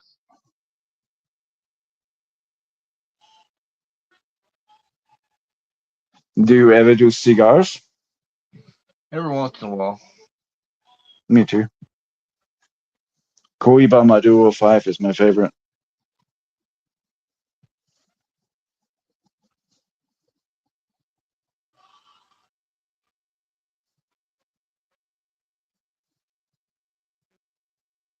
Oh, that's right. They can hear you now.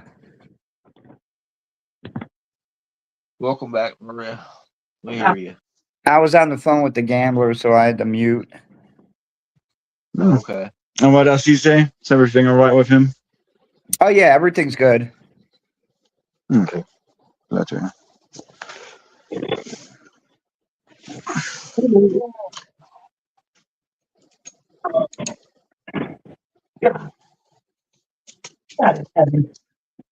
What? I watched him at the casino the other night. I thought that was funny. He had a good time. Did you make out those two dog tags this morning? Yeah, I put them in the pile that you took with you. Oh, okay. Some of Do those a felt gambler awfully heavy. You probably should have weighed them. Do a gambler and honeybee. Do a gambler and honeybee collaboration dog tag. No, those went in the out of town. Yeah. Okay. I probably Jim? should have had her weigh them. Yes. Do a gambler and honeybee collaboration dog tag. I can't afford any more dog tags right now. Okay. We'll take donations for it. But they're at least a little bit more cheaper than coins, I guess. Well, they are cheaper than coins. Now, if we get pre-sales on them, I don't know what type of theme we'd use for the gambler, but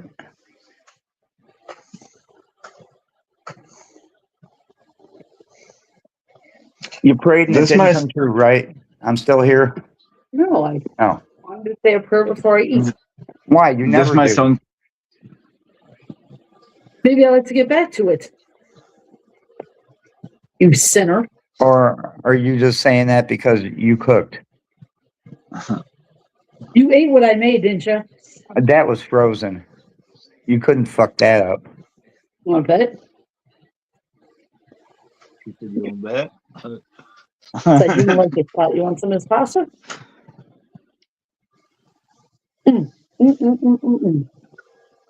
Look at this. These are the same part numbers on these spark plugs, and look at how much longer that one is than the other one. I see.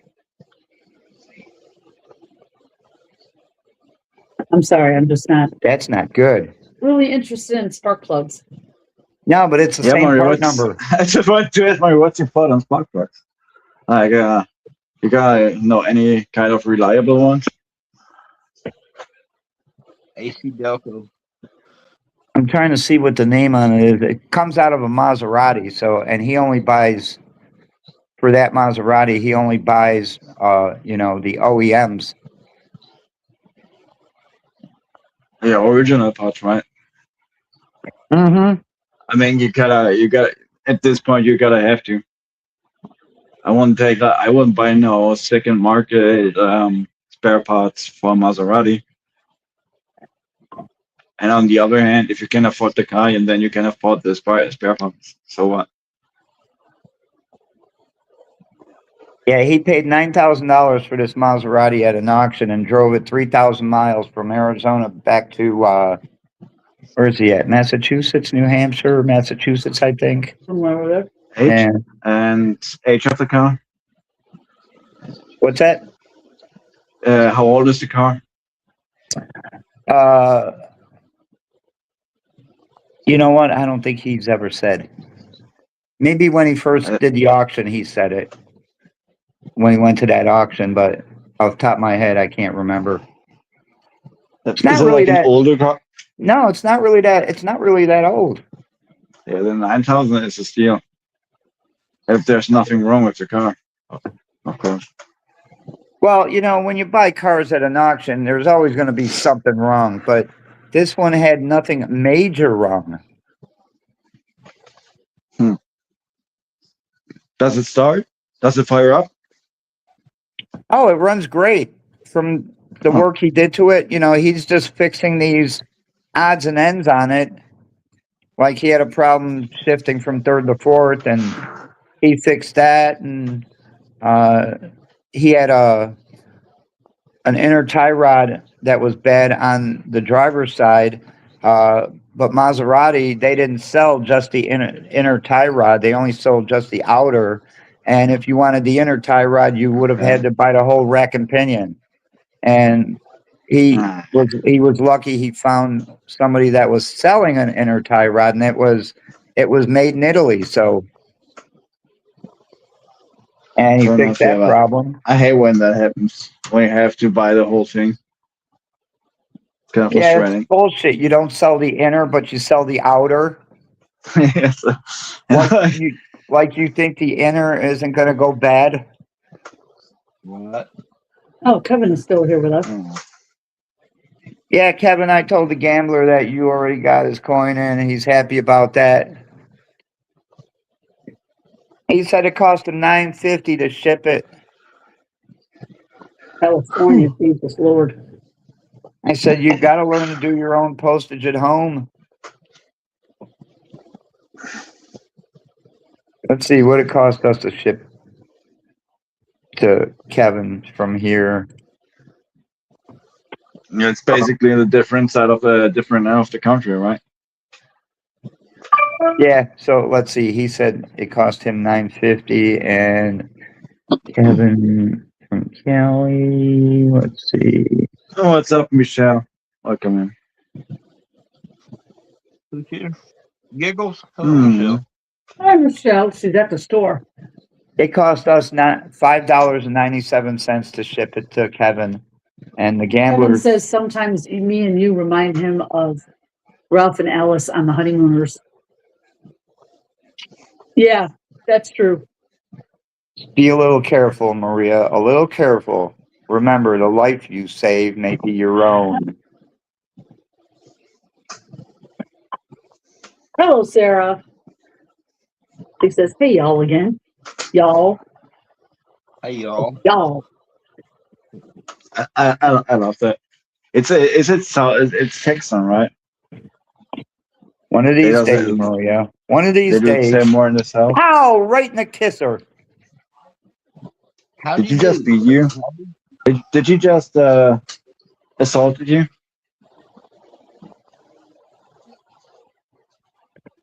Did I assault her?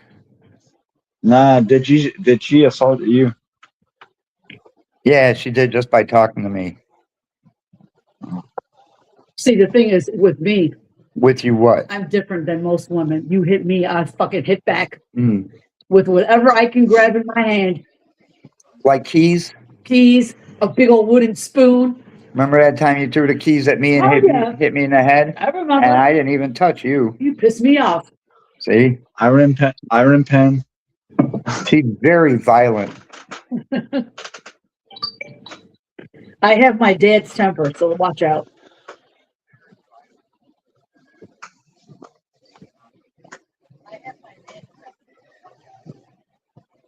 What happened to Teddy? He fell asleep? I don't know, but somebody's got you on in the background.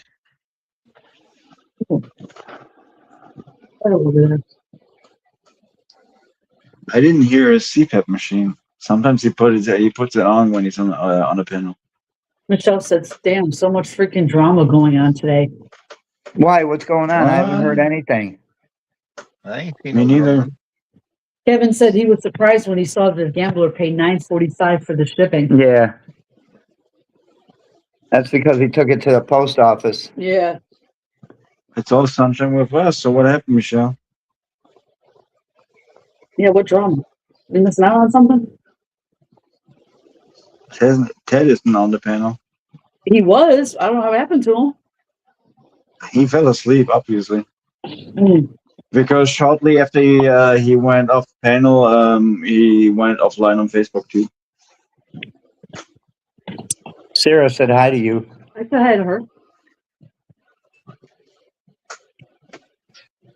Sarah. So any tornadoes in Oklahoma lately? No, it's dry and hot. There ain't no storms going on nowhere. Huh. But it's still season, right? Oh yeah, it goes all the way through November. Yeah. Huh. June to November, and sometimes in April and May. I wish the tornado would come right through here. I know November is quite late in the year. But then again, I mean, it's south. It's more like southern. Oh, it's between Brett Alt, Lucky Charm, and Dallas. Oh It's god, the I don't want drama. to hear none of that shit. No, yeah, I That's don't what I want was saying. Yeah. They gotta Kevin said he fight thought it maybe out. we They gotta insured it to be they for gotta it to be figure it that out high on for their own. shipping. No, when you ship Ground Advantage, it automatically comes with $100 in insurance. Probably maybe he insured it to be that high. Yeah, we don't want him to be part of that trauma. No, I don't want no part of that. What? Insurance means they gotta treat the package correctly. Oh, nothing. Yeah. Yeah, just try to get paid out when the mailman keeps your package. Oh yeah, I heard about it. There was something wrong with Music Lovers package, I think. Yeah, The mailman stole it. the mailman stole it. Yeah, I mean that happens too, Let's hear it for the unfortunately. United States Postal Service.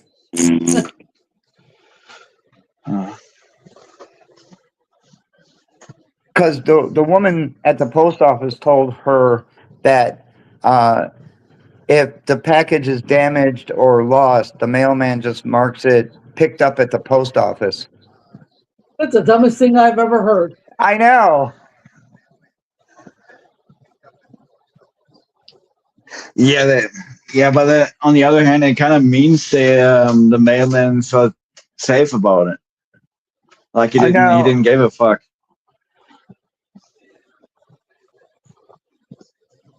He should be investigated, and the postal inspector should go into his home and see how many packages are in there that he stole.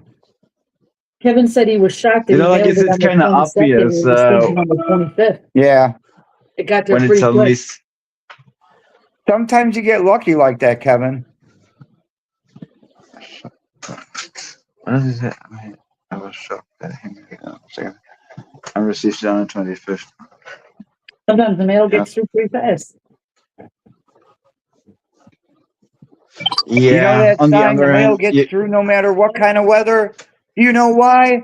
Because the mailman rides with me. That's why. on the other hand, I mean, here's the thing.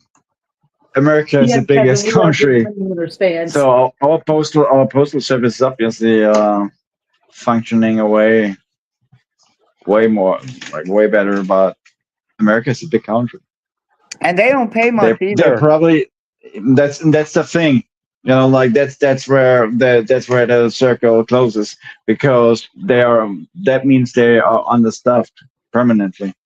Rural carriers, if they're just starting out, they only make $17 an hour. Oh yeah, and I just lately checked out You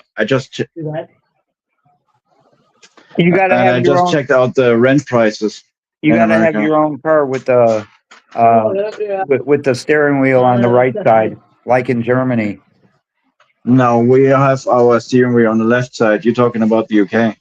Oh yeah. Oh, do you drive on the right side of the road too? Yep. Oh, good. Finally, a normal country.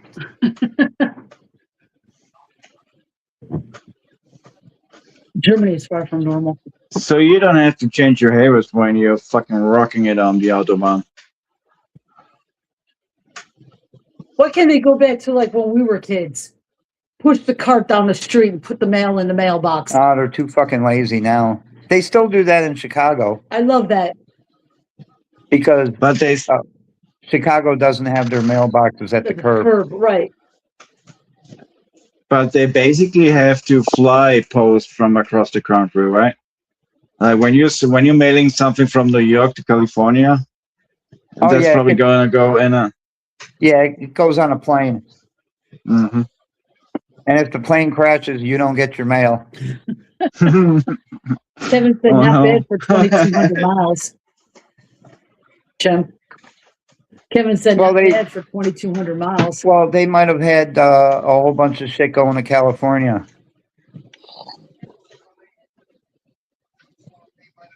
Gavin Newsom. Gavin Newsom.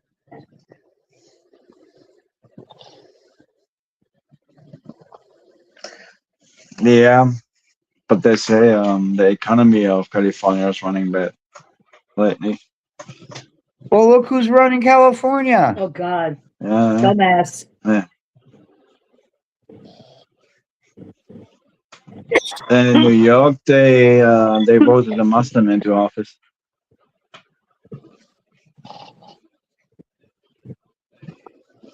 But that was just as of lately too. Why do mailmen steal mail? Greed. Mail carriers typically steal mail for quick financial gain, driven by high-value targets like checks and credit cards, external criminal recruitment, and systemic workplace vulnerabilities. While the vast majority of postal workers are honest, internal theft does occur. Welcome back, Karina. Karina. Oh shit, Karina. Yeah, I mean, like it's kind of obvious. Why will mailmen steal posts? It's obvious for personal.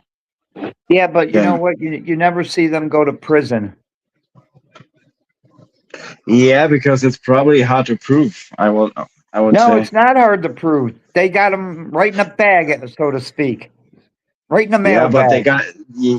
but they gotta prove it, and for that they have to basically find the package. So if he says it's lost, it's like argument against argument. I don't know how the law works in America, obviously. So it sucks. There's rules for thee, but not for me. Yep. That's how they see it. That's the government.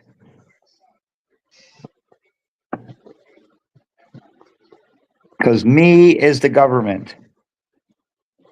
Thee is you.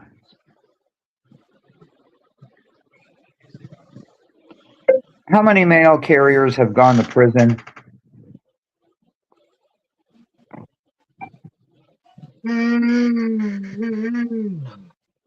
Uh-oh, who's tired?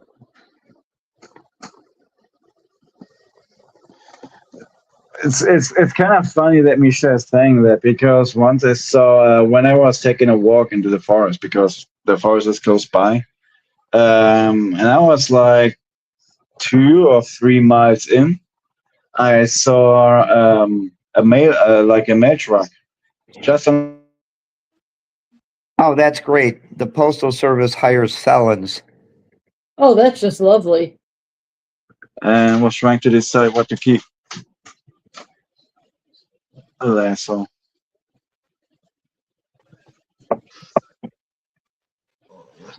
UPS generally does not hire individuals with felony convictions for truck driving positions. Michelle said what they do here is park the mail truck off to the side and walk to the mailboxes and walk back.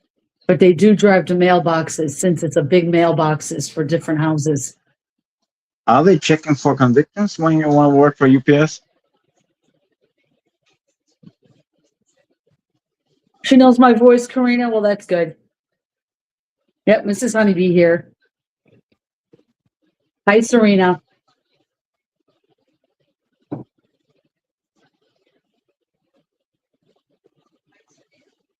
Serena?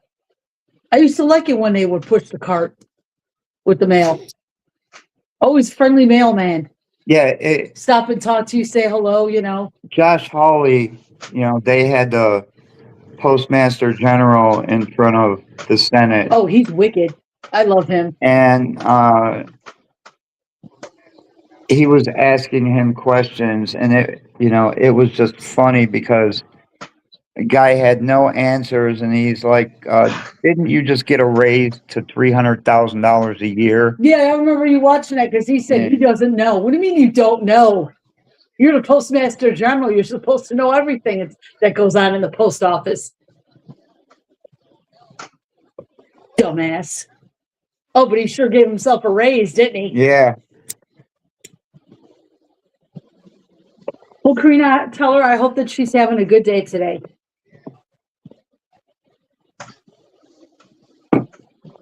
Karina. Now it makes Karina's daughter's name is Serena, right? Yes. Yeah, I was just kind of confused. Sweet baby Jesus. She's having those chicken poppers. I would love to try them too. They look delicious. Check them out once on online. But they don't sell that stuff in our burger joints.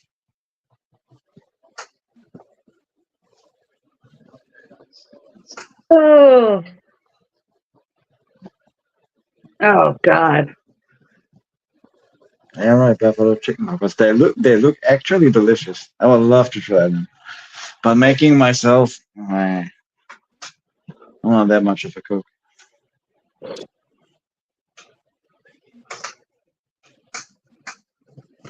Chicken poppers. Poppers.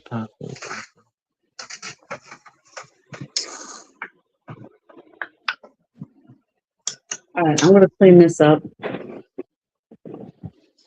maybe start way down for an hour. Karina, I gotta ask, like, you gotta answer honestly. Did you ever really eat a whole 72 ounce steak?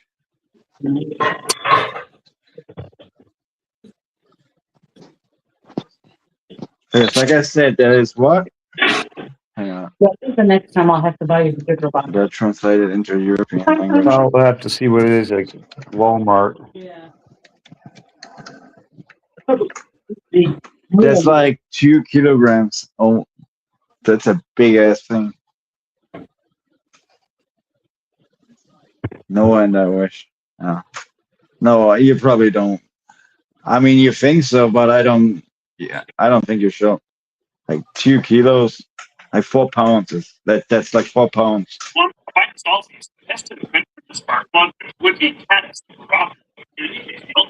Oh, Joy went in. Joy, so you should say you missed Teddy. What's that? No, Joy just went in. She missed Teddy. Hello, Joy. How are you? Hope the work was all right.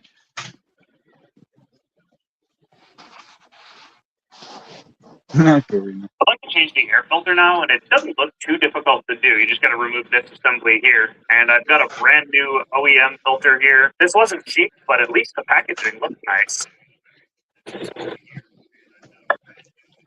Hello, Joey.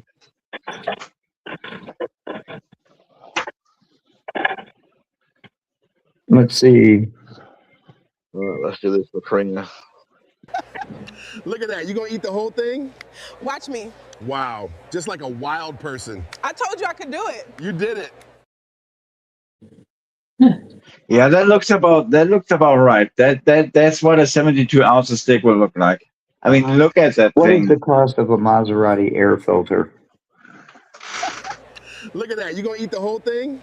Watch me. Wow. Just like a wild person. I told you I could do it. You did it. No, you can't. And I don't want you to try, Corina, honestly.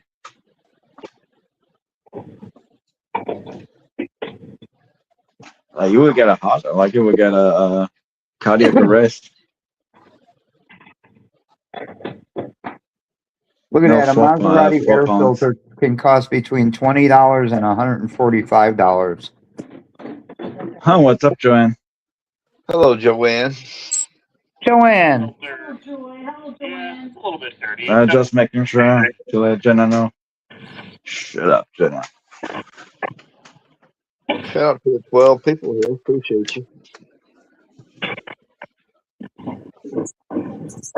Yeah, Monday evening, at least. I mean, for us, evening always proved to be a good time for tennis. It's like it's 2 p.m. over there right now, right? Like half past 2 p.m. 125. Okay, so it's 1 hour delay for you.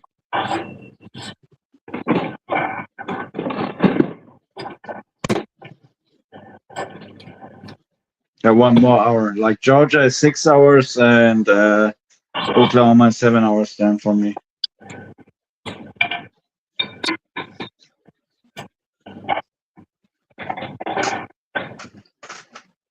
And Ted is 6 hours too. I don't know what Karina and or Oblua is.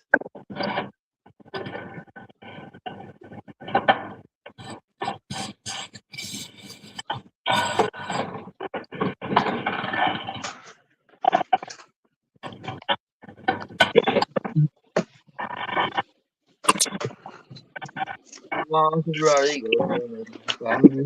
I want to Oh, wait.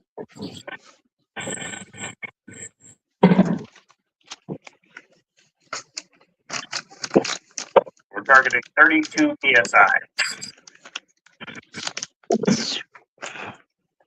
32 and a half. Oh, that good.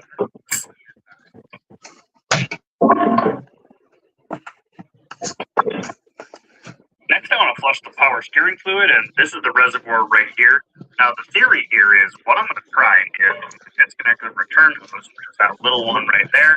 Fluid up here is obviously going to drain out. That's fine. Then I'll plug that port on the reservoir so that I can fill it back up. Meanwhile, I'm going to have a helper turn the steering wheel lock to lock, which will pump the fluid out the return hose and into a container. And I'll be keeping an eye on the reservoir, adding more fluid as necessary.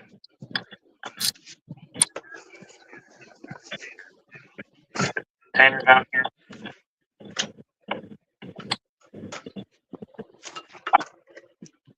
Since the reservoir is empty, I'm going to go ahead and top it off.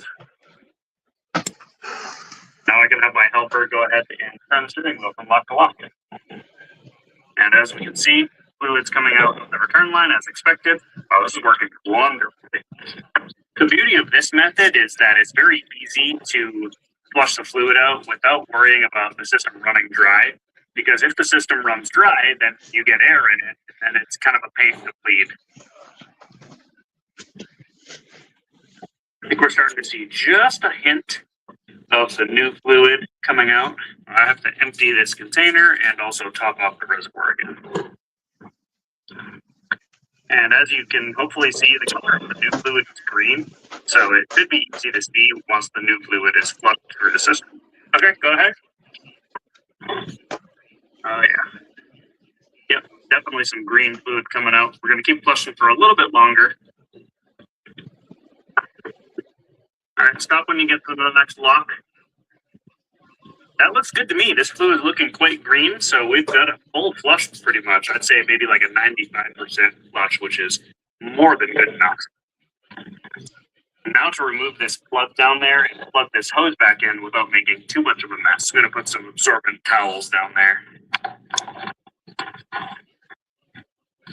Yeah, I'm just going to button this back up, and that was a very successful and easy power steering fluid flush. So the suspension light has been on, and I'm pretty sure the issue is that it's a bad control module, and so I bought a new one here, and I'm pretty sure it's located right here underneath the driver's floor.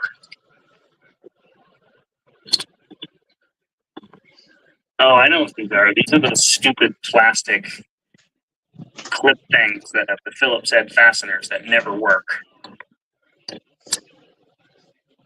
This one's starting to work. Oh my goodness.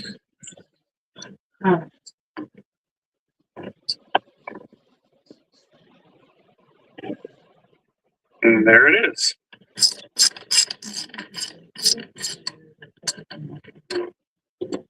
New module.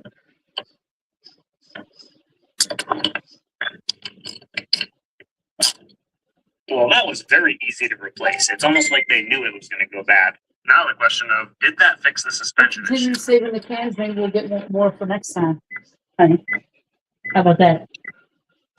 All right, I'm gonna go lay down for an hour. It says check suspension. And I'll be back. Well, my scan tool's saying that it can't communicate with How lazy. the I'm unit. just kidding. Maybe the control module that I got is no good. I paid almost $700 for that used suspension control module, and it didn't even work. So I think I'm going to take the old one apart so I can inspect the circuit board, and maybe there's some components on it that are bad, like a bad capacitor or something that I can replace and fix it myself. If not, maybe I can make my own suspension control module, because the Maserati dealer wants over $2,000 for a new one. Plus, it needs to be coded, programmed to the vehicle, so there's labor time for that. But other than that, this car was surprisingly easy to work on, and well, frankly, very pleasant to work on. And what a good car it is. I mean, it has a really good engine, the 4.7 liter V8 that's Ferrari derived. The transmission is, well, it's not without its issues, but it's in everything. It's in BMWs, Jags, Land Rovers, Audis, Kias, Hyundais, Fords. It's in like everything. So that's nothing to be afraid of. These cars have a really bad reputation for reliability, but I think it's undeserved on these later ones. It's because the early ones had the Duo Select transmission, which was an automated manual, and it was extremely unreliable and expensive to own. And then the engine that the early ones had as well, the 4.2 liter, was also not that great of an engine. Anyway, I think this is a hidden gem, considering how good it is and how cheap it is, and even how reliable it is, at least relatively speaking, for an exotic. So if you're in the market for something like this, I would totally recommend buying one. Anyway, thank you guys so much for watching.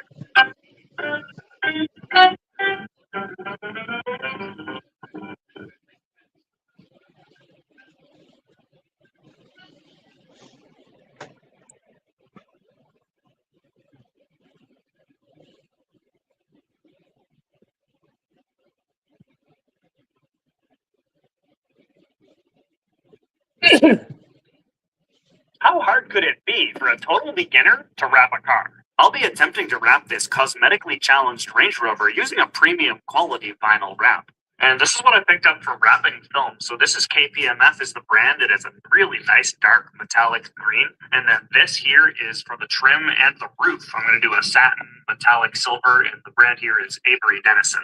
Realistically, the paint on this thing is in such bad condition that it needs to be painted, but I'm hoping that wrapping it will be an easier and cheaper alternative. I think the biggest problem area is going to be this front bumper, because it looks like it was hit twice. I mean, they bondoed this, and then it was hit again, which cracked all of it.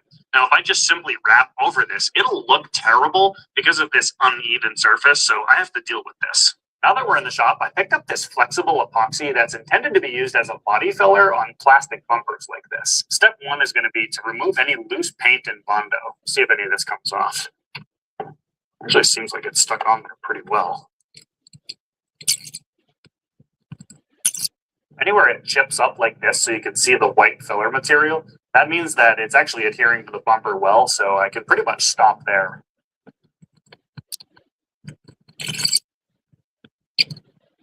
Next, I'll sand the area where I'll be applying body filler. I'm using an orbital sander with 80 grit sand.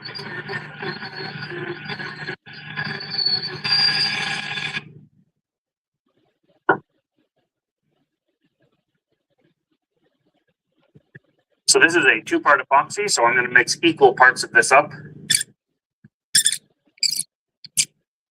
That looks good. Okay, I'm a little out of breath because I forgot my applicator here, and I had to run back to the house for it, but let's apply this. So we got low spots here and here, and that's pretty much it. I should say that this epoxy has a 5-minute working time, which I'm already well into. Definitely firming up. Okay, we're gonna have to call that good. In about 15 minutes, this will be ready to sand, so it dries quite quickly. Okay, it is more than 15 minutes later. This is nicely dried. I know that looks glossy, but it is actually quite dried, so let's try sanding this down. because it's glossy, it actually makes it really easy to see where the high spots are. And it's taking the high spots off pretty well, but I can see that dark spot there, that's the low spot. So this is actually really nice. This is going to make this easier to sand down and get it smooth.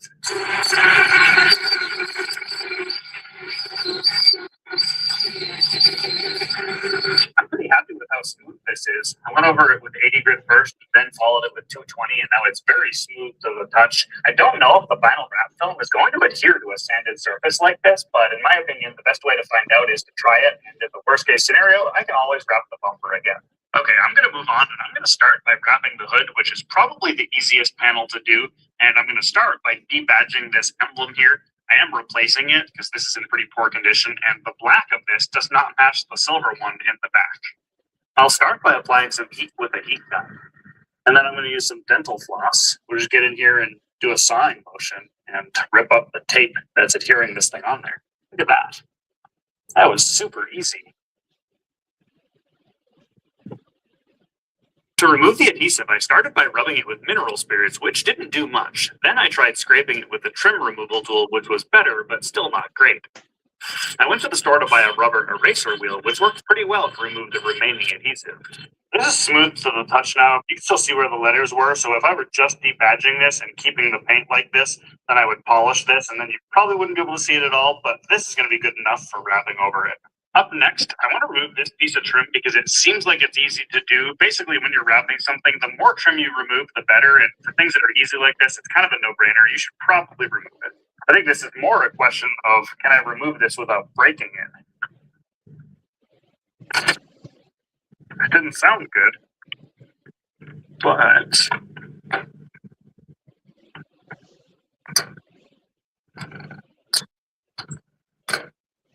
we're in business.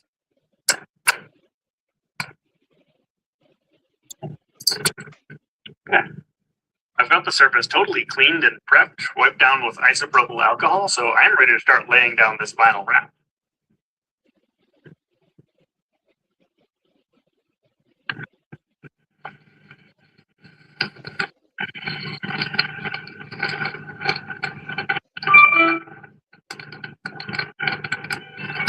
At this point, I think it's appropriate to cue up the circus music for this first attempt. Don't worry, I'll get better at this.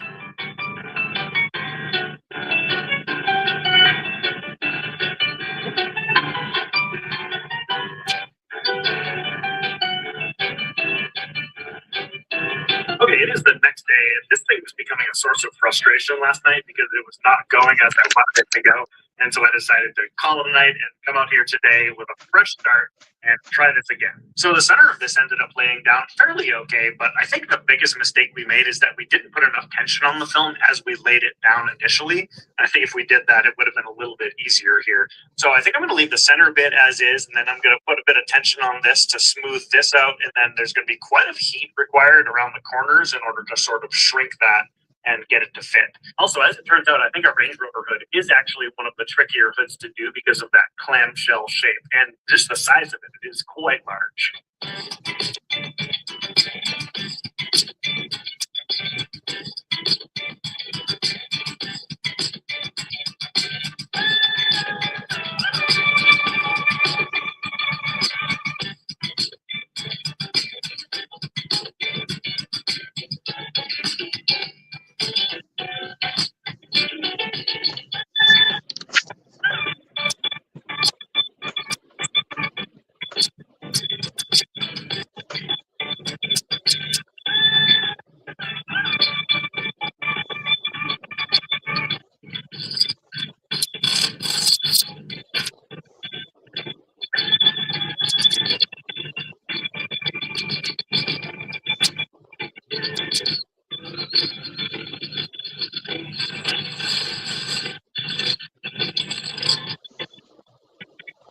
Okay, the hood is done. I have to say, it gets a lot easier once you sort of figure out what you're doing. I feel like I can wrap almost any body panel on this now, and it probably won't be too difficult. The hardest part by far was these corners here, because you have all this extra material that you have to shrink, and you can sort of do that with heat, but in order to do that, it really helps if you stretch the material to begin with, and that gives you a lot of room to shrink it back with heat so that you can make it around this corner. I did manage it. I had to rip Actually, the corner over here was the hardest because I got to that second, and by that point, the wrap had sort of shifted, and I had to rip this up and pull it back just to add more tension over here so that I could get this to be nice and smooth. Otherwise, it looks, pretty decent. There are a few contaminants underneath it, and that's maybe my top tip right now is make sure you're working in a really clean environment. And unfortunately, this barn is not clean, despite my best efforts to make sure that it is clean.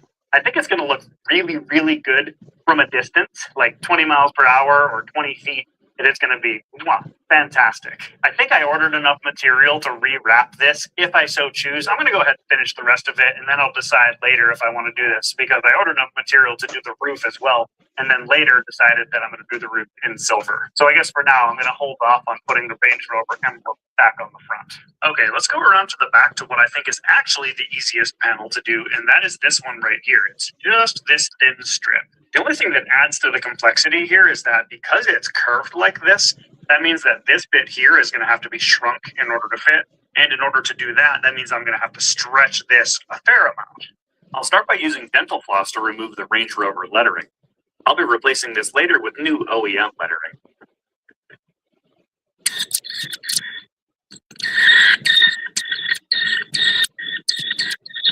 Looks like I might have messed up the paint in this one spot. The surface of this panel is not very smooth, especially on the top here. I can feel just by rubbing my hand against it that there's a lot of contaminants messing up the paint. So I'm going to take a clay bar and try to clean this up. I am not a car detailing guy, and I've never done this before, but how hard could it be? As it turns out, it was not very difficult, and the results were very good. I'll put a link to the supplies I used for this down in the description.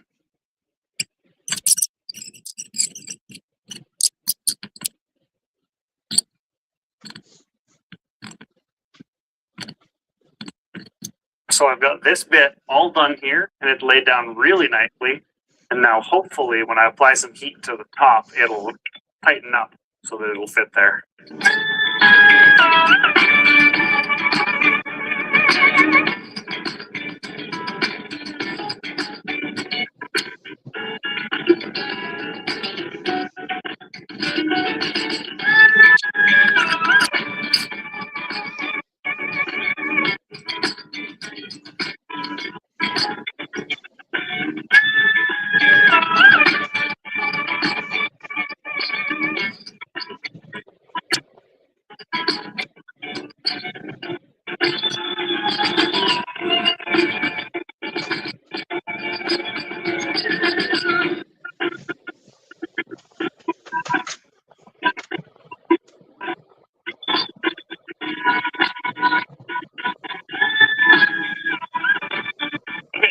Really good example here to show the difference in the colors. I mean, they look pretty close, but the wrap here is a pure green, it looks like.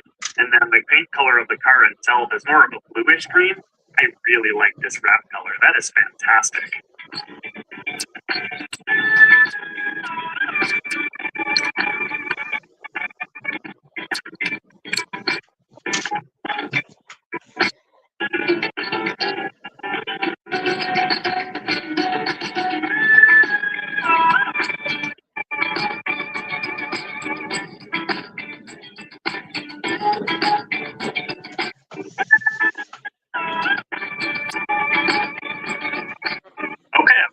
Everything done at this point except for the bumpers and a few little things here and there. The bumpers are going to be quite tricky, so I think what I want to do next is start working on the roof. And I'm going to start with this rear spoiler piece right here because that's probably the easiest part of it. But generally speaking, these are fairly flat, even though they're large, so I think they're going to be pretty easy.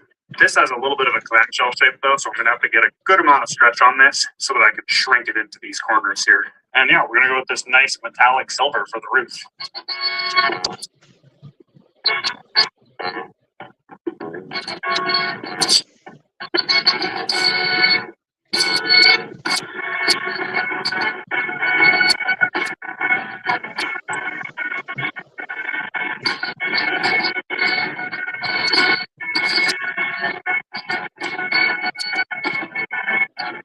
Okay, time to do the front bumper, and as you can see, I removed pretty much all of the trim, the grille, the headlights, all that stuff to make this a lot easier. Now, the clear coat on this was in such bad condition that I've had to sand much of it down, and I finished it all with 800 grit sandpaper, which I'm hoping will be smooth enough for the film to adhere to.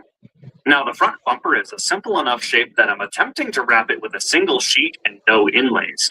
The amount of detailed cutting, however, made it take almost 2 hours to wrap just this one panel.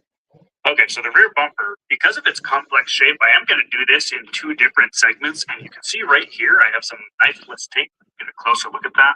I have this running along the body line, which is essentially where the 2 sheets are going to meet, and it'll make a really nice smooth cut for me. So first I'm going to do the outside here with 1 sheet, and then I'm going to do the top here with the 2nd sheet.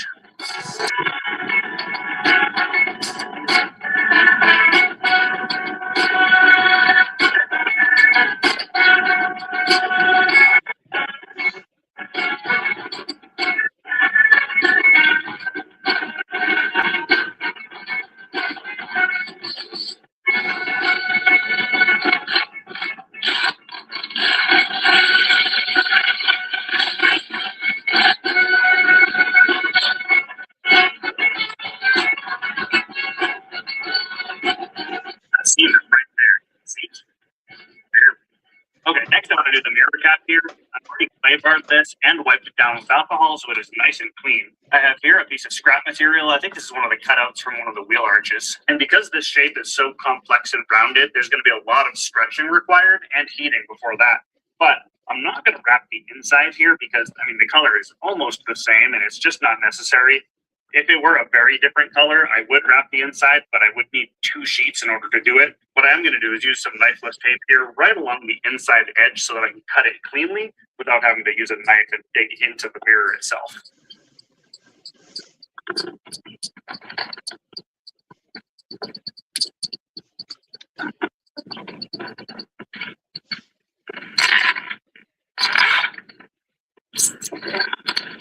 You do it about like this. I'm just going to get this corner stuck on first.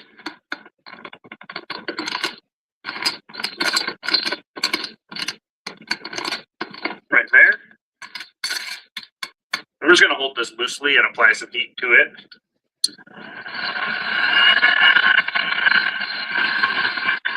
Okay, before it cools off, get this a good amount of stretch on there. A little bit too long. Just fold this over.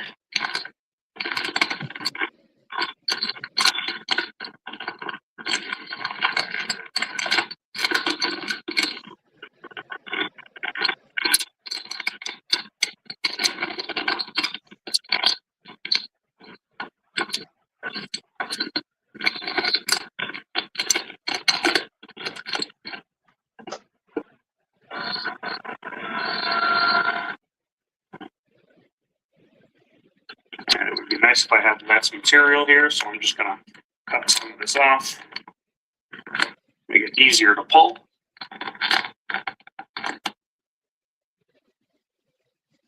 And we're going to pull. Like so. And we'll pull what's left of the knifeless tape out of there. And smooth this down. It looks really good. Now do it closely from the inside. You can see there is a seam here, but because the color is so similar, we don't need to do anything about it. Now, if the car were white or some other color that's very different, I could use another piece of wrap in here and then use another piece of knifeless tape, just like I did on the bumper, in order to get a nice clean cut.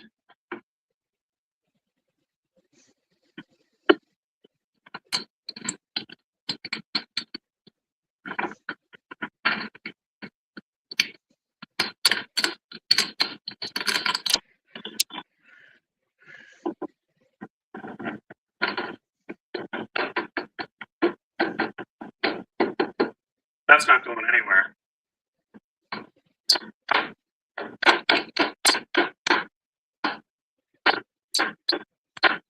Now, if you remember from part 1, I had a cracked wheel, and I had to get this, which is quite possibly the ugliest wheel ever made, but it was a used wheel that the tire shop had on hand, and it happened to be the right size. Anyway, I picked up a nice used set of Autobiography wheels and a new set of Michelins to go on them. Not used, so let's get these things mounted.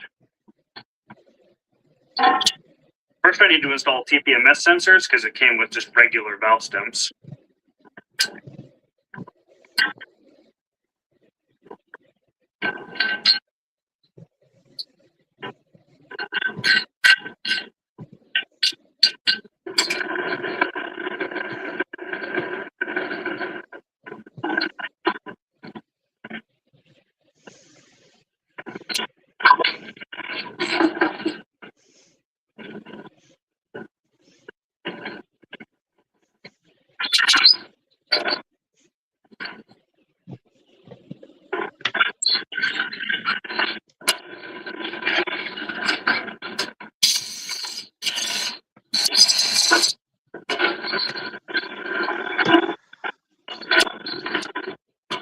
Okay, guys, I gotta hop off. I gotta take a shower.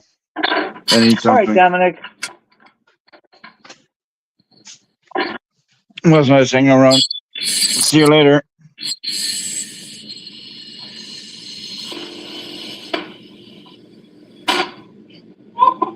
Wait, that was loud. We're up to 40 psi. Up to 50 psi. There it is.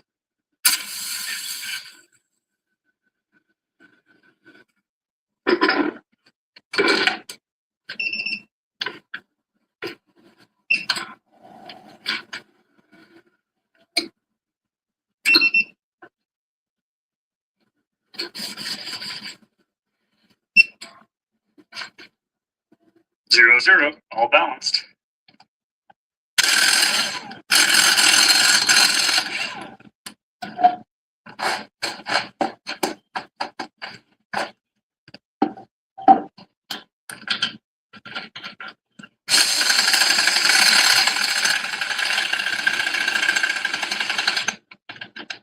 Next, I did a badly needed headlight restoration. As you can see from the before and after, the results were excellent.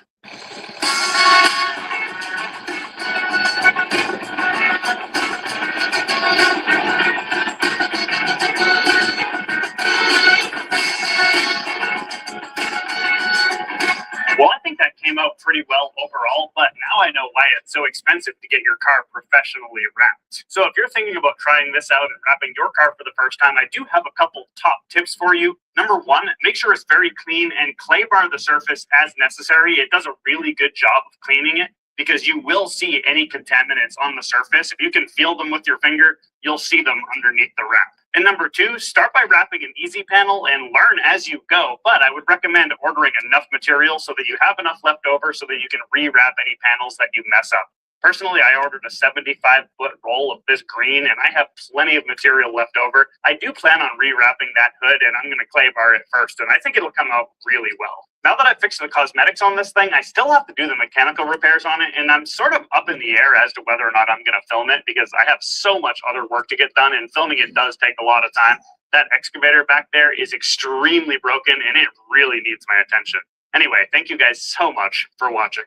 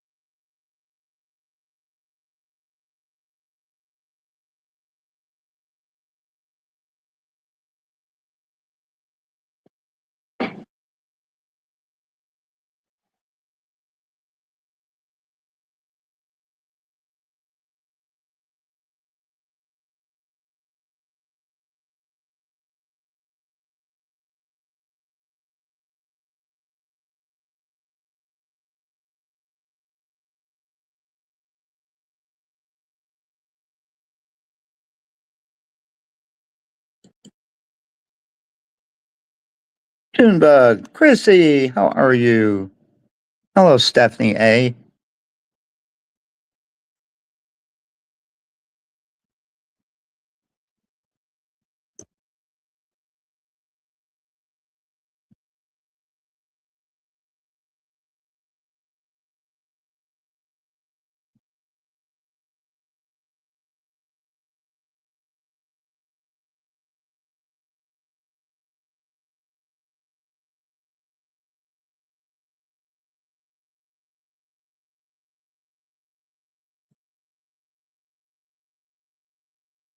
Phil, stand by. We're gonna get on the road. Wyoming. I do a lot of your videos. Do you? Yeah. Here, babe. There from up here. Maybe I could get up in there if I turn my wheels. Dear Heavenly Father, thank you. Now I just need to take the line off. Let's see. Now we. Welcome to the quaint little town of Rawlins. We're not that highfalutin. We call it the chuck wagon. So you use this trencher to re-divert the water or something? Well, the guy that sunk it, he tries to get the trencher to pull it out. And you can see from these tracks up here, he started sinking. First pull, started to pull a med excavator. It just sunk in the mud. So they're putting pipeline in. They come across this marsh here, and the bottom just fell out of it.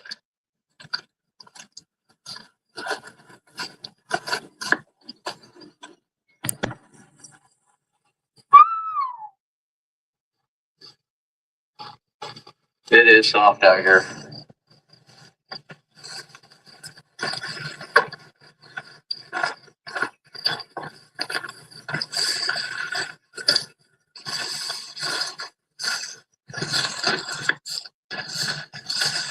There's tracks under here. This is indeed a tracked machine. I know you don't believe me, but stand by. You're going to find out. Look, babe, it's a babbling brook. Watch out, there's water moccasins in this. I'm gonna babble your brook. It's pretty wet, just the way I like it. You can see the difference. Yeah. Yeah. Just got rain too, huh? Saturday. Here's the plan. I'm gonna take the Mini X, dig this one out, put some rig mats in front of it right there. I'm gonna park the 10x10 right up there where that trencher's at, because that's about where the hard ground ends. And then we're gonna just winch it out up onto the rig mats. Once we get this one out, then we'll start working on this one. And basically do the same thing. You said it sank about 12 inches since they were last here. Fun fact for you, this little creek right here, it's actually called Muddy Creek. The guy that got these bad Larry stuck, he's not on scene here today. We got the trencher out of the way. Now we're gonna start bringing our equipment in. Rig mats are here. Oh, he's a truck driving son of a. We got the chuck wagon set up. We're anchored in. The FTs are settled in with ant case. We're getting to work. I'm your swamper today, babe. Let me get this for you, babe. Always a gentleman.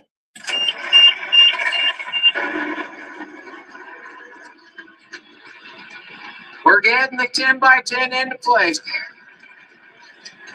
Hopefully we don't sink this. I'm gonna air down real quick. I want to get out and check, make sure I'm not sinking. Feels really soft. I'm on tires, folks, not tracks.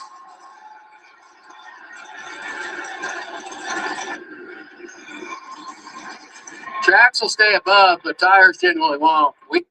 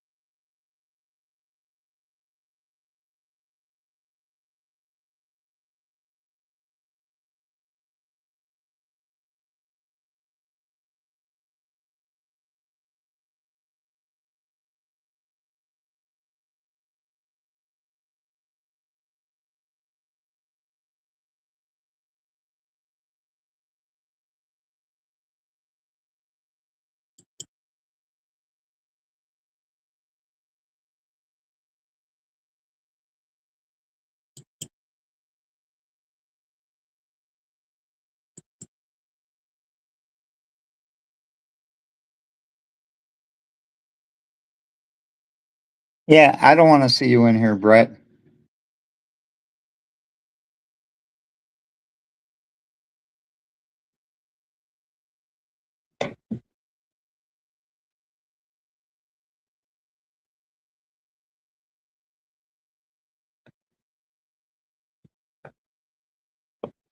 And I'm not afraid to admit it.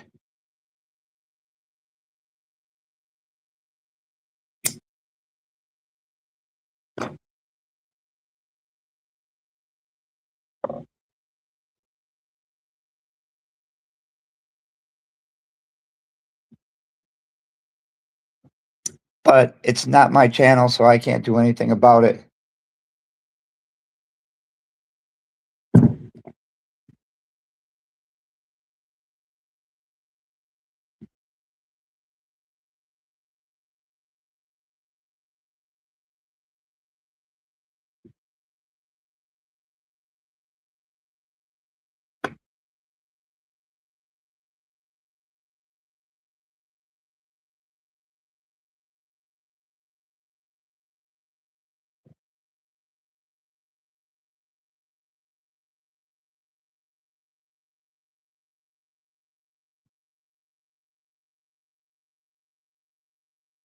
Like I said, it's not my channel, so I can't do nothing about it. If it was my channel, you'd be kicked right out. Trust me.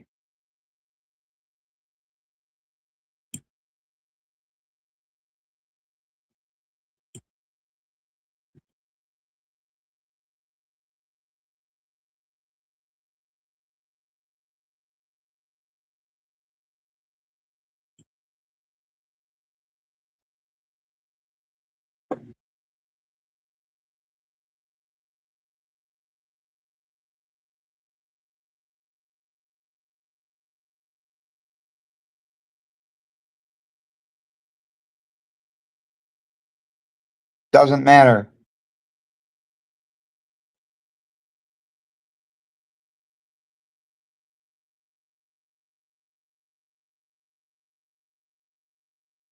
The fact that you believed anything means you're gullible.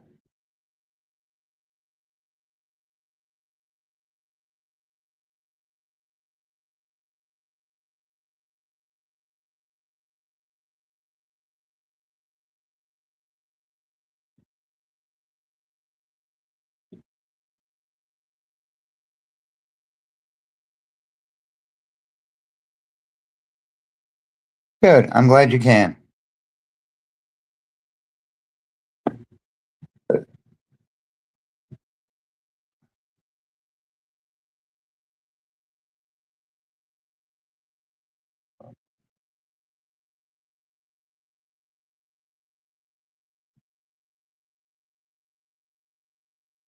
Thank you, Maria.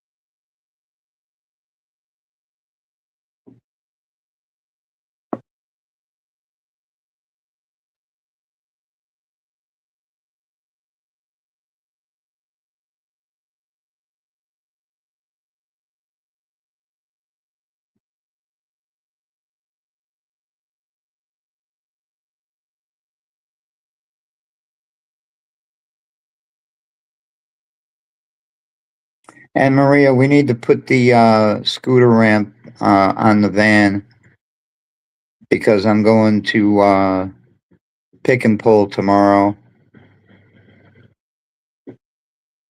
And I'm going to take the scooter with me.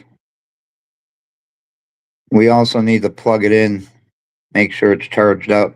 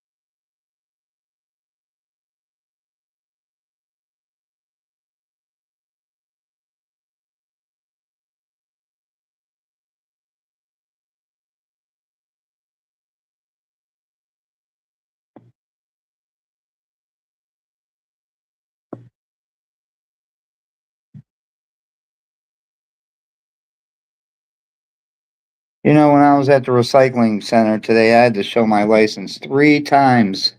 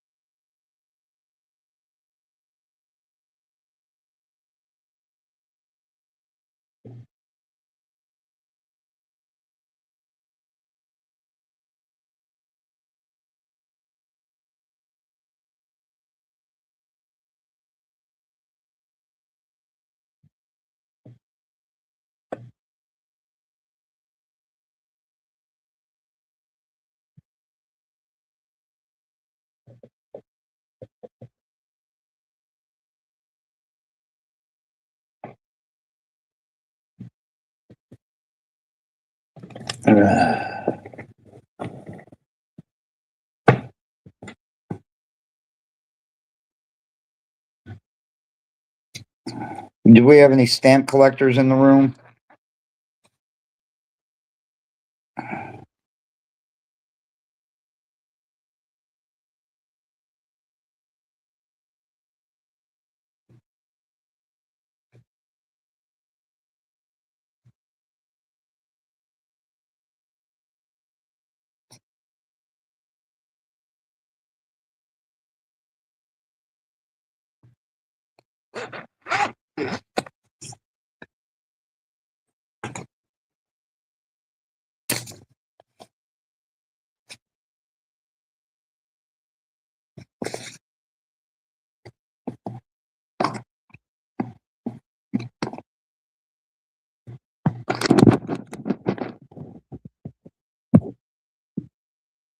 Tramp stamps? You're funny, Chrissy.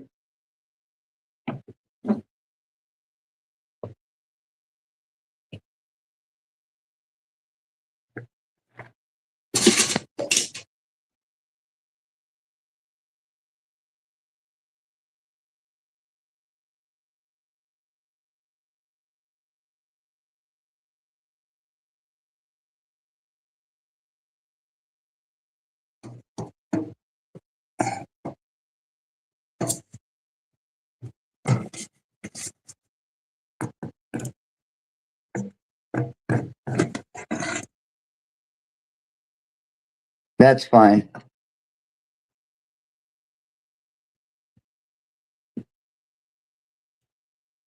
Maybe this Friday in Marbles, I'll give away some stamps.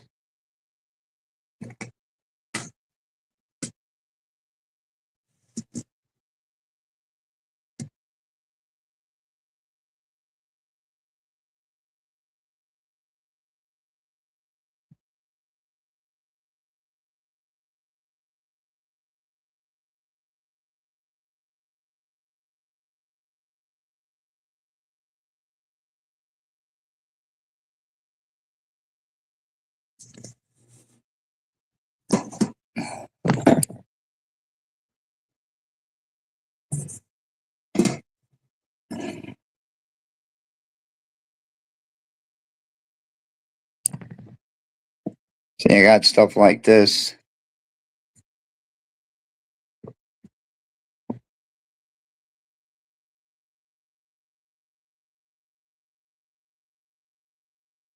This is a 3-cent stamp from 1958. There is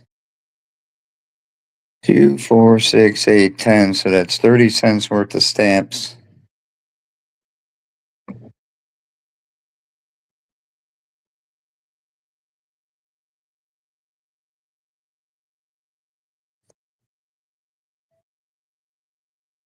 And then I got this.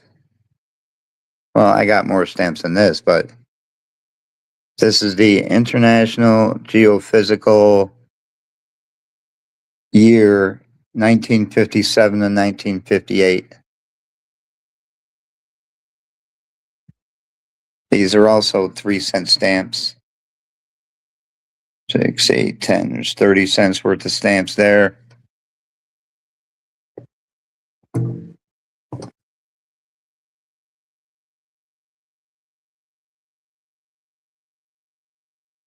Yeah, I hope so.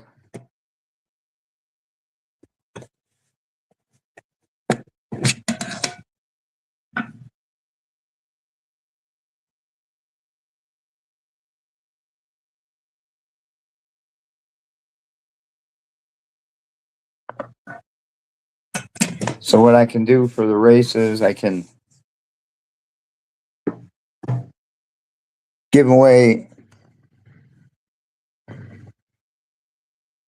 5-cent stamps for first place, 4-cent stamps for second, 3-cent stamps for third, 2-cent stamps for fourth, and 1-cent stamps for fifth.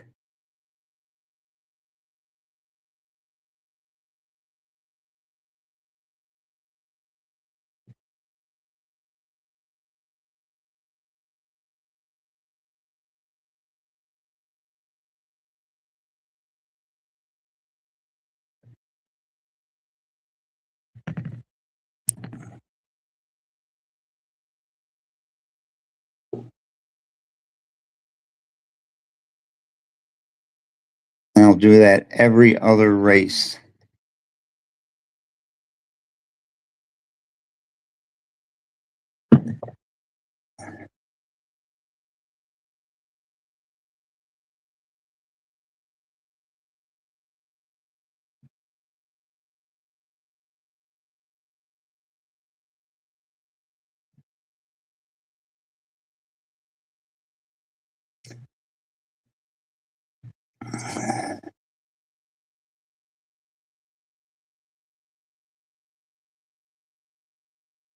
Are there counterfeit U.S. postage stamps?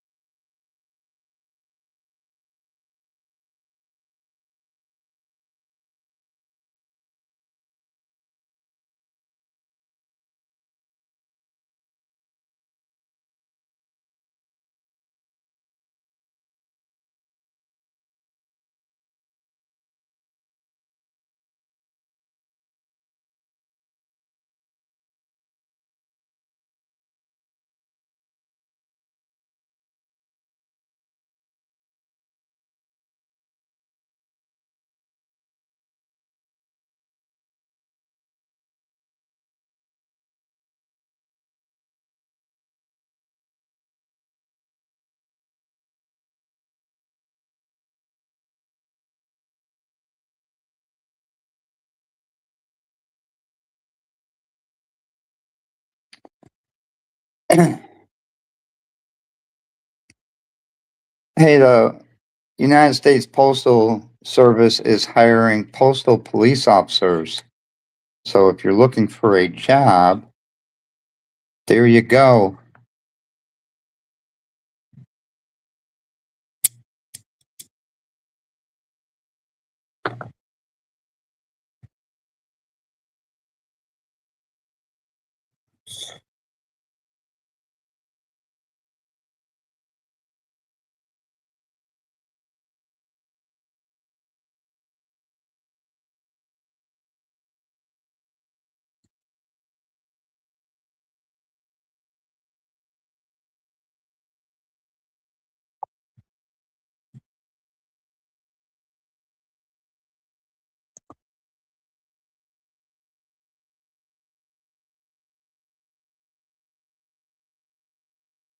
And just to let everybody know, we only have 4 more of the new honeybee coins left. So if you want one, now's the time to get one.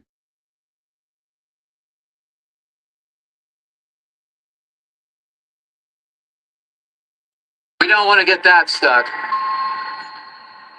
Now we're going to grab the Mini X and get to digging. They've got a Kubota, folks. I'm in heaven. And it's on deer controlled. I'm going to have to change it to cat.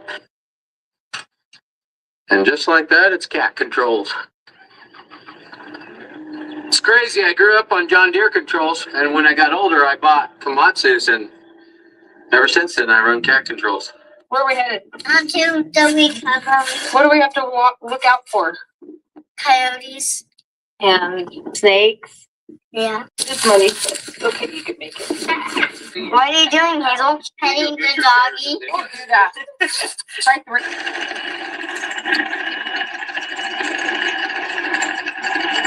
Bringing the rig mats in. It's time to get to work. I'm your camera girl today. I'm your swamper. I am your drone pilot. It's going to be a long day. Maybe a long couple days. So strap in, grab popcorn, and a nice cold beverage.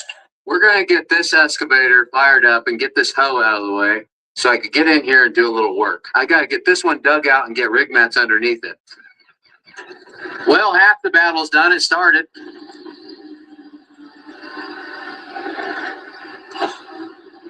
Ooh, did you hear that suction? Hey, put some dirt back in that hole. You can feel the whole ground shaking, folks. The guys are going to pump the water out of the back end of it so we don't get any water in that engine. It's go time. Stand by. This pile is right in my way, so I'm going to get it out of the way real quick. The Mini's already starting to sink, so I'm going to throw some rig mats down so I don't bury it.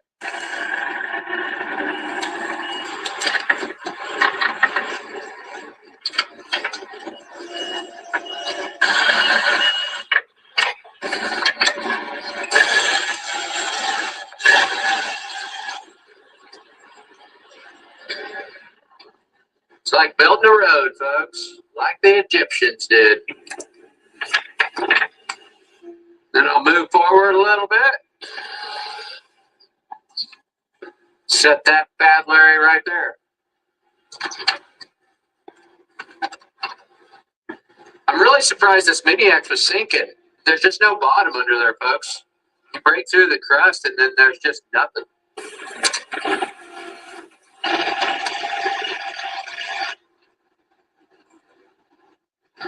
Plan is to get a rig mat right here and one right there and try to just turn it like that and get it to climb up out of there. I'm going to dig it out. Then I'll throw some rig mats in there. Stand by.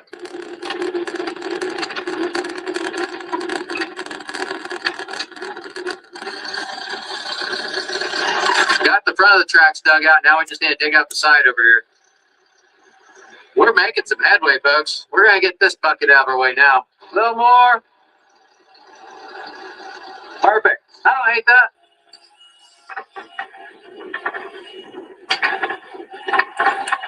Oh yeah, we can start to see track, folks.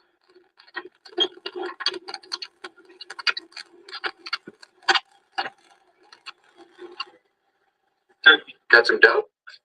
Oh, same thing. Cookie. Tomorrow they'll call me One Hard Rick. This cookie is absolutely delicious. Your wife made these?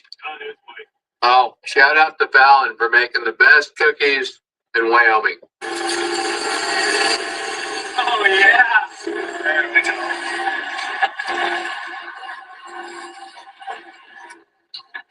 All right for Rig Mac. You just see the sloppy, mucky, muddy mess this is, and how deep he's already dug. I'm 6 foot tall. First Rig Mac going in.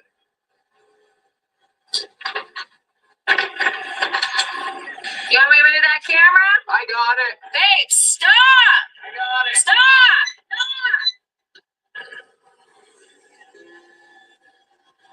We've got 2 rig mats in there. Now I believe I might have painted myself into a corner. How am I going to get out of here? I'm going to have to play musical rig mats. That'll get that excavator to there. We can probably come right up like that. Then we'll kind of dig that out a little bit, transition rig mats into right there. Stand by, folks.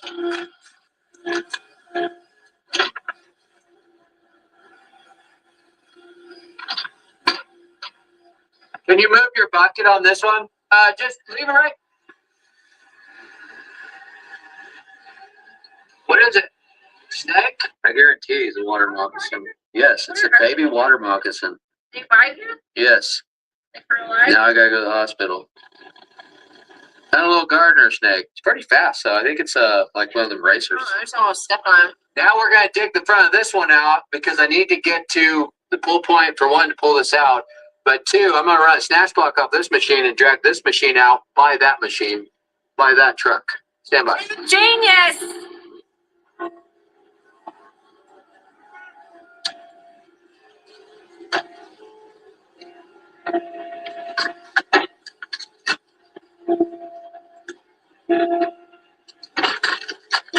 Are you two kidding me?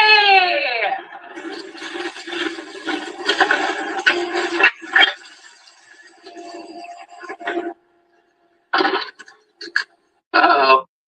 Run out of gas? No, I just died. Where this gas gauge works.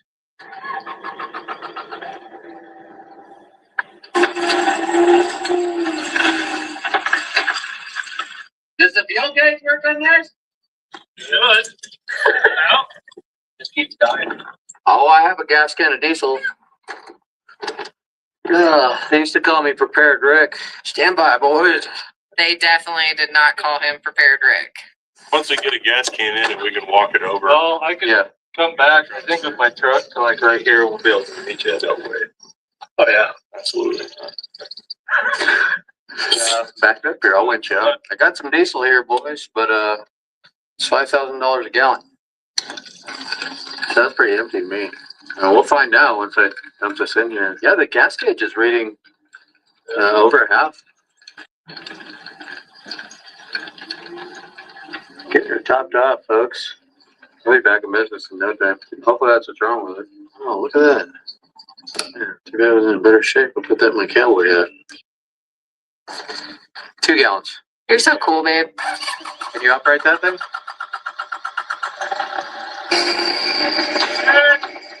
Feel the ground shaking? Like Nebraska on that dang ice. This is the shakiest ground I've ever been on. Oh, we're getting her topped off. Anything less than a Dodge wouldn't have made it in there, I guarantee it. I hope that's a problem. It's always nice when it's an easy fix like that, you know? Yep. Oh, spill the drop. No.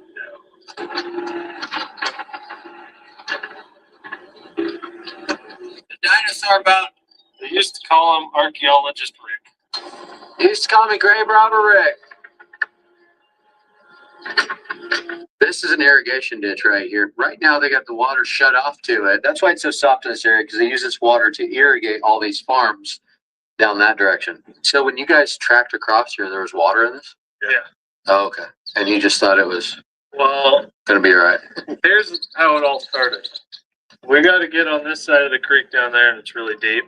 So I was the original one that brought the machine through here, walked it straight across here, and parked it over there. The next morning, an employee He had to come back to haul blocks in there before we dug. And it was the block that did it. And he was holding the block and just dove it right into the creek. That little extra weight. Yeah. It'll get you every time, folks. We're going to get rigged up. Stand by. I'm going to run 2 snatch blocks right off that bucket we sank into the ground right there. And then we're going to winch this right up on these rig mats. We're slowly going to pivot onto those rig mats. And then this bad Larry's going to be out of here. Stand by. All right. It's got a little suction on it.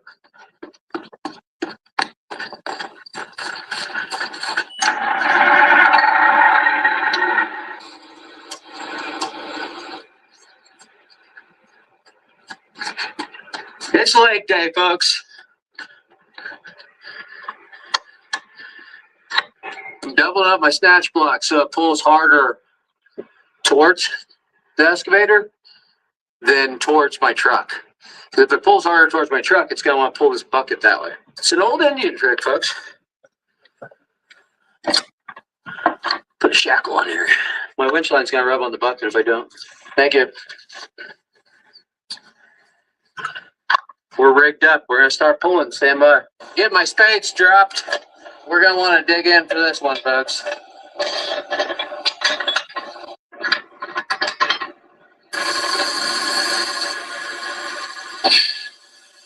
Sucker, just what it is. I don't know. I'm kind of worried. It's pretty soft to have this whole 10x10 on. Hopefully it don't break through. I might want to get up on hard ground. Let's pull the slack out of her.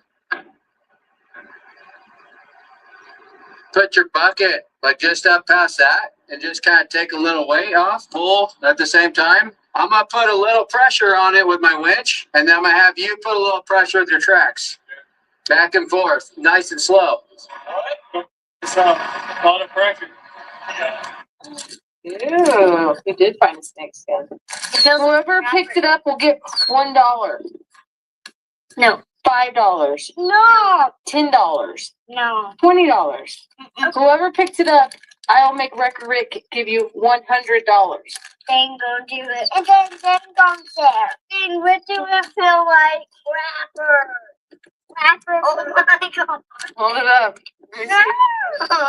Yeah. Hey guys, we got naked. We got a fish and a car now. Cool. Oh, Look at that. Ready? All right, come forward, Lou. Nice and slow. Slow down. Lay your tracks down a little. Track up. There you go. Okay, come up a little. All right. We got it on the first set of rig mats, folks. Now we need to re-rig our rigging and winch it that way. Looks a lot better out of there, doesn't it? I'm going to want you to swing your bucket up and over. Perfect. Try to twist a little bit. Try to walk up. Now try to spin again. Little more, a little more, a little more, a little more. All right, I think I can get it there. Go ahead, in yellow. I know you can run a wrecker, Mrs. Wrecker Rick. It is my name. This is Wrecker Rick. Oh, I get it. Most people think that I'm called Wrecker Rick because I wreck so much. Like they haven't put it together. Okay, go ahead and try turning a little.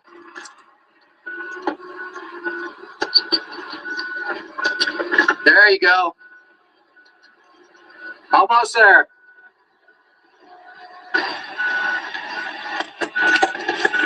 All right, you're out. Come on.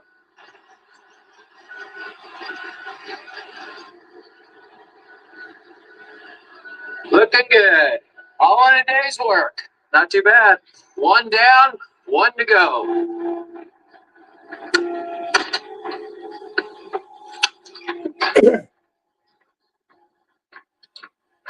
We're going to get get started on the next machine. It's a lot bigger, a lot deeper, and pointed even further in the wrong direction. Stand by. Makes them kind of difficult when they're not pointing the right direction. Just the way I like them.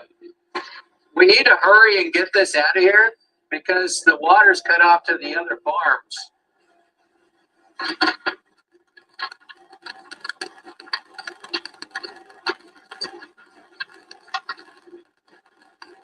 Now we'll kick a little dry dirt in there.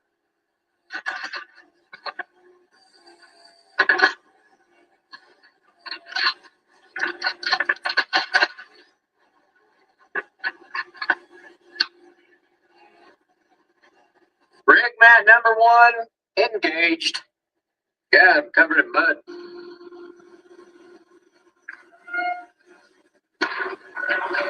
Turn this way a little. That's all right.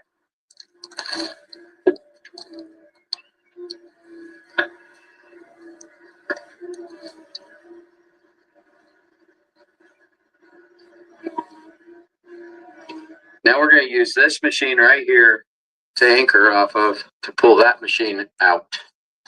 Well, it's still above ground. Yeah. Yeah. We're playing with fire, folks. Trying to see if we can get 3 excavators stuck out here. Well, 2 excavators, 1 for a second time. You get what I'm saying? Like we'd have 3 of them stuck right here, not all at the same time. All right, moving on. You want to let it go? You gonna throw him to his home? Yeah. You, I love you. I'm against the water. See, he's right there.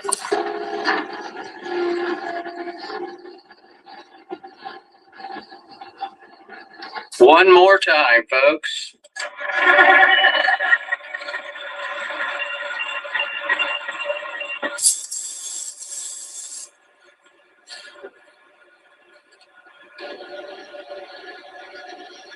Oh yeah, we're getting it all.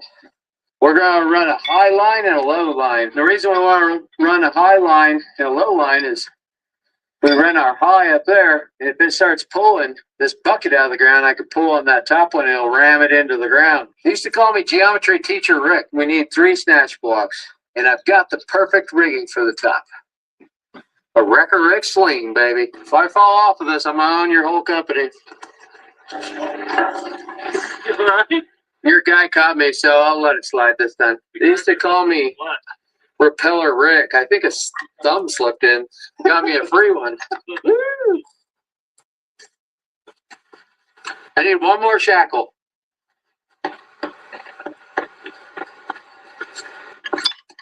Oh, forgot soft shackles. Rick, throw me some soft shackles. Here you go, Rick. Thanks, Rick. Here's one more, Rick. That was a little hard, Rick. That Rick is something else. Y'all don't know him like I do. He's a gentleman, really, and he has just a gigantic heart.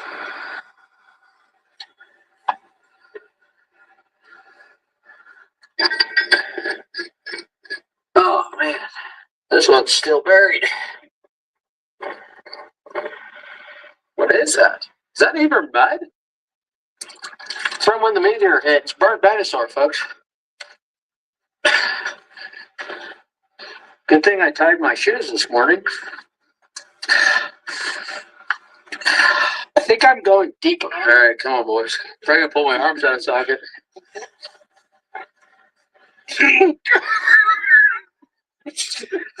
What do I owe you for the recovery? I gotta get back in there and hook it up. I'm gonna go at this a little differently this time. All right, now let me see that bad, Larry. We did it. We can go back to Arizona now. Thanks, babe. Try to get this done today if you boys stop around. Rick, throw me a soft shackle. One more. Coming up. Well, that Rick's got a cannon on him, don't he? Let's snug her up, folks. Coming tight. It's go time. We're going to start pulling. Stand by. Okay, try to move forward just a scotch. A little more. Put your bucket flat and then pick up just a scotch because it's moving forward. I just want it to come up onto that. Now you're going to want to try and pull yourself just a little too. Nice and easy. Easy. Easy.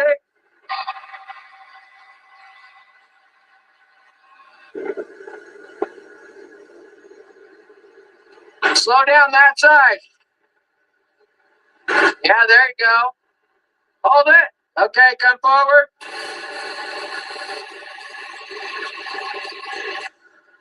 Hold it. It's pulling the whole machine. If it does anything funky, just stop me. Nice and slow.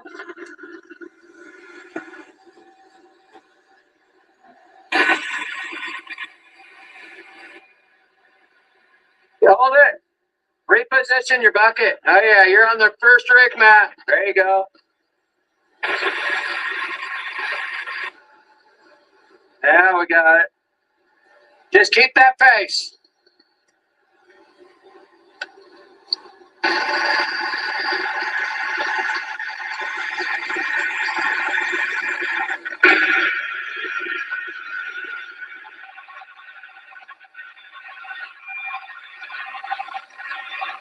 Oh, she's coming, folks.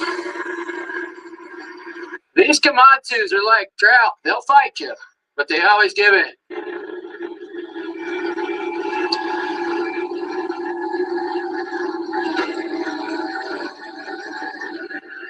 I want to talk about some winch power, folks. The old 10x10's dragging this whole thing. Track's locked up. Watch this.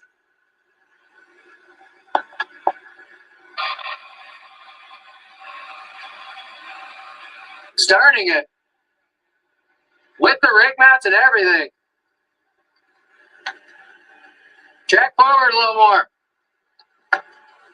Hold it. Let's regroup, folks. We got it out of the hole.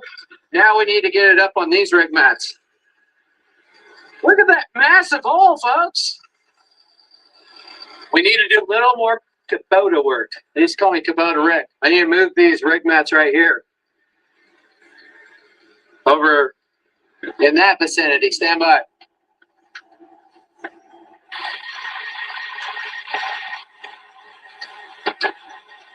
We're going to move this hoe back so we can get a pull in this direction. The suction wouldn't let us have it there for a second, though. Go up, and you can bring it to you, too.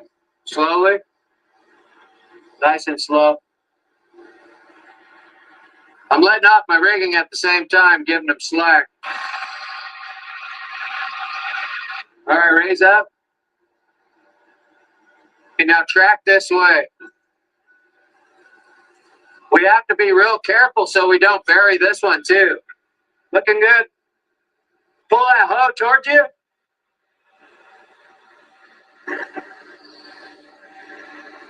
Okay, put your hoe down right there.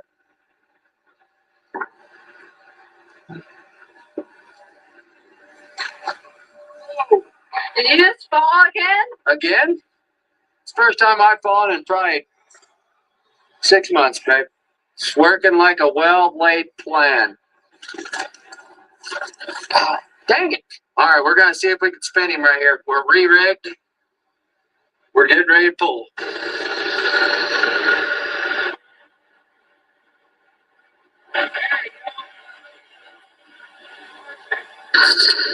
Perfect. All right, go ahead and try to turn that way a little more. Perfect.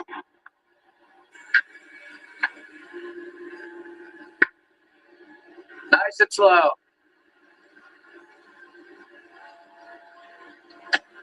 Hold it, hold it, hold it, hold it. All right, I need to do some of my rigging.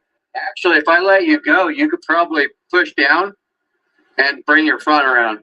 Let's try that. Raise your bucket. Crazy how that mud suctions.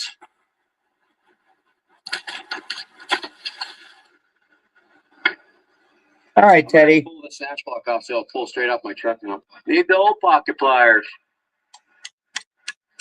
They used to call me Snatch Block Rick. You can get yourself a I Heart Snatch shirt at murphyspecialstore.com for those pesky Kubota recoveries where you need 4 snatch blocks. We're pulling the front over, so the back don't fall off of that rig mat and go in the hole. Yeah, it's working. Perfect. All right, track forward. Boom. Okay. We've got her unrigged. Hopefully this old girl will track out. Still got my winch lines out, though, just in case. Oh, yeah.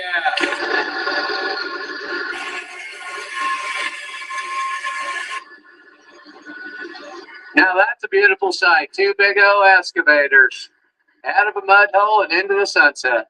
Let's go look at this hole. Do you think that it's as tall as you are? I guarantee you that hole's taller than I am, and I'm 7'6". Look at this. It looks like there was a freaking battle here. Looks like we went to war here. We did. The U.S. Marine Corps came to play, because we had LVSR. It looks deeper from up there, to be honest. Whoa, whoa. I'm just kidding. That hole is That's a nice hole, Rick. super deep. Thanks. Hey, I get that all the time. Real black, too. Nice. Yeah, I get that a lot, too. I was wondering if it's like sulfur or something. It's from when the asteroid hit the Earth, and it burnt everything. Bullshit came to visit. No, you mean astrologer rates. They should have to pay somebody $65,000. Yeah. Thank you guys so much. You bet. Yeah. Yes, sir. Thank you. Thank you for inviting us, and thank your employee for getting me stuff. I do every day. I already thanked him. He didn't want to hang out? Oh, wow. He was afraid that he was going to have to shovel all day.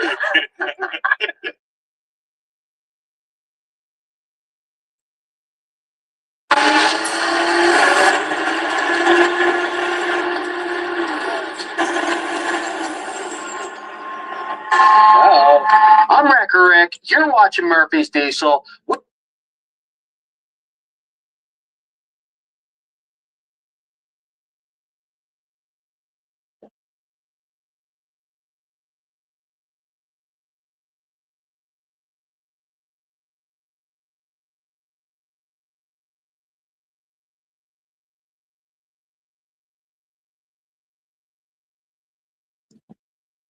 What do you mean no one's here? There's 7 people here.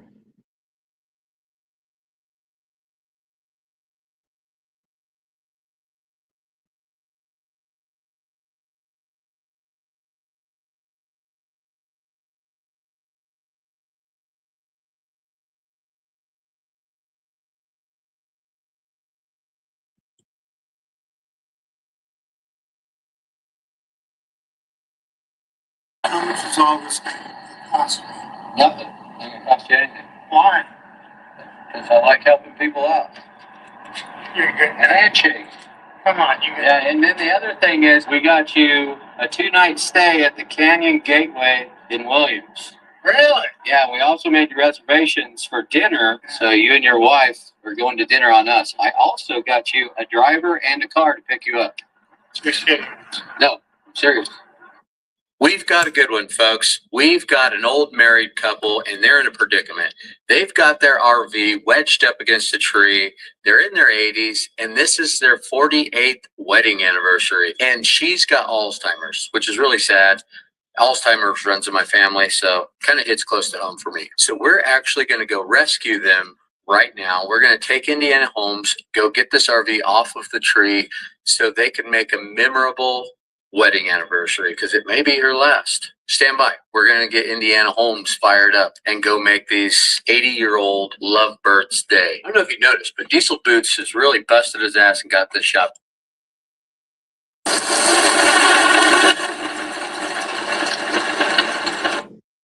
And like right, come right around here. and Toby, we're with you. Oh, okay. And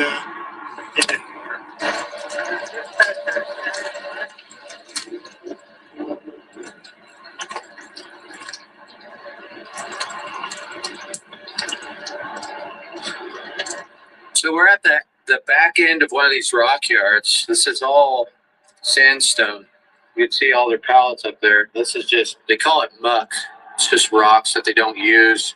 Leftover pieces from cutting off of custom rocks and stuff for patios, stuff like that. We're on the backside of one right here. He was trying to go to the RV park. This is the old KOA. He missed his turn and he tried to turn around right there and got hung up on this tree. No big deal. We'll pull him right off of it. He'll be on his way. Yeah, not too bad. We see a lot worse. Do you really? Yeah. Luckily, he didn't damage anything. Not yet. Yeah. Oh, we won't damage it. It's our 44th wedding anniversary. Your 44th anniversary?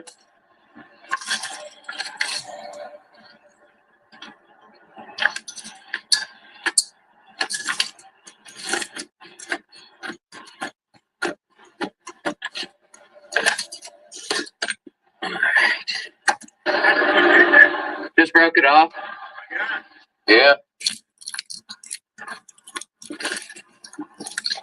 The only problem we're going to have is if we go forward, when we try to make that tight turn, right here, the back is going to want to swing over the overhang into those rocks. It actually might be enough. We'll see. I got the stop out of the wheel well, so it won't do any damage to the side. I got the top stop pulled off of it, so it's not touching the side of the RV anymore. So the other thing we got to think about is when it comes off of these rocks right here,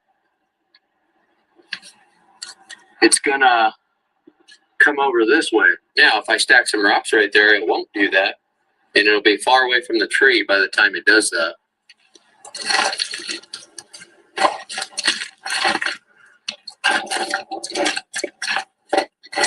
If only there were some perfect rocks around here that were like blocks, that were flat.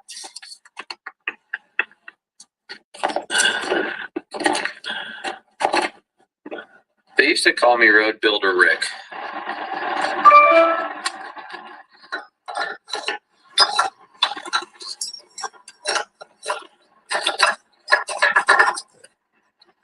Yeah.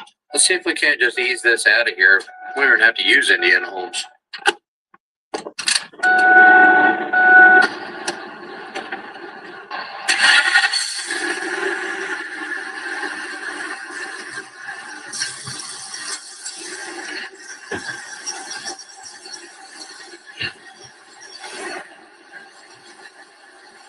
You might catch that bottom. I'm looking at it.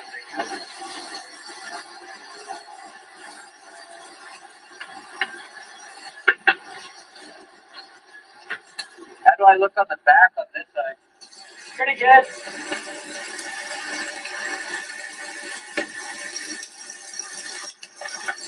Hold it.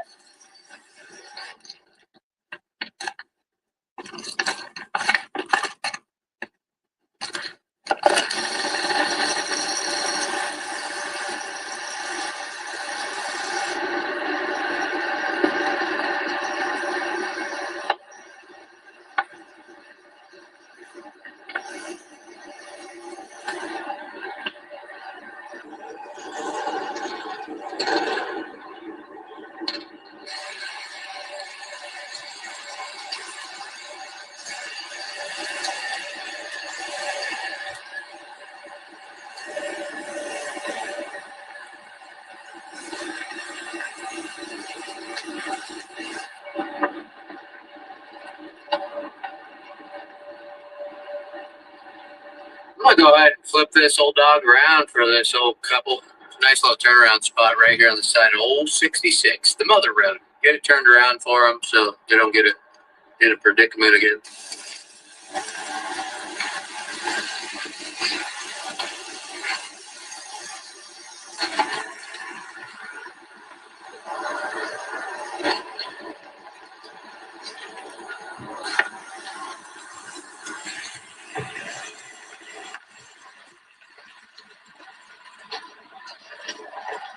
Well, I'll tell you, that's quite the place to turn around right there.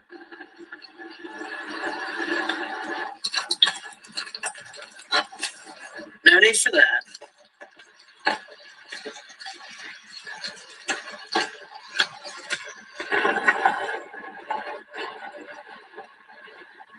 Want me to help you hook it up? Yeah. Got a little 3/8 bolt in there. Putting this bad jam on there.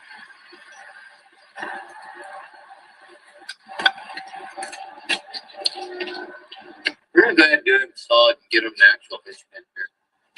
I had one of those damn things. Oh, Really? and then I have one that you put together with the lock. Yeah.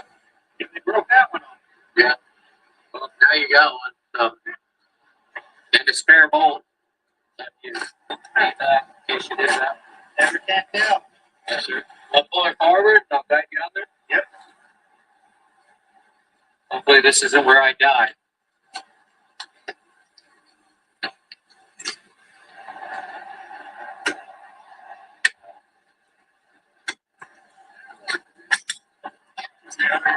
Sometimes. Yeah, got a little deal here. Pretty slick. Yeah, you ever seen those before? No, never have. Oh my God. Not too difficult. Friendly. There you go. That one's real easy. You got a pen for this? No, I don't. How much is all this going to cost? Nothing. It ain't gonna cost you anything. Why? Because I like helping people out. You're good. Handshake. Come on. Yeah, and then the other thing is you can't go home tonight. Yes. Okay. You can't go home because we got you a 2-night stay at the Canyon Gateway in Williams. Really? Yeah. We also made you reservations for dinner because it's your guys' 45th anniversary, right? 44th anniversary. So you and your wife are going to dinner on us. I also got you a driver and a car to pick you up. No, serious. Wow, how did you do this? My dispatcher, that wonderful lady. Yeah, she hooked you all up. So, oh my God. Yeah, she said y'all have been married for 45 years, and I know how much I love my wife, so you know that's pretty cool. So we wanted to, so we wanted to get you guys a little treat for your anniversary. Okay, great. So sound good? Sounds wonderful. Yeah. Good deal. So how do we get to the spot in Williams? Let's go to the shop and we'll get you GPS coordinates and everything. She all set up, and then is she's okay? I think she is. She didn't really. Okay. Yeah. Well, hopefully this will make her day better. I hope so. Yeah. So yeah, it's our favorite restaurant, mine and my wife's. So. Yeah. What time y'all eat?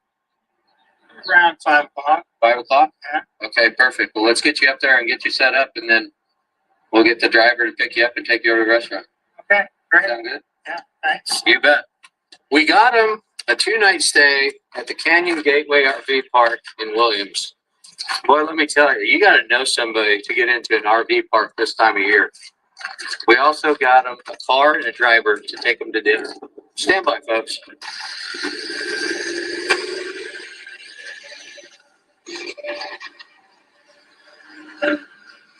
So we're getting them straightened out right now. Crowbar is going to give them the directions because Crowbar handles all the logistics at Murphy's Diesel. Ain't that right, Crowbar? Yes, sir. This is Crowbar. He's going to set you all up. Nice to meet you. Very nice to meet you. All right. So we've got you set up to go to Canyon Gateway RV Park in Williams. All right. So I'm going to give you that right there. All right. 2 free nights on Murphy's Diesel. Wonderful. Isn't that fantastic? I can't believe this. Yes, they're expecting you. So you're going to be, go up there, tell them Murphy's Diesel sent you. They've already got a spot ready for you and taken care of. You guys are right. Thank you. People are going to hear about this, I'll tell you. Are they? Oh, yeah. I hope so. Yeah, I work for nonprofits all the time. So do y'all want to go to dinner tonight or tomorrow night? Let's do it tomorrow night. That's okay. All right. Perfect. Perfect. There you go. You guys are too much. Yeah, thank you. Yes, ma'am. I hope your day's better now. Yes, look at it's clearing up. Yes, ma'am. Yeah.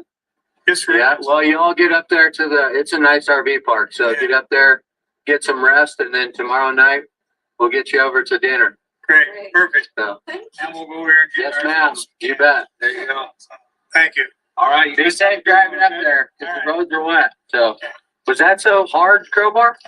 Huh? No. Who would like to see Crowbar, my cousin brother, in more videos? Look, you want to get entered before it's too late. It's a 20 priceless moments today. We're in Rouse to pick these crazy kids up from the RV park. We put them up in last night.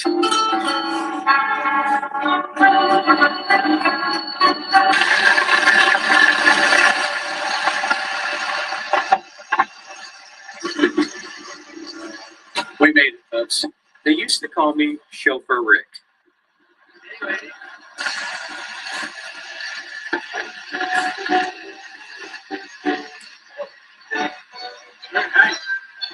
How are y'all doing today? Y'all ready to party?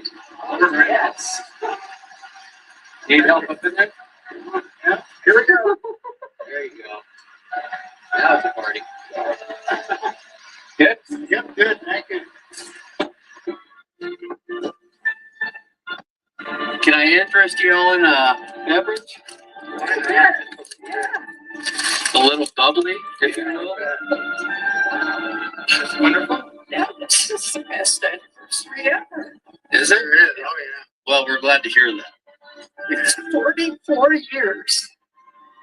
44 years. Yeah. Yep. Hear that, babe? We're almost there. Thank you very much. Yes, sir. You bet. Care for one, babe? Sure. One for the driver, because I like to party. Great. Thank you. Cheers. Yes, sir. Cheers. Cheers. A little clinky. Yeah, with our plastic cups. Are you guys, do you need some heat? Do you need some air? Wonderful right now. Right now. Couldn't be better. Yep.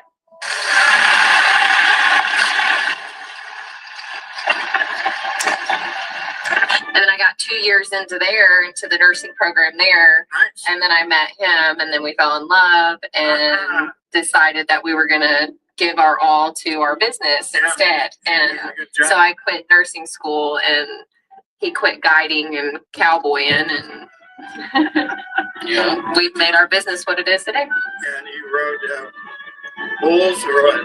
No, I cowboyed for a living. Like I worked on a ranch and just took care of cattle, steward basically, and Where was that? around here and then down towards Prescott area, in between Prescott and Slickman. It's called the ROUGH'S. Wow. Was one place. And I worked on the Sevens Ranch and just ran the cutting cow. Fun. Yes, ma'am. It's definitely Hard labor. it's probably the funnest way of life I've ever lived. Just not a lot of money in it. Yes. Yeah. So I made $1,500 a month. Oh, wow. When I cowboyed, but I got room and board, and everything, and all the beef you want. So it was fun. It's definitely an experience. Yeah. I would still be doing it if I didn't have a wife and kids and How about that? care about having anything the rest of my life. I mean, you give up everything for that way of life. So are you going to be joining us? Oh no, this is an intimate event for the two of you. Oh, wow. That's even more special. Yeah, you bet. Y'all care for a snow cut?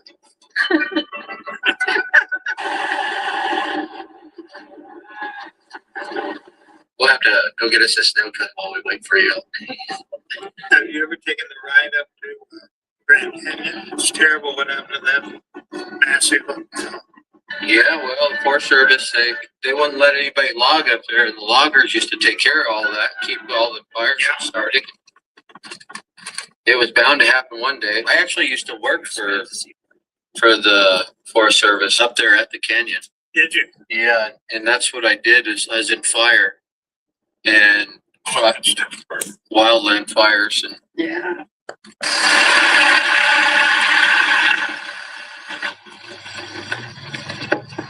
Just in case you thought we were actually drinking alcoholic beverages, we weren't. Rick and I, we don't drink. That is sparkling white grape Welch's. It's delicious, by the way.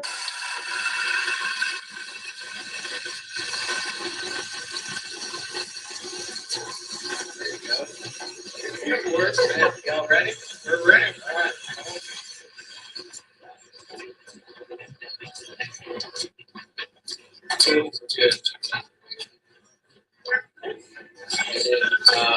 I'm covering it, so I can see my fire.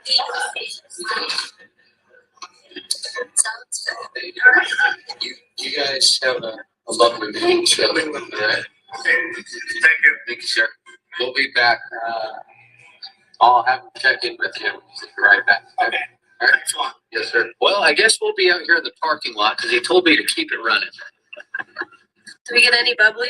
Nice. You want a waterfall? Yeah.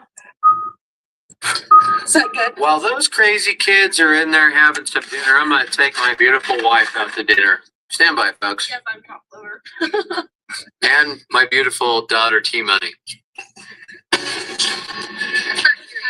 So while we're waiting, we stop by Rod's Steakhouse to grab a steak. Can I get a fillet? I'll have the fillet mignon. This is the first night they're open. I haven't been to this place in 20 years, let me tell you. I am excited. I haven't been here at all. It's the world famous Rod's Steakhouse. If you've ever been to Williams, Arizona, you've probably eaten here, especially back in the day, back in the 90s, early 2000s. Size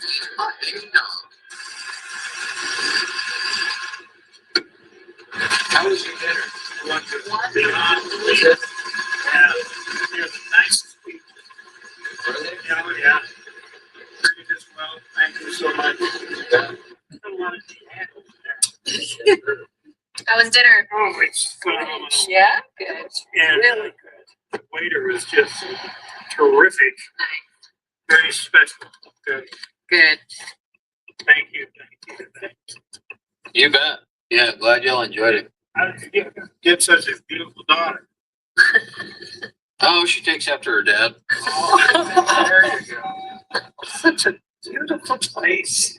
Well, we'll take you for a drive around town and show you around. That's great. We've had such a fun life together. 44 years. Yeah. Yeah, but they're all blonde hair, blue eyes, just like him. Stayed there through a summer and it was pretty miserable through the summer. You know, and growing up as a young man. And why?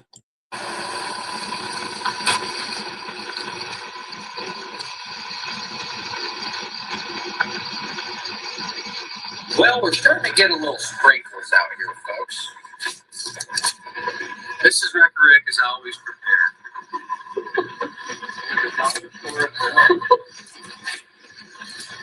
Don't want to tell him to get wet. Yeah.